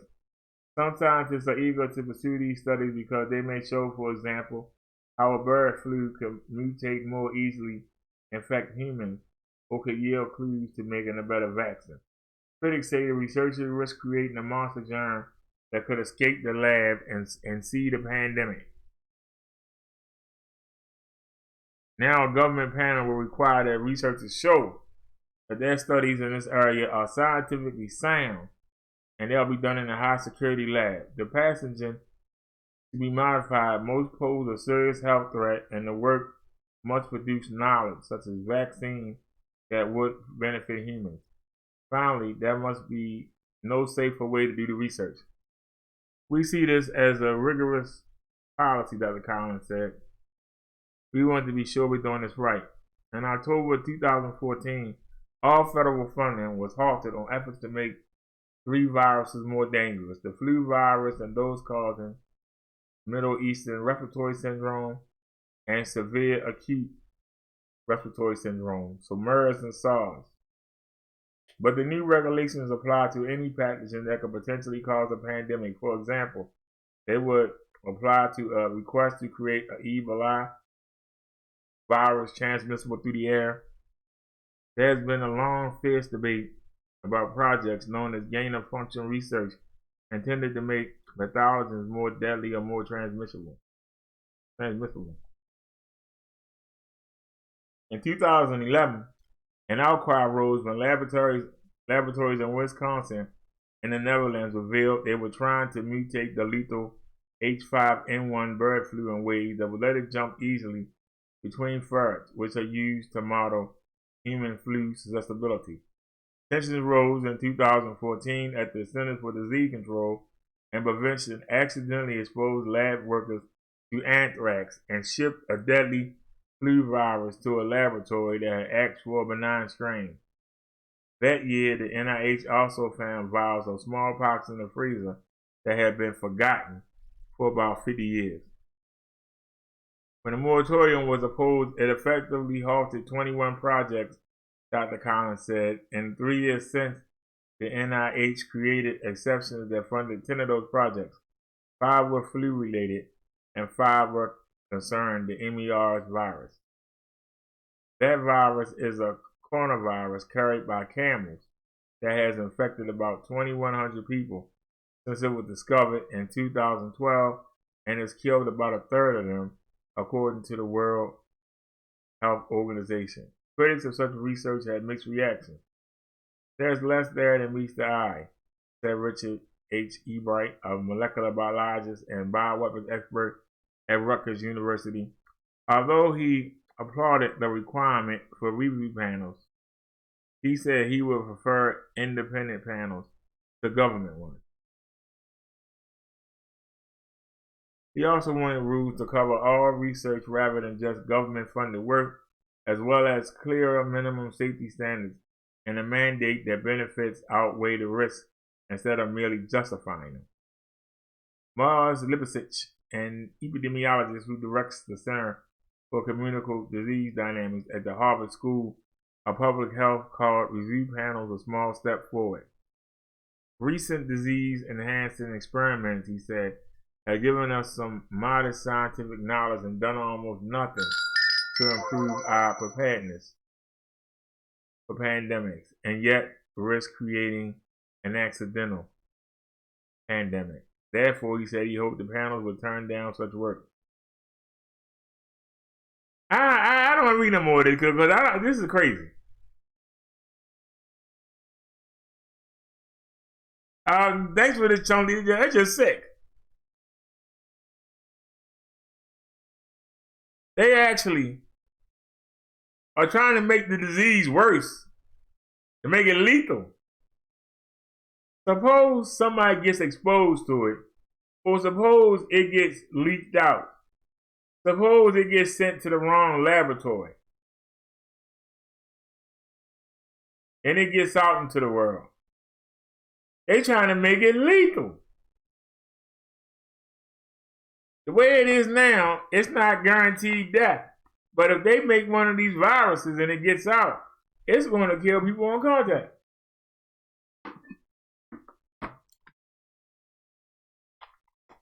And I think that's worse, not better.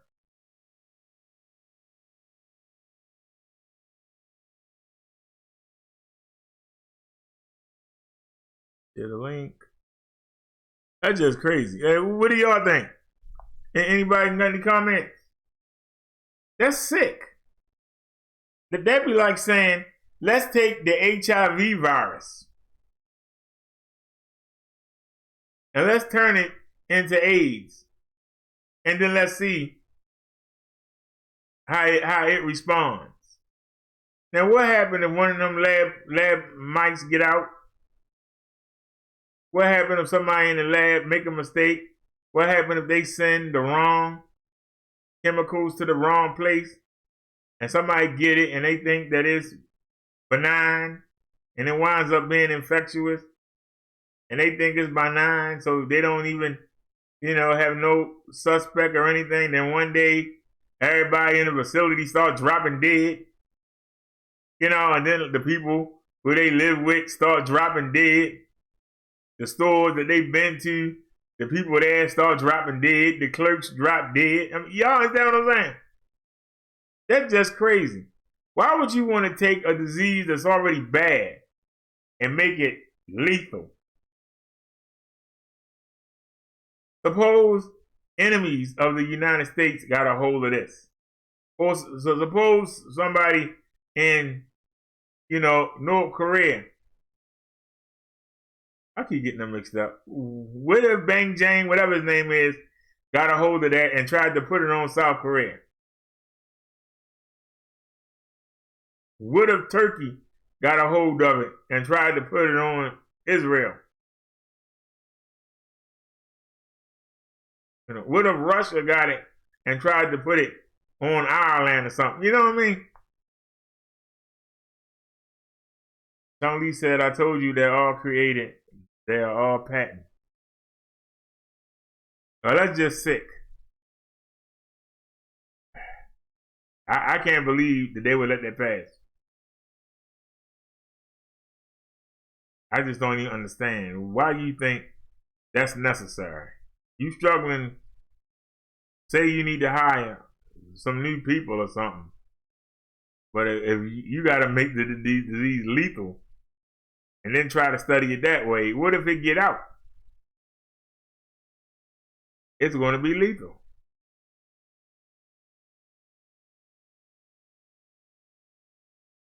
Whew.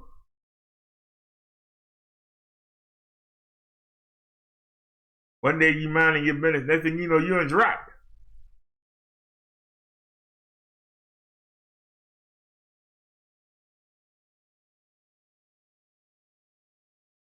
And you know what they're going to say? Instead of admitting that it's a disease out there, they're going to be like, oh, that person had cancer. Or that person had AIDS. That person was hiding AIDS all this time. And that's why they dropped dead. Yeah, why would you you're supposed to make it better, not make it worse. I'd rather they said they wanted to weaken the disease. We doing tests on them, and we trying to weaken the disease. They saying they want to make it stronger. They want to make it lethal. That's crazy. You want to make the disease lethal. I just don't understand. We were trying to get rid of it. Why would you want to make it? Yeah, Chung Lee bioweapons. The only thing is, don't they understand? The weapons don't work.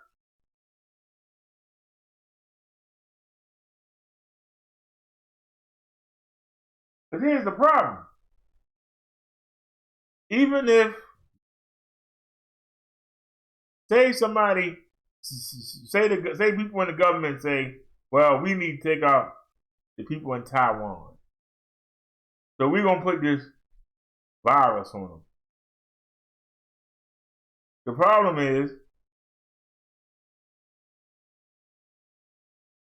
people that travel to Taiwan might fall in love with somebody over there, male or female, and might bring them back. They bring them back over here, and guess what? You have infected that place and ain't saying nothing. They're going to bring people back over here, and people over here are going to start dropping.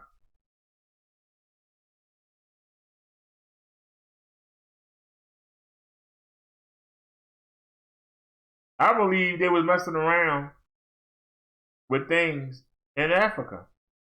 I believe that's where the AIDS came from.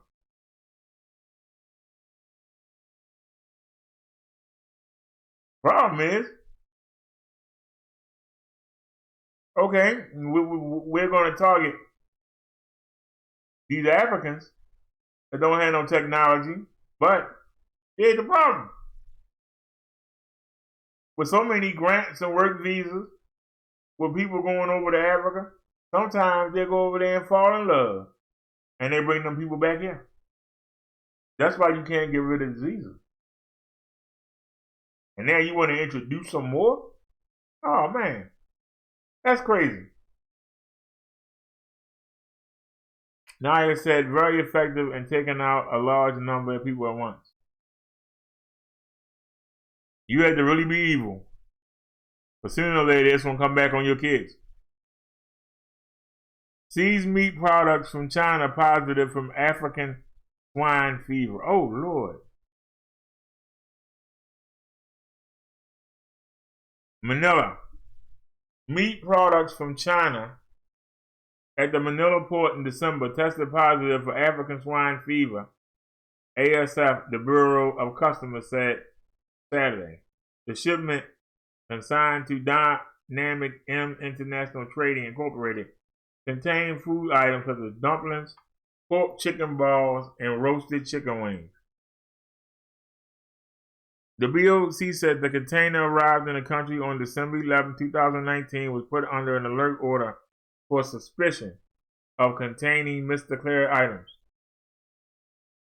Upon inspection and laboratory tests from Veteran Quarantine Services, the pork celery dumplings shown presence of the virus, the agency added.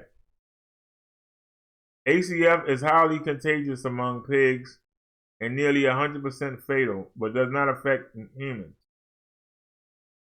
Since the threat of ACF was raised by the Government of Agriculture, Customs has always been proactive in preventing the entry of pork products in the country. Manila International Container Port District Collector Guillermo Pedro Francois IV said in a statement, MICP has ordered an interagency team to immediately expose the products to curb the spread of the disease. The BLC also seized the items were not covered by sanitary permit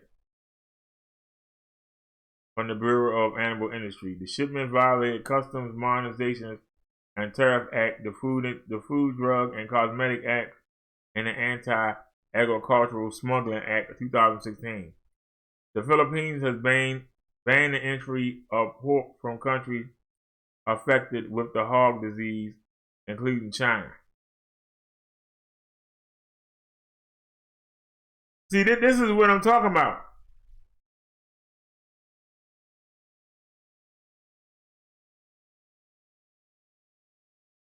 Chinese people do not care about us.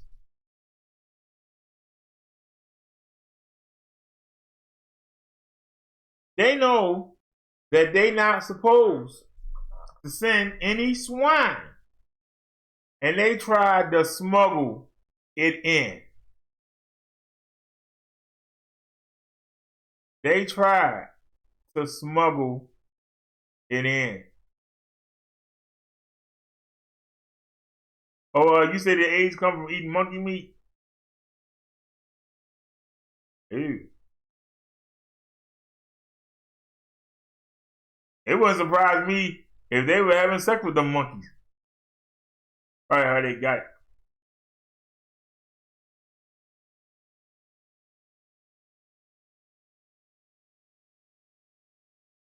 That's why I say, people keep talking about stuff coming from China being so cheap. Go ahead and out cheap your life.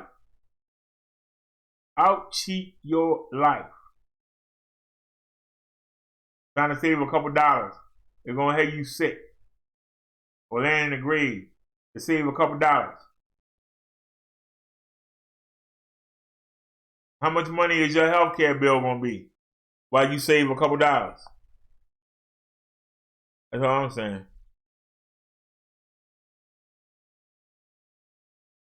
Are you trying to save a couple bucks?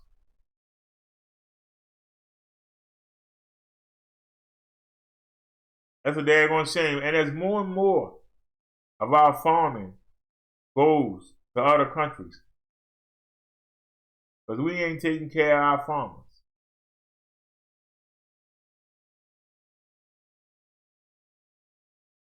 You got people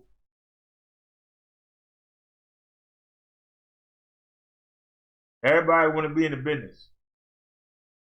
business world. They want to be an executive. Nobody don't want to farm no more. And so as we get these things from other countries, these people just trying to make money. They don't care what they send us. They don't live with us. They don't know us. Certain things you shouldn't be buying from other countries. And then you got countries that's making cell phones and they spying on us from with the cell phones. All right, Tony says she got one more.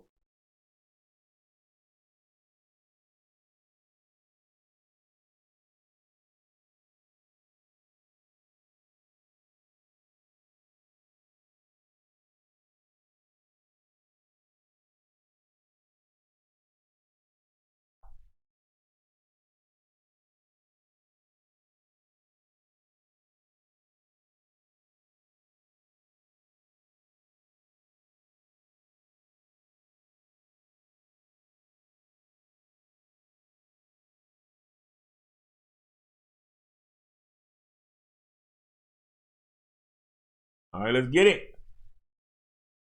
Once again from Chung Lee. Chun Lee. I keep saying Chung. See that? We use cookies to improve your experience on that site and show you personalized advertising. This is what the FTC is worried about it. So they're going to show you advertising based on your habits. Let's see what kind of advertising they give us. The forever chemicals fueling a public health crisis in drinking water. About 700 PFAS contaminated sites have been identified across the U.S., while those exposed to enough chemicals can face devastating health consequences.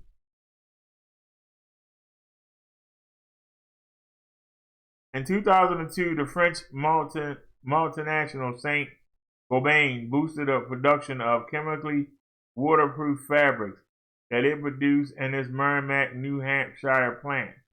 Soon after that, serious health problems began hitting residents living near the facility. The Merrimack Citizens for Clean Water, MCCW advocacy group, says people there suffer from high levels of cancer, cardiovascular issues, autoimmune disorders, kidney disease, and developmental disorders.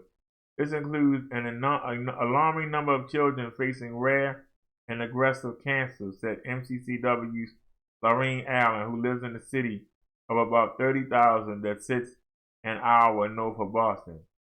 Residents suspected Teflon and other PFAs used in Saint-Gobain's fabrics were to blame, and testing appears to confirm that.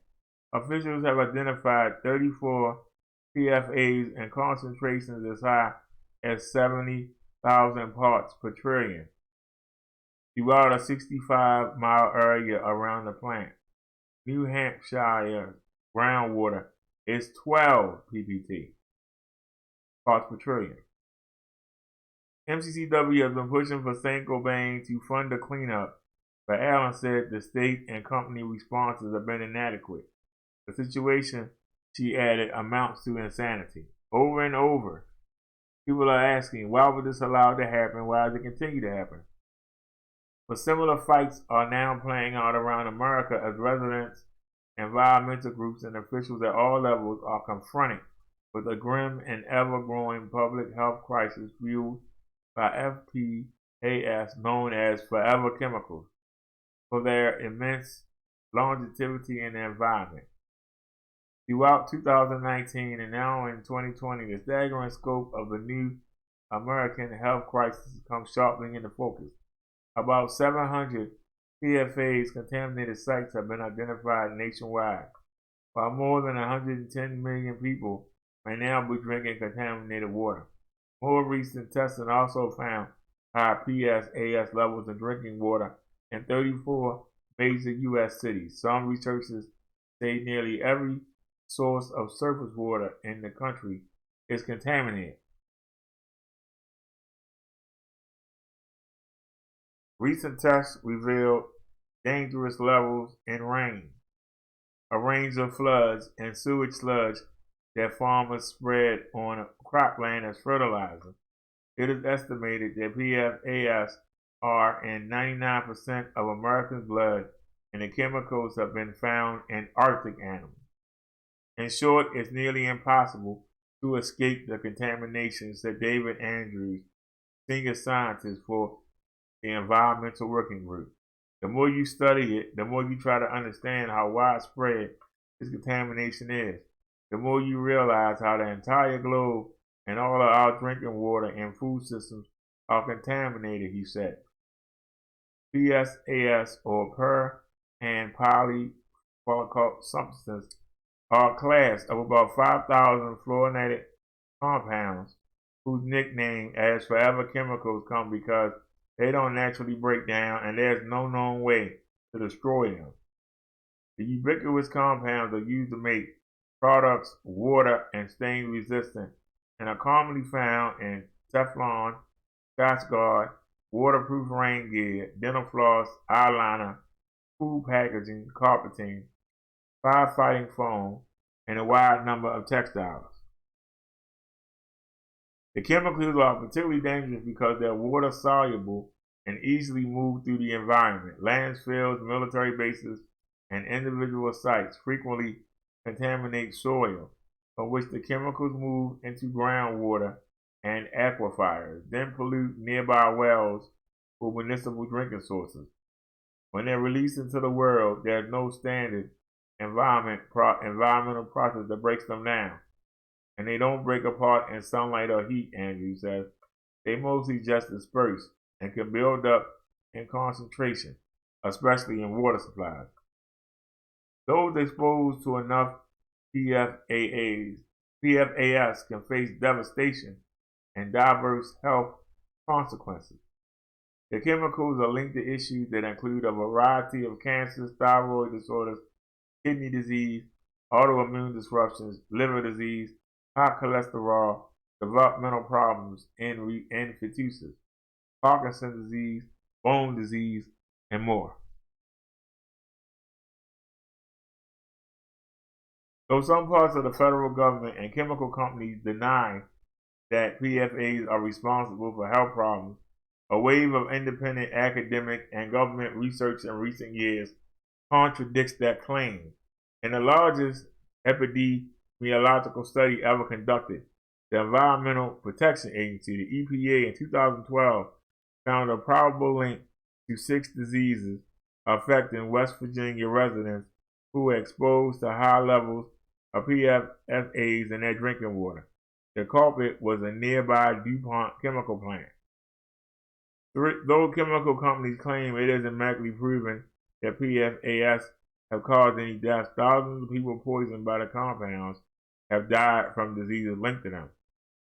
It's clear that PFAS are a class harmful to so many parts of the body, that Sonia Lunder of the Sierra Club. The chemicals are uniquely problematic because they don't break down in any meaningful way, and they take up a long residence in the human body. And the scope of the damages it caused are pretty unusual and unprecedented, she added. Chemical companies have introduced new generations of PFAS that they claim are safer and less accumulative in the environment, but recent testing has found them to be as dangerous or perhaps more mobile than the older chemicals. Still, PFAS production continues unabated. Those calling for a ban charge that the Trump administration is putting chemical companies' financial interests first. Chemours, DuPont's PFAS arm recorded $6.6 billion in revenues last year.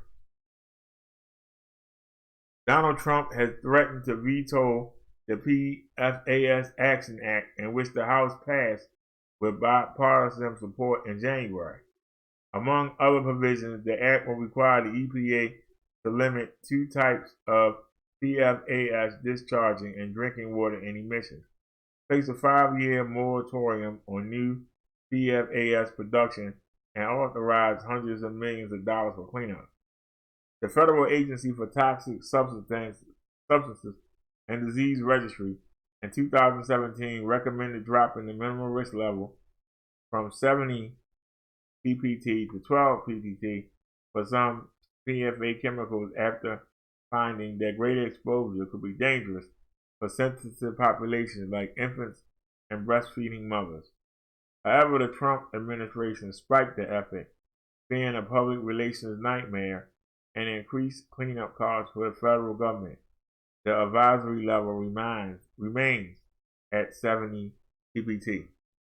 States such as Washington, New York, and New Hampshire have banned some products with the PFAS, while Michigan and New Jersey have lowered drinking water limits. But states are facing criticism for only lowering limits for the 2 common varieties of PFAS. That leaves the rest of the nearly 5,000 chemicals in that class unaccounted for. But more legislation is expected to be improved in 2020 as governments are facing mounting pressure to act in a meaningful way Andre said. At some point, there's going to be a backlash. I think we're starting to see it now. We got an announcement on our progress as an organization in service to the escalating climate emergency. We have made an important decision to renounce fossil fuel advertising, becoming the first major global news organization to institute an outright ban on taking money for companies that extract fossil fuels. In October, we outlined our pledge that the Guardian will give global heating, wildlife extinction, and pollution the urgent attention and prominence they demand.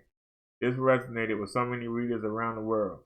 We promise to update you on the steps to hold ourselves accountable at this point in our lifetimes. With climate misinformation rife and never more dangerous than now, the Guardian's accurate authority reporting is vital, and we will never stay quiet. All right, I ain't reading all that.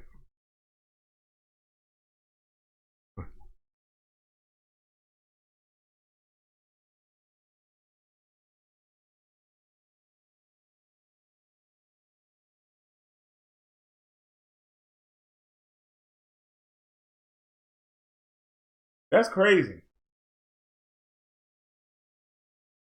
They're releasing chemicals into our drinking water, and these chemicals don't break down.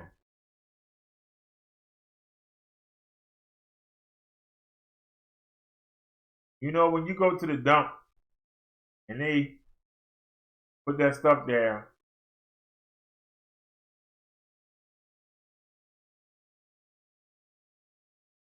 over time, it's supposed to break down.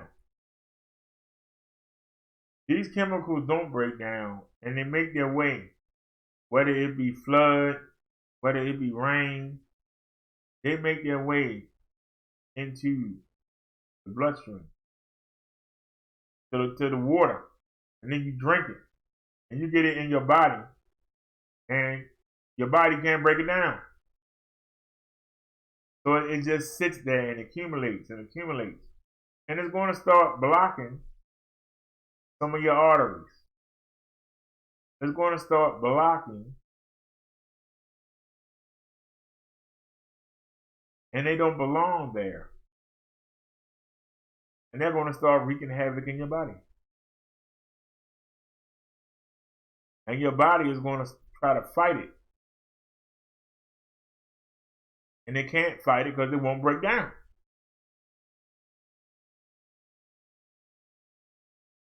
And as you get older, your body can only fight it so much that it gives up. And your body could be taken over by these chemicals. And you can start have organ failure. Cells might get contaminated and break down. Yeah, your body tries to fight them, but the older you get, the harder it is to fight. You know?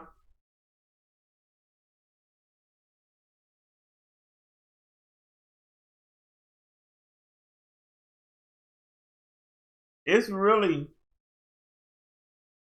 scary to be alive right now. Because as we learn more and more, we realize the things that we use to sustain us sometimes kill us. If you live near one of these factories and you're working there and you're making a living for yourself and your family, at the same time, the products that you are making are literally slowly killing the family that you're working for. It's like when they used to use lead in the house paint, and they found out the children was coming out all messed up. It was based on the lead.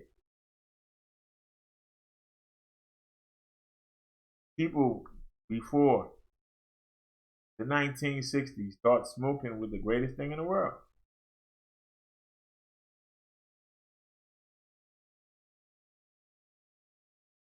They thought smoking cigarettes was the greatest thing in the world. Southerners like moonshine. Moonshine kill you 100 times quicker than regular beer. Just kill your body. But the people love it so much they went underground. You know? Yeah, it goes in the rivers and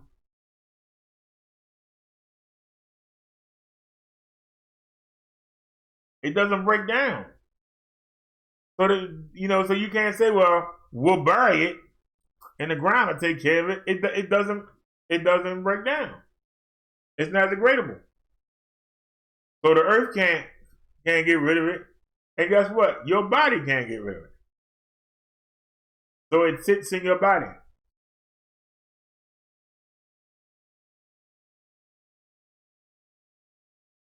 It's almost like walking around drunk. But you drunk on chemicals. You know? That's crazy. That's just crazy.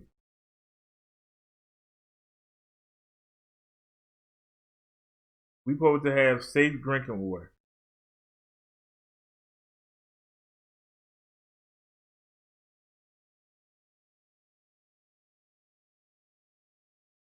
Now, Donald Trump ain't trying to anger the people because, DuPont made $6 billion. You can't tell them to close down.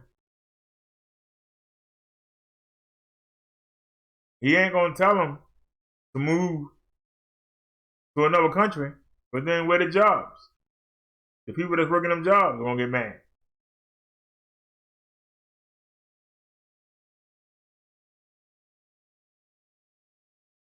I remember I was watching the show and it was showing how it's a third world country where we send the car batteries to.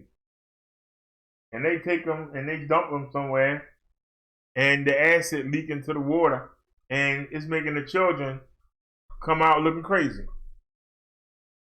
But because the government there need the money, they just keep taking the batteries. They just stack them up.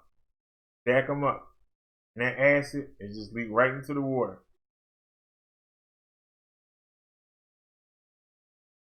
And that water is just ravaging the people over there.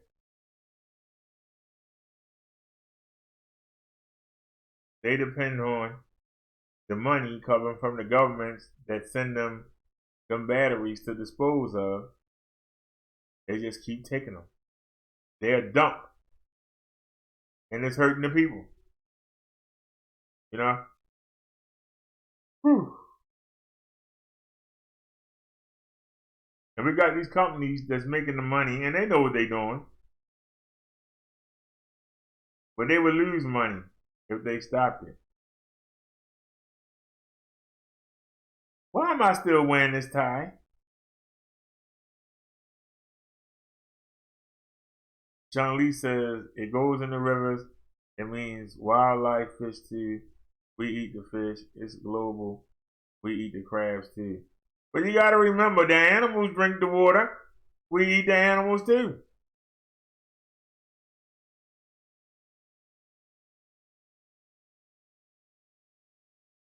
They drink the water also.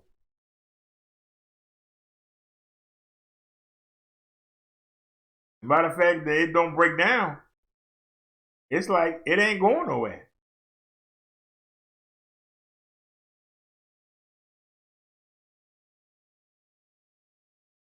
He said only when the last tree has been cut down, the last fish been caught, and the last stream poisoned, but we realize we cannot eat money. Whoa, that should be on the shirt. That should be on the shirt, Chung Lee.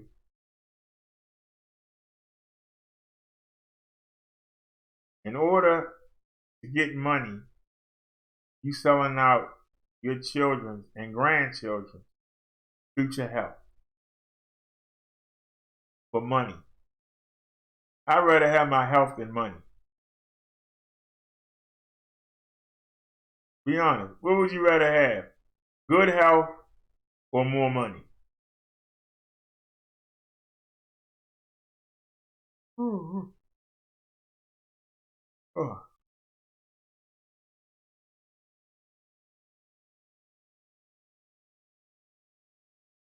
All everybody think about is money. How much money can you get? How much money can you get?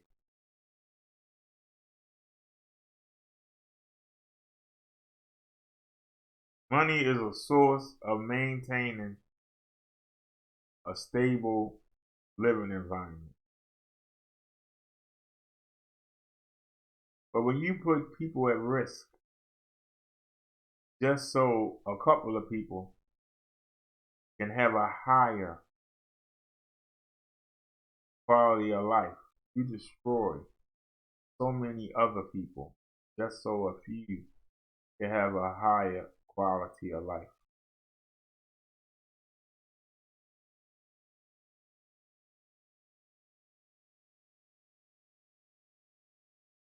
So if the businesses are not going to stop,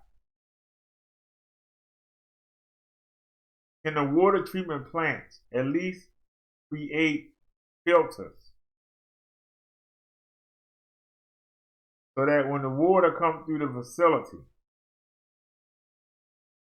that these FPASs are filtered out so that they don't get into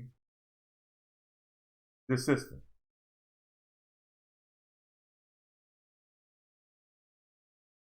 Whew.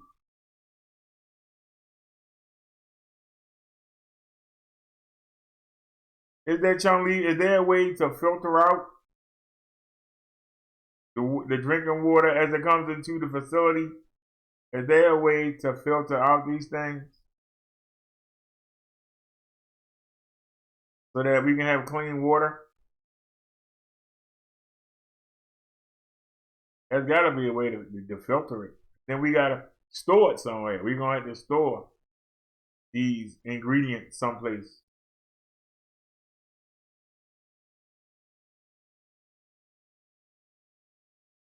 Because they don't break down.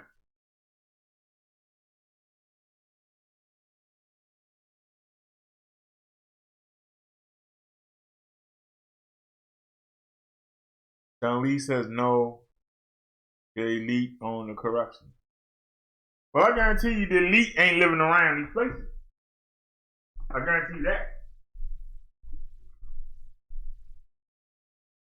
I guarantee you their children ain't living around these places. But what they don't realize is their children might fall in love with the children that's stuck in these places. Then what? Uh-oh.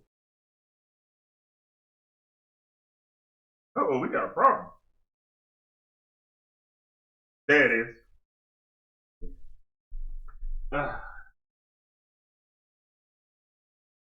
Taking this tie off. Sermon Minnow. How am I sitting here with this tie on? Set me free. Put that right there.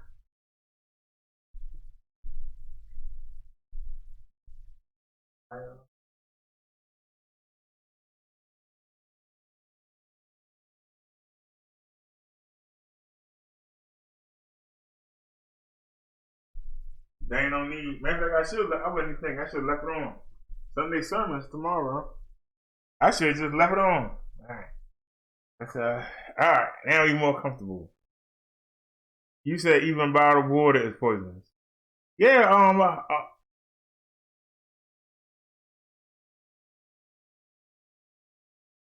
man. This stuff depressing, John Lee. It's sad. It really is. Know what's going on in the world. We got diseases.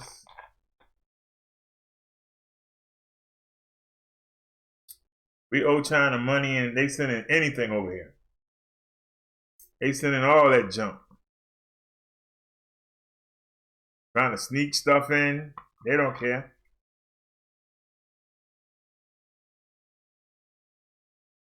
They don't care. Everybody want to make $1.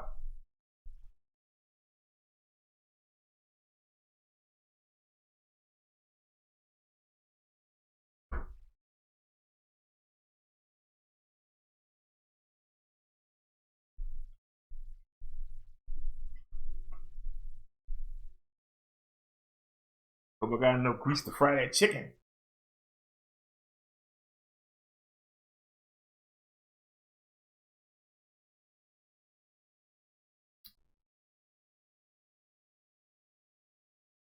Tony says, that's why I make my page funny on YouTube.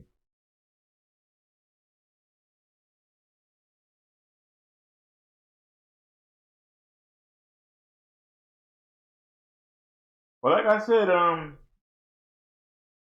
the same thing with AIDS. When you start releasing stuff into the environment and you know you're doing it, and you might think you can keep your family away from it and food on the poor people. You know what? One day, one of your relatives is going to fall in love with one of them poor people. And despite your best efforts, your family is going to suffer the same thing. Because they're going to wind up mingling. You're going to say, well, that's on them then. If they want to mingle with the poor, they should get it. If that's the way they want it.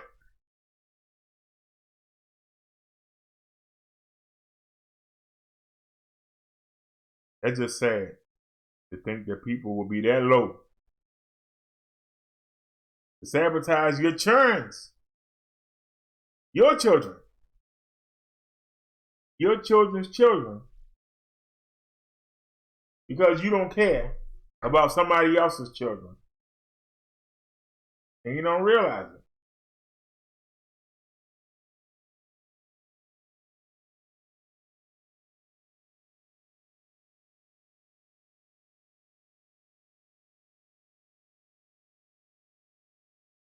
And the stuff that China is doing,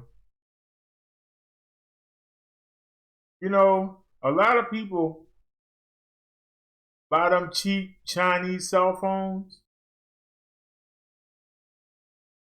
They don't realize the reason why they so cheap.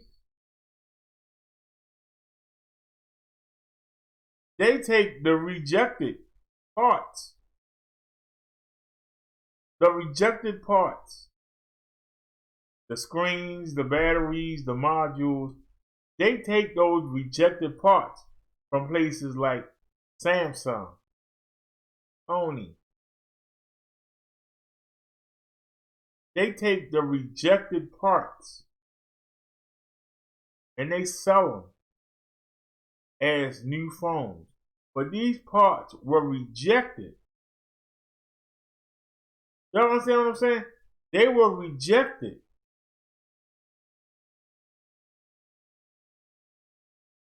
Cameras, and they were rejected from the big companies. And they buy the rejects and make their own phones with them. That's why they're so cheap. That's why I told you, as much as I would like to get a faster bike, I had to realize that those bikes are made out of cheap, rejected parts from a real bike company. So instead of paying $500, $600, I pay $300. But a year from now, 2 years from now, that $600 bike is still working. But the cheap $300 bike that I got, the motor and stopped working, the brakes don't work, the calipers done fell off, The breaks and wore out in 2 months. They supposed to last for years.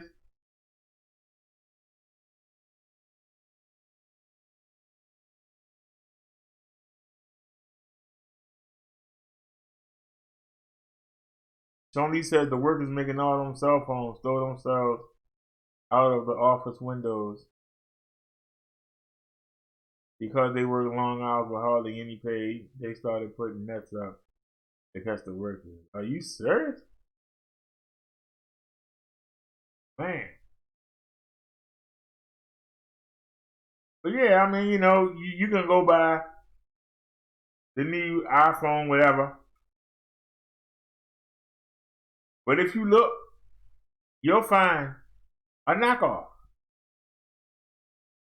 You'll find a knockoff for $300.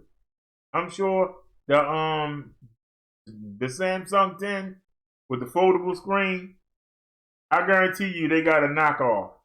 And that knockoff, as soon as you open it up, I go, psh, pop into a million pieces.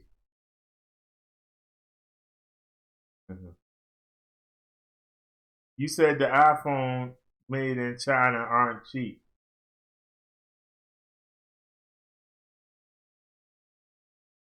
What's the number of the latest iPhone?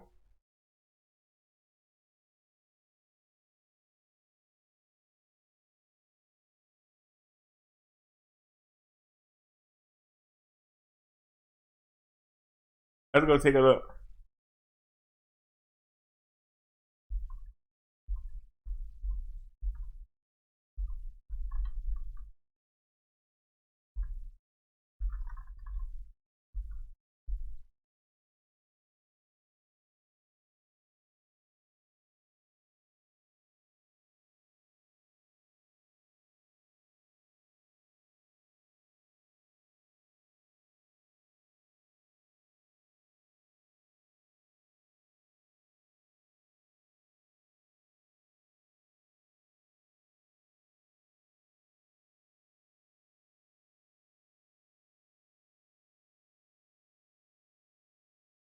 Let's take a look, y'all. Phone 10 plus 11. $102.29.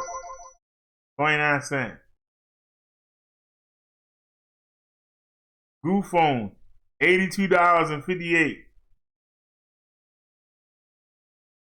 6.5 S10 Android 9.1. Dial SIM $87.98. Phone Android 11 plus Max 6.5 inch $81.43. Phone N10 quad core $81.72. DHL 6'4" full screen Phone N10 $82.30.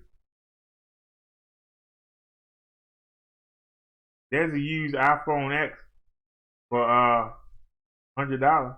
Somebody interested? Whoa! There go one right there for $10. $10.25. 6.5 inch screen.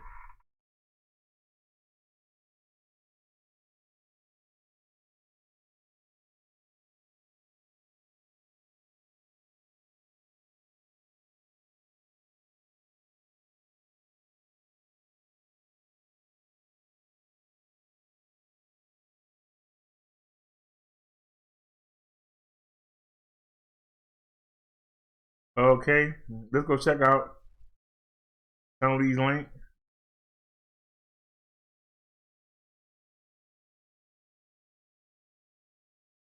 Back the screen real quick.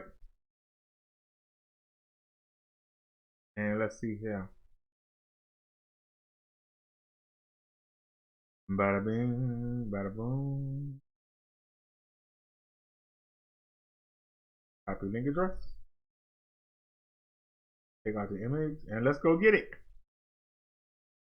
Alright, y'all, this is from Chung Lee. He said iPhone workers were the one throwing themselves out the window. Man.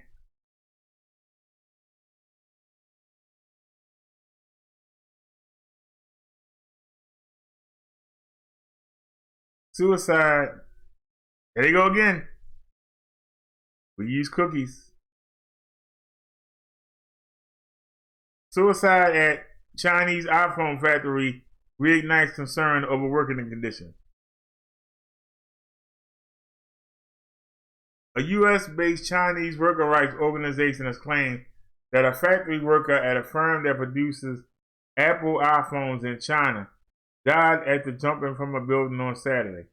China Labor Watch said that Li Ming, 31, jumped to his death from a building in the city of Xingzhou, which is in the east-central Chinese Henan province, but he had been working for Foxconn. The death has triggered comparisons with a wave of suicides in 2010 and 2011 at Foxconn factories in China amid concerns over working conditions. CLW posted video footage that it said showed Mr. Li, who the organization claimed was working for Foxconn through an agency, lying lifelessly on the ground after his leap. The footage, seemingly filmed from a nearby high-rise building, showed a body lying in the snowy ground as 4 people stand by.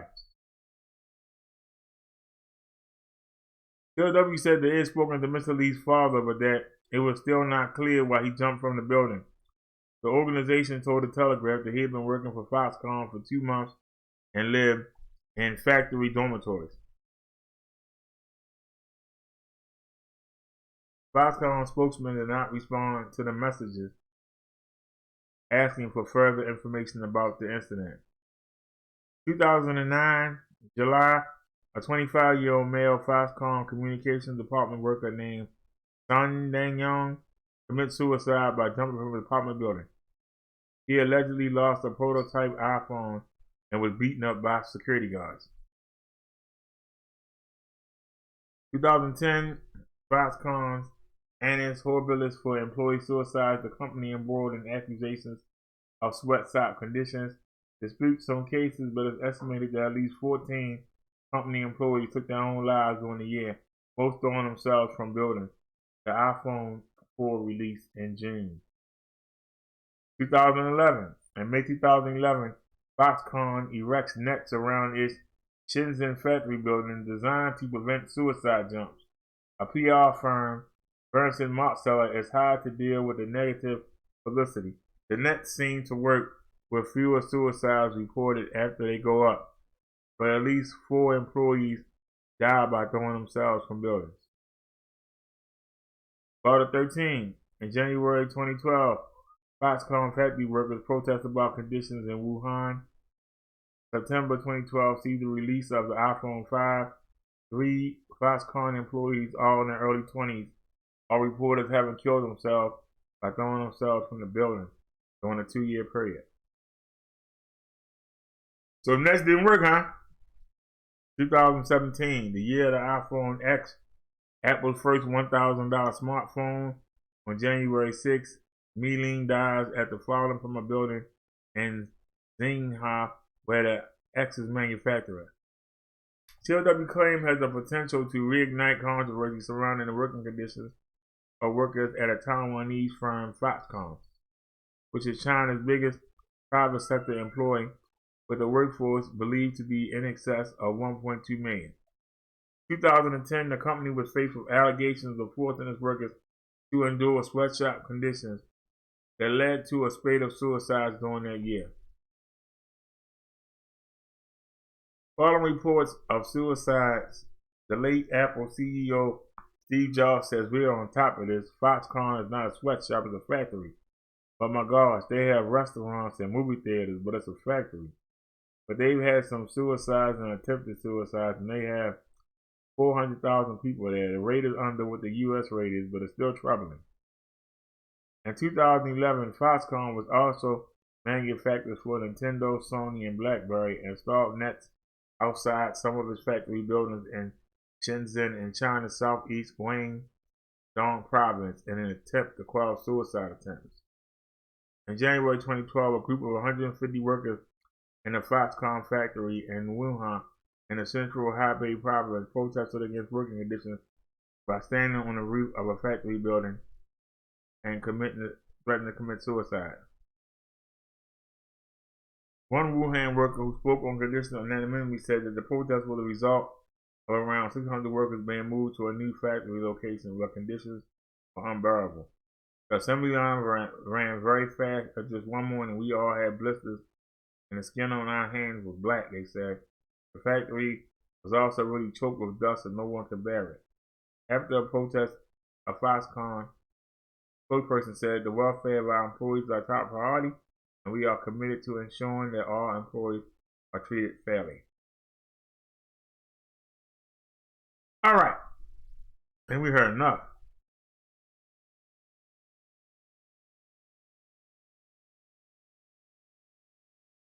Now, I want to specify. I'm not talking about the people that make the real iPhone. I'm talking about the people that make the real iPhone, the modules, the screens, the cameras, the USB ports that they reject. These no-name brand companies buy them at a real cheap price because they're supposed to throw them away. If they don't pass inspection, they're supposed to throw them away. But instead, no-name brands buy the rejected parts and then they make their own version. Yeah, the iPhone, the name brand. I'm talking about the no-name brands that buy the rejected parts from the factories that make them. Instead of them throwing them in the trash where they belong or sending them to be redone, they just sell them for fast money.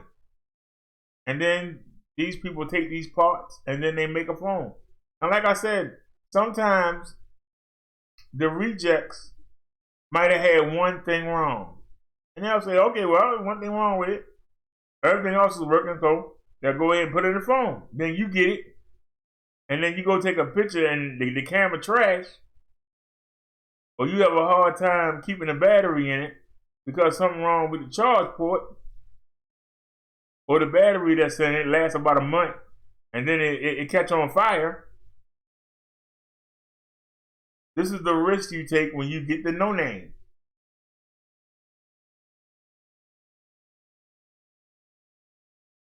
They supposed to recycle those parts, dispose of them, or break them down and make them again.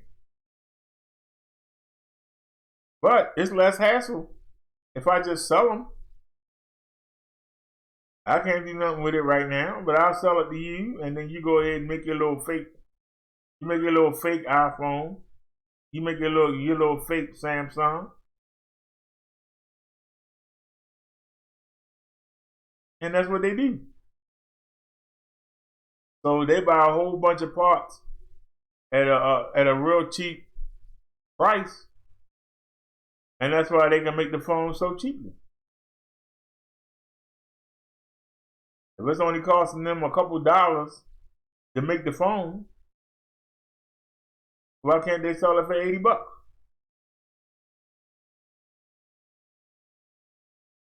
You know, you see tennis shoes for $10. If you see a pair of tennis shoes for $10, why is it they sell for $90 to $100 to $200? Why? You paying for that name brand. And if Michael Jordan really cared about his people, he wouldn't be allowing them to sell his Jordans for $400. When he know it only costs $20 to make them. Not even $20.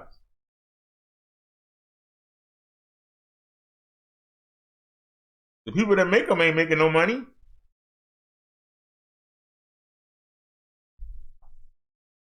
So he can't say he loves his people when he got them out there dying in the street over a pair of his shoes.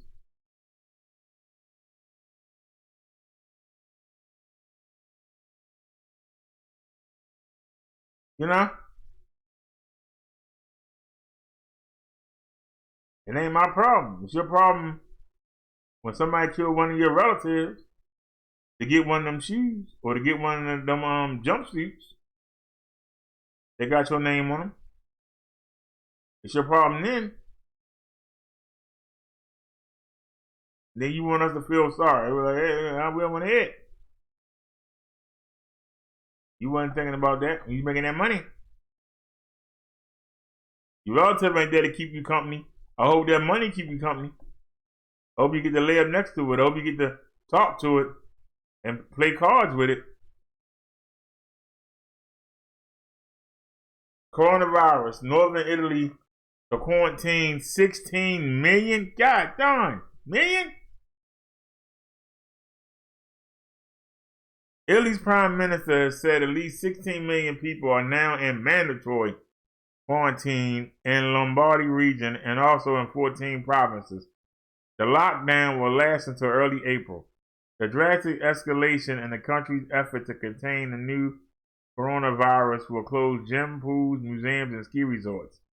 Italy is Europe's worst hit country and reported a steep rise in virus infections on Saturday.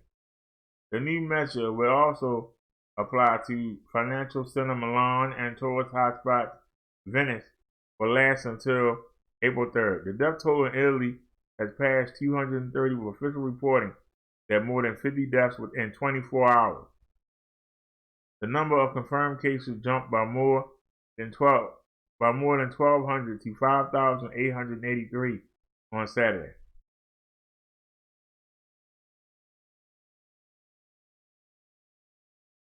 The whole northern region of Lombardy, home to 10 million people, and Italy's financial center Milan, will be closed off except to emergency access in 14 provinces, including Venice, Parma, and Modena, will be subject to the same measures, affecting a total of around 16 million people. Prime Minister Giuseppe Conte said the provinces affected were Modena, Parma, Piacenza, Reggio Emilia, Rimini, Pesaro, Urbino, Alessandria, Asti, Novara, Verbano, Cusio, Osala, Vercelli, Padula, Treviso, and Venice. Until now, only 50,000 people in northern Italy have been affected by quarantine measures. What are the measures? Nights, gym clubs, swimming pools, museums, ski resorts will be closed. Restaurants and cafes can open, but customers must sit at least a meter apart. People will be told to stay home as much as possible, and those who break the quarantine will face 3 months in jail. Sports competition will close to the public, and presidents of Italy's Football Players Union has called for all matches to be postponed.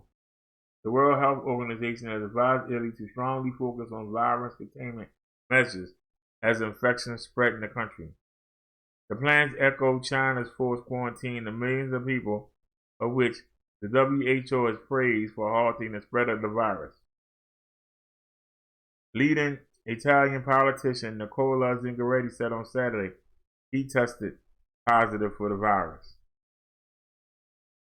I am fine, but I will have to stay home for the next few days, the leader of Italy's centre-left Democratic Party said in a Facebook post. The country has said it will start recruiting retired doctors in an effort to combat the escalating outbreak. Highest priority. Elsewhere, Iran has confirmed almost 6,000 infections and 145 deaths, and the number of cases worldwide has passed 100,000, officials say. A second MP was reportedly among those who have died in Iran, but health officials fear the number of cases may actually be much higher.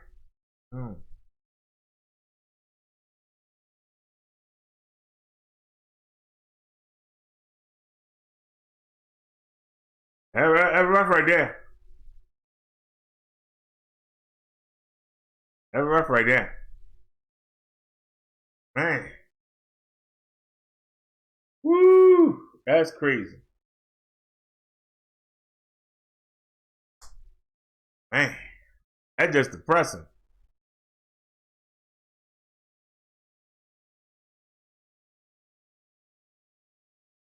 It makes you want to say, man, that's just crazy.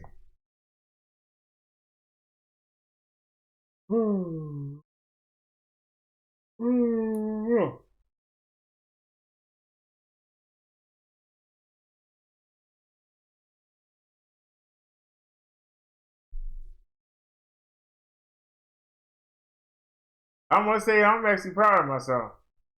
I haven't been since the other day when I was looking for the kitty litter.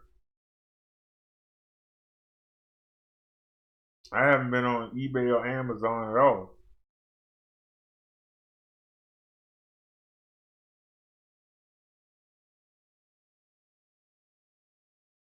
We're not gonna make no more additions.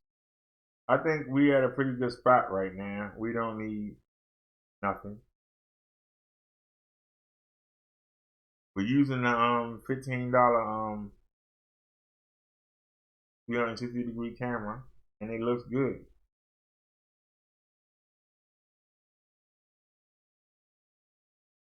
And like I say, I really feel bad. We had all them problems, and we had the answer. I actually like. The only thing I like about the camera is that you can't keep it plugged in. That's the only thing I don't like about it. That's the only thing I don't like about it.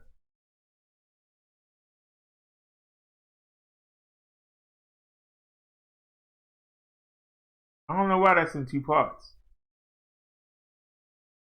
Whoa. Anything about Why so loud? Man. Oh, loud. now, for some reason, it's not letting us view all of them at the same time on the VLC player, so I'm not happy about that, but okay. But it wound up being better.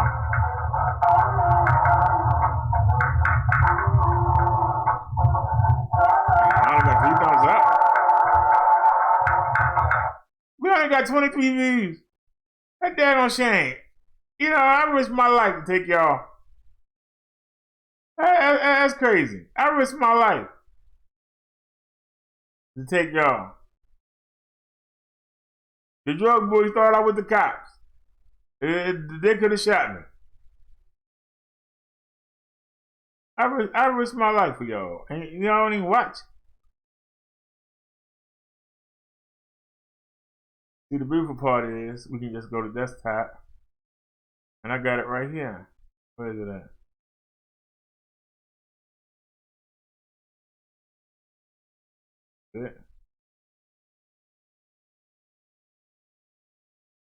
Yeah, I took y'all we went to the hood.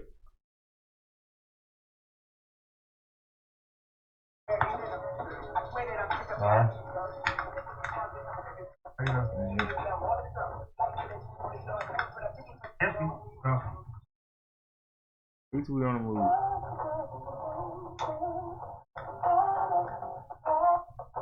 I got a post one more day. Well, let's go. All right.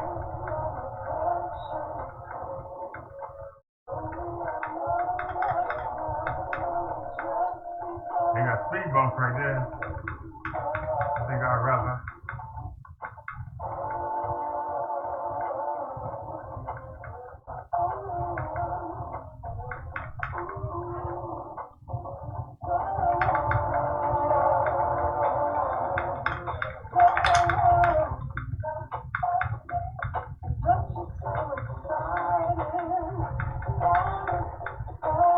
Now I need y'all to notice that ahead, front is, you see that it's a line on either side. The front is the center. The rear, that's the right rear over here, that's the left rear. They split. You're looking at my helmet. You're looking at the front and the back of it. The front end is where that light is. The back end, you can see the light is here on this side, and you see it's not on this side. So this is actually the back. So when you see that truck right there, it's going to be in our rear. This street right here is going to be in our rear. Watch. See that? The truck going, it's in the rear, it's gone. That is the street. See, it's not going sideways, it's going backwards. It's in our red. See how that car turned out? It's in our red. The car over here, it's going to the red. But you still see the red view.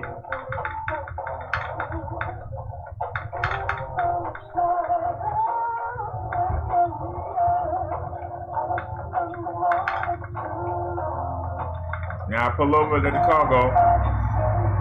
See? Now it's in our red. Come on, camera out, man. But now this little shit gonna be all busy. Because of how warm it was. Might be better on the sidewalk.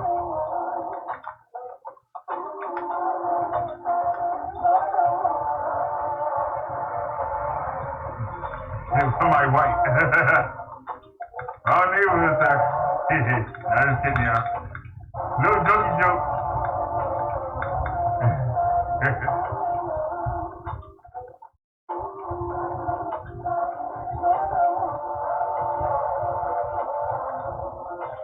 Jolie says she watched it in VR. You're one.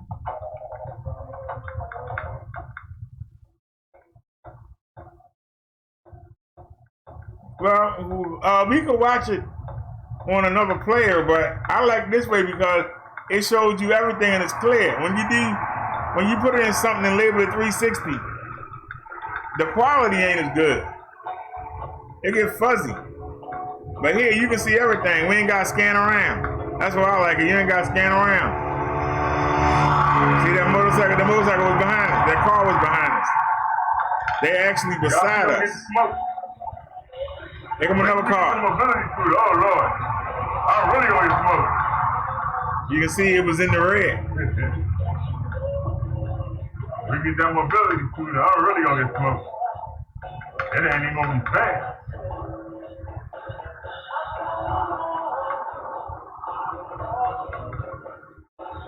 Now y'all watch it. It look like we going fast. No, we not.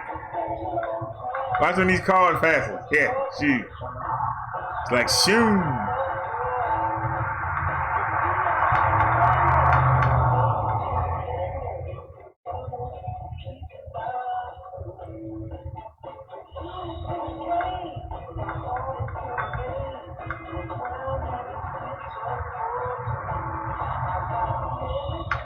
Now y'all know that when we come from the market, I usually come this way and I turn at the gas station. We're not going to turn.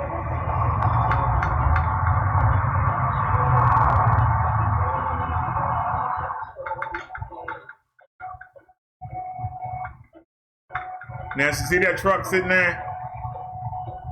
It's only 2 lanes and that truck blocking one of them.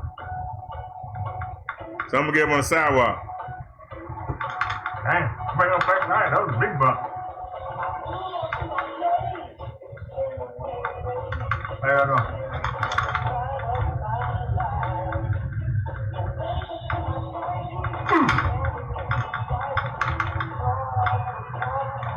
That was a pretty big bump. Now I could have stayed in the street. Cause there ain't no traffic coming, ain't no cars parked. I'm upset about that. I could have stayed in the street. Y'all thought we just ran in Bookie and River, eh? Good.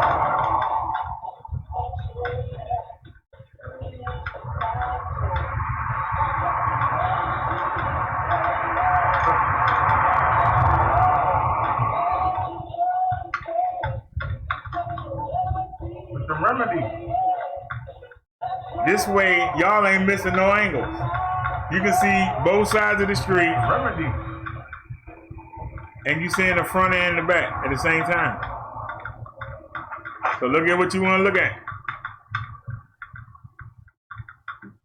Look at that dude looking at me. Looking at me for, man. He think it's the police because of the lights.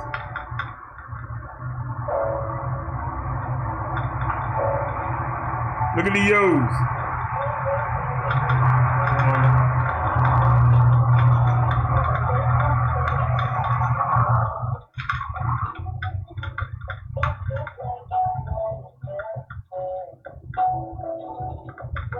Well, I tell you, it sure feel better to ride. Tony says, I watch in VR. I feel like I am there in VR. I was going to make a video. I went and got tired. What, a video in VR?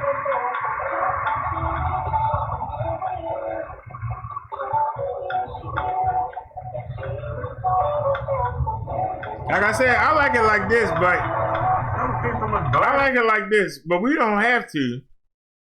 Like, I can play it on anyway, it ain't giving me the option. Where's the option? Oh, that's right. They all highlight one. I can open it with the VLC player.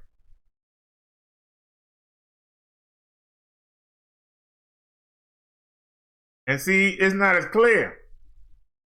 But see, you can pan around and look, right? But we can get everything in one shot. Why should you have to pan around? And it's clearer for some reason. So that's why I prefer, that's the reason why I prefer to use this instead. Show you the difference. See? Look how much clearer that is. I haven't seen so much glass in my life. Look at the detail. And you get to see everything. That's beautiful thing. You don't miss anything. How you know? You saw that guy clear as day. And y'all, I'm trying to think, did I have this in 4K or was this in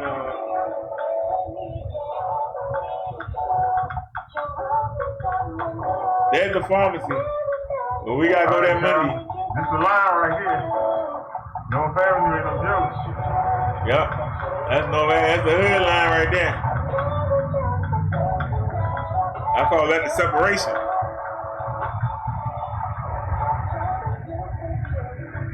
Y'all can see it ain't gonna be long before we see the O's.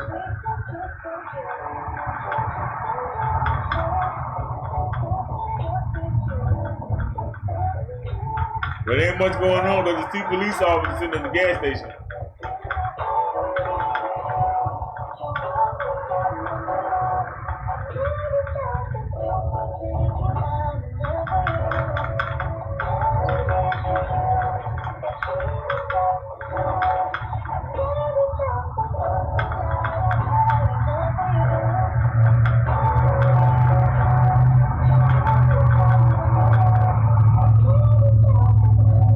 Look at the police right there.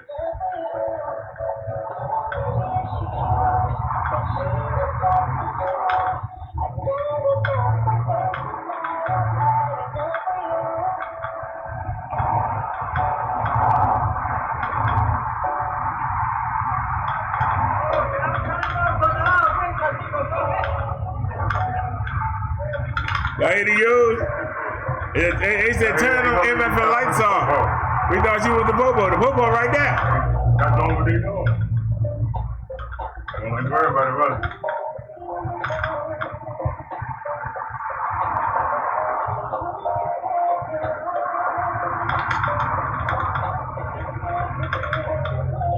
Funeral home in the graveyard on that side. They got a funeral home right there. Look at your left. I walked up smooth when you got down here. Yeah, because then we get into the hood. Y'all better get the street. There ain't no sidewalk. It's still there. Come on. I'm glad I got the guy to fix that seat.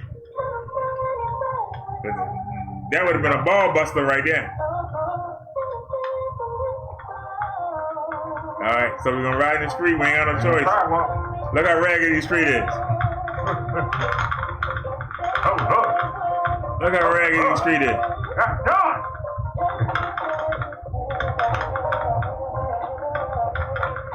They knocked all them houses down. See how the houses is in the next block? That's how they was right here. They gonna build something right there. Probably a medical center or something.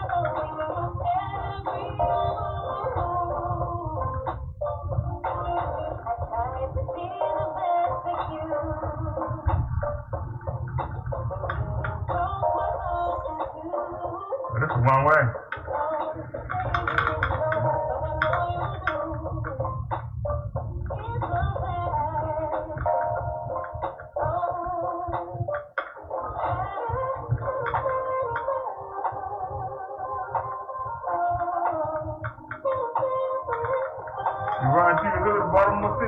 the hood.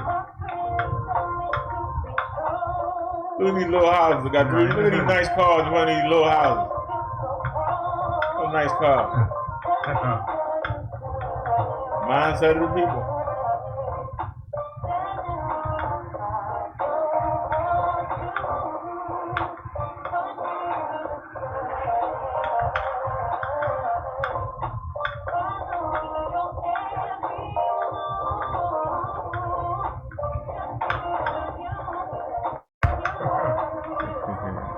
Tony said she'd be right back. Tony said carry some wild spray. Oh, I have my spray with me.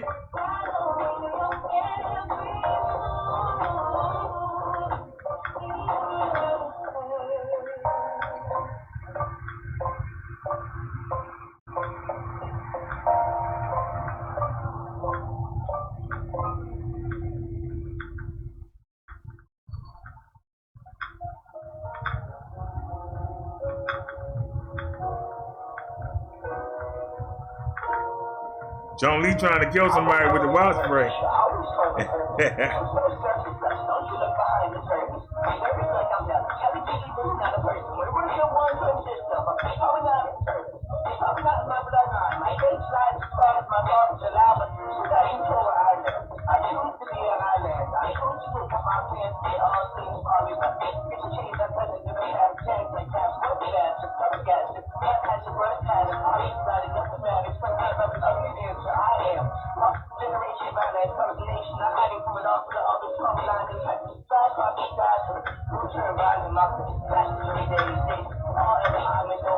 Look at them, all them houses on the same block with no space in between. They just slam together.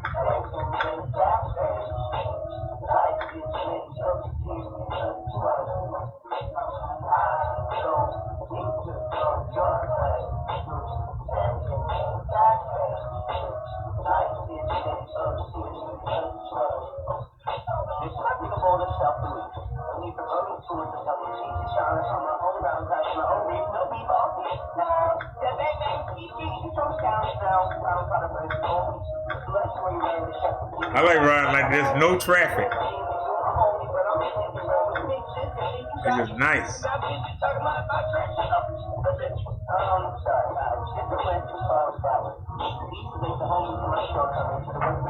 Well, you ain't got no wheels. It's amazing how much of your neighborhood you never see. I see nobody else out here.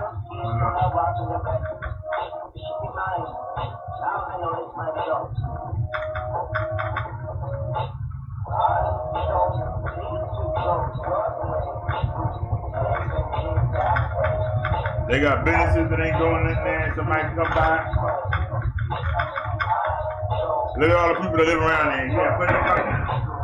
No business over. You got plenty of money.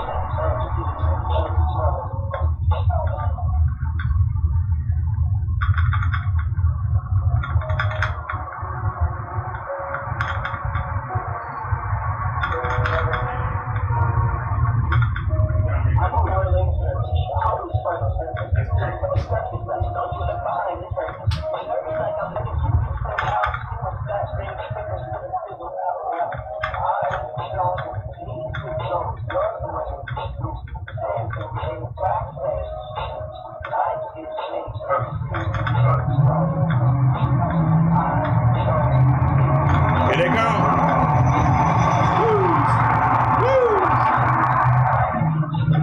They were beside us. They actually didn't turn. They were beside. They go another one.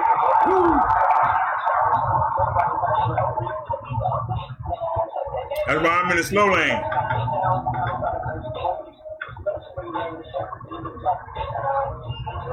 Alright, y'all. I think y'all ride through the hood. Y'all heard the young boy say, we thought you was some pump over on them like that.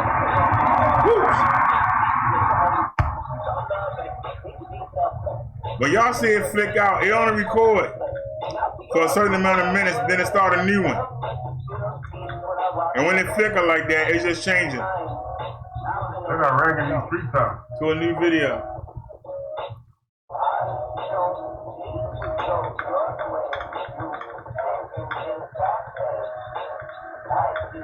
Everybody says it's easy to just do it this way because you ain't even got to pan around. Just sit back and look at what you want to look at. Somebody got a chair sitting out, a car chair sitting out there.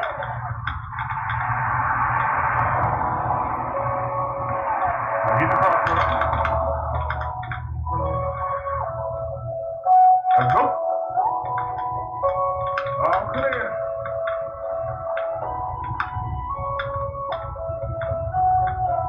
Yeah, that's the gas station all the way up there. We was there earlier, we went around. We came all the way around. And back.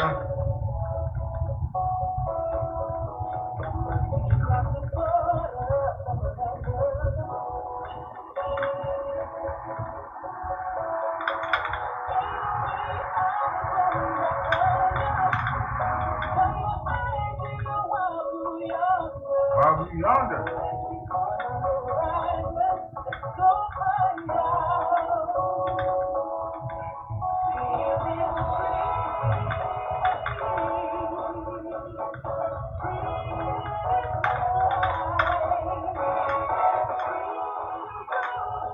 You all see the car there. Watch what I do.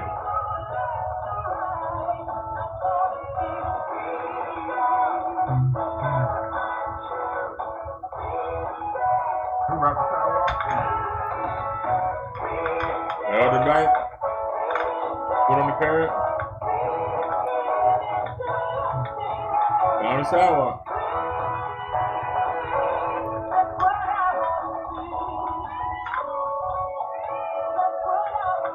What do you want, Dave? What do you want?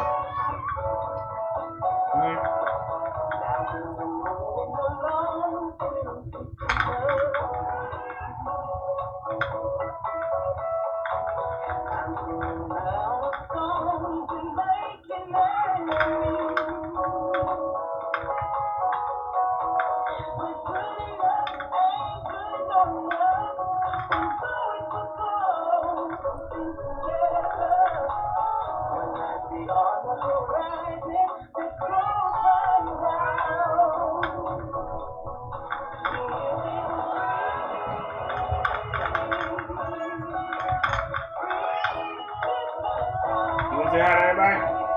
Yeah. Say hello. Say hey, everybody.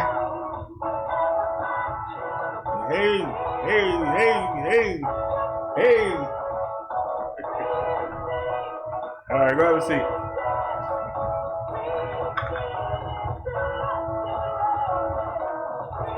They gonna cat hair.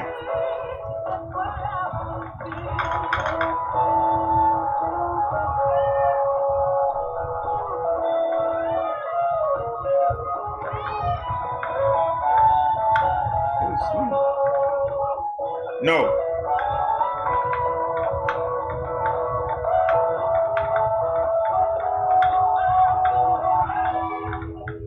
Cat, what's it down, baby?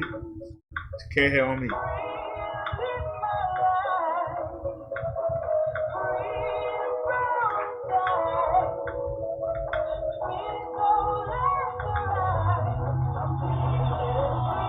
I thought somebody bought that house. Baby, go sit down. Where? Go sit down.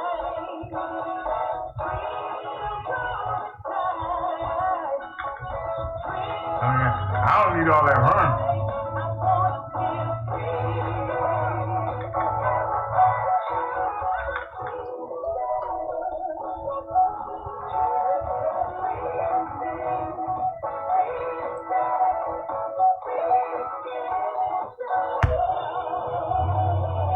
See the switch? It's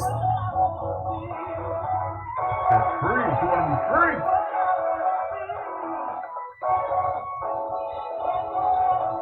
We just resting for a minute, y'all. Free. Now you say, hey, Davey.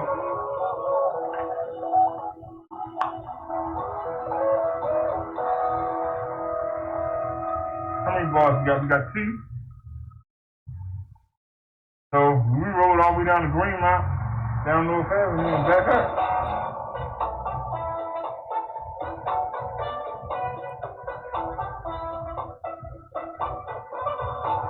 Let me see what y'all saying. We just taking a little breaky break.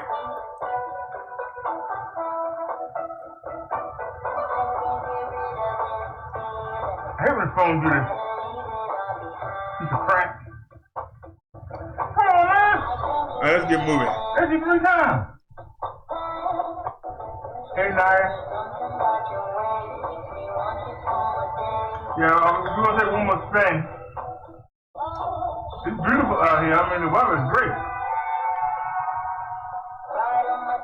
The weather is great.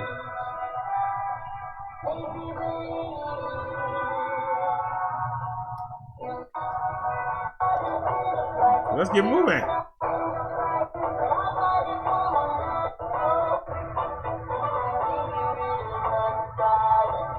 We're gonna roll on down. Still ain't going nowhere. You stored in dirt. Oh my God, the wrong way. They're facing the wrong way. Well, we know now. Yeah, the video is facing the wrong way up to that point. See, I took y'all through the hood and everything. See, facing the wrong way. That's all. We got the 360-degree camera on my head.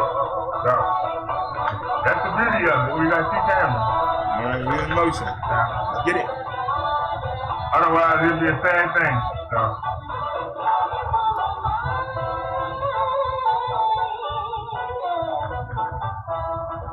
Yeah, I can't. I know I turned that camera around.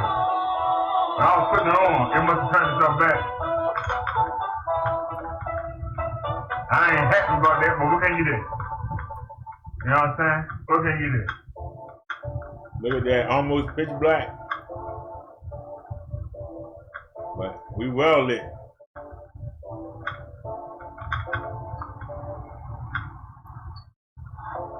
Isn't it dark, y'all? Dark and spooky. Where is Spooky? And Ray Ray. And Shaquaqua.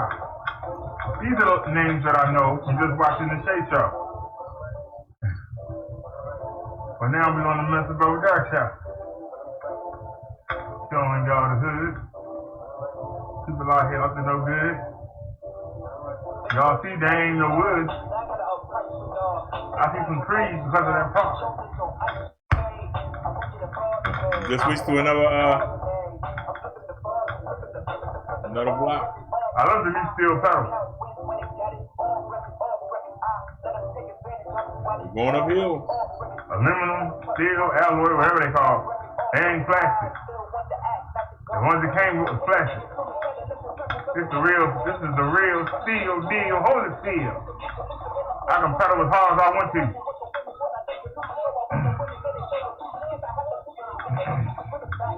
And they got the grip, so your feet don't slide when you pedal. I like that. Look at all the houses slammed together.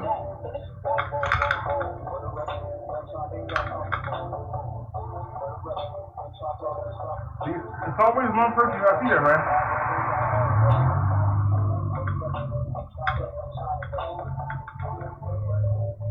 I gotta say, y'all definitely get the tour today.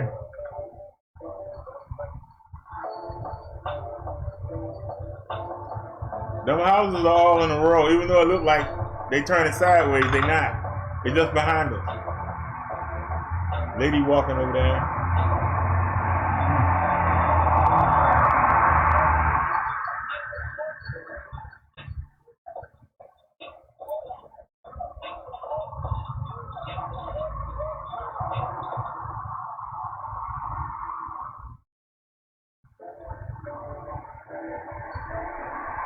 Another car.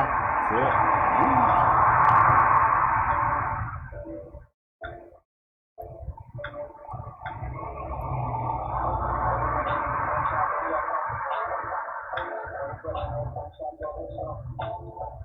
That shows y'all how slow he going.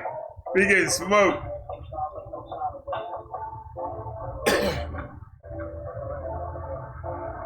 Now we can get over.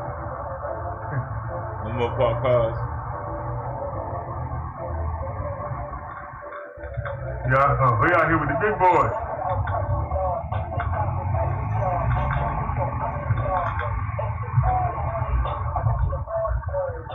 car gonna stop right.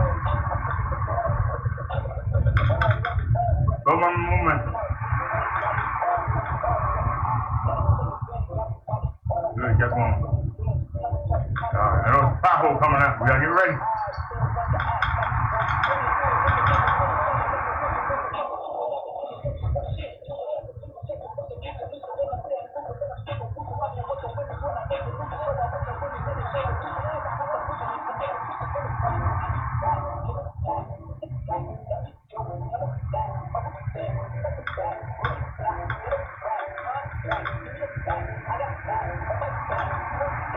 Yeah. Woo!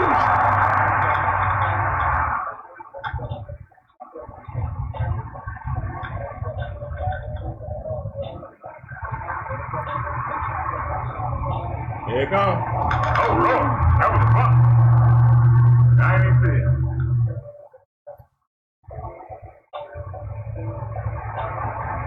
With the border house.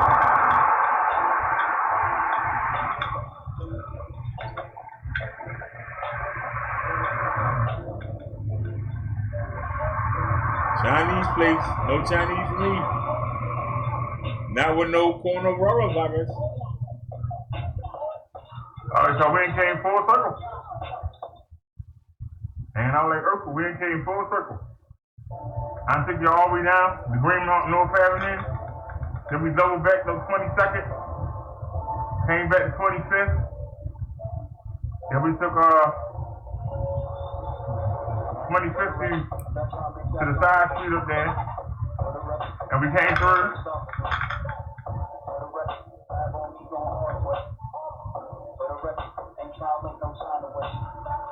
And I don't even picking no speed up because we got no speed bump. The weather's so good out here, I'm surprised there ain't nobody out. Well, ain't. There's the store right there. We got no charge. You go down and come back up.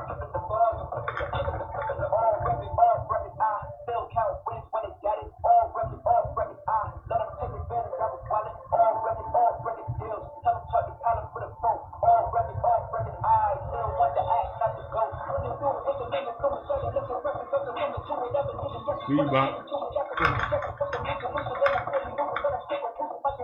Don't need to accelerate because we got no hill here, no speed bump to get over. And that light is 25th Street. We're not going to go all the way down there. We're going to turn right here and double back.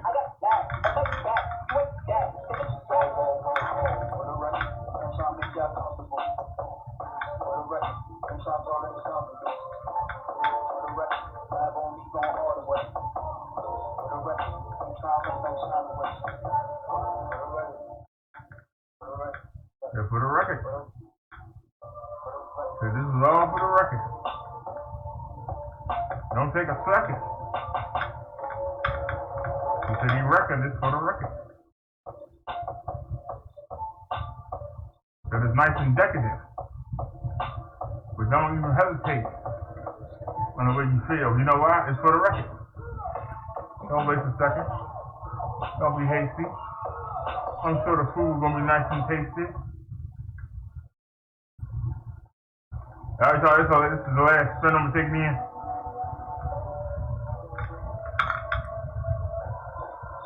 Looks like we got Pookie and Ray coming toward us. Okay.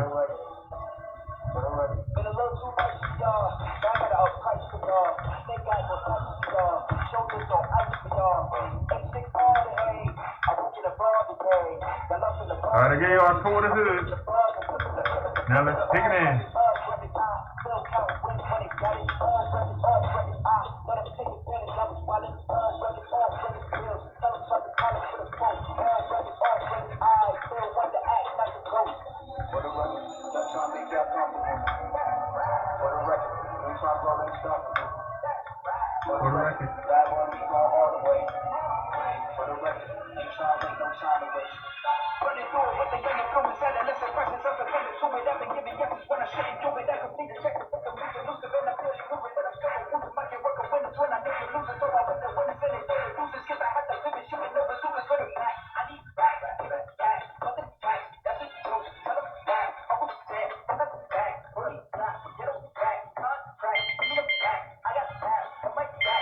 say, y'all, we got one bar.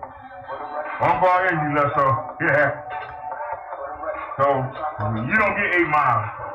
Not in my way.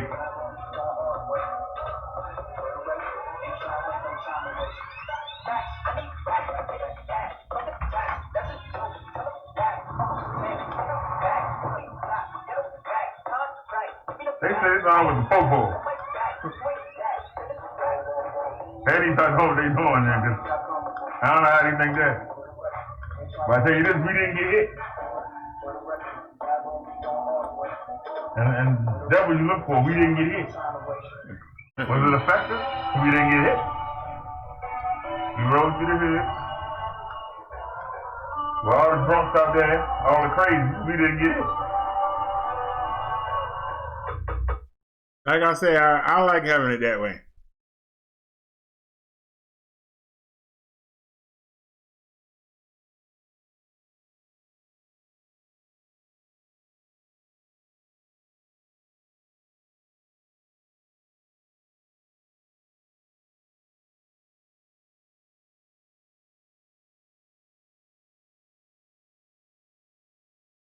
What, 12 o'clock already? Man, 11:37. Uh-oh, we went on 6 hours. We got to stop this live, y'all. We won't be able to edit it. For all the articles we looked at. So let me stop this live. I'll be right back.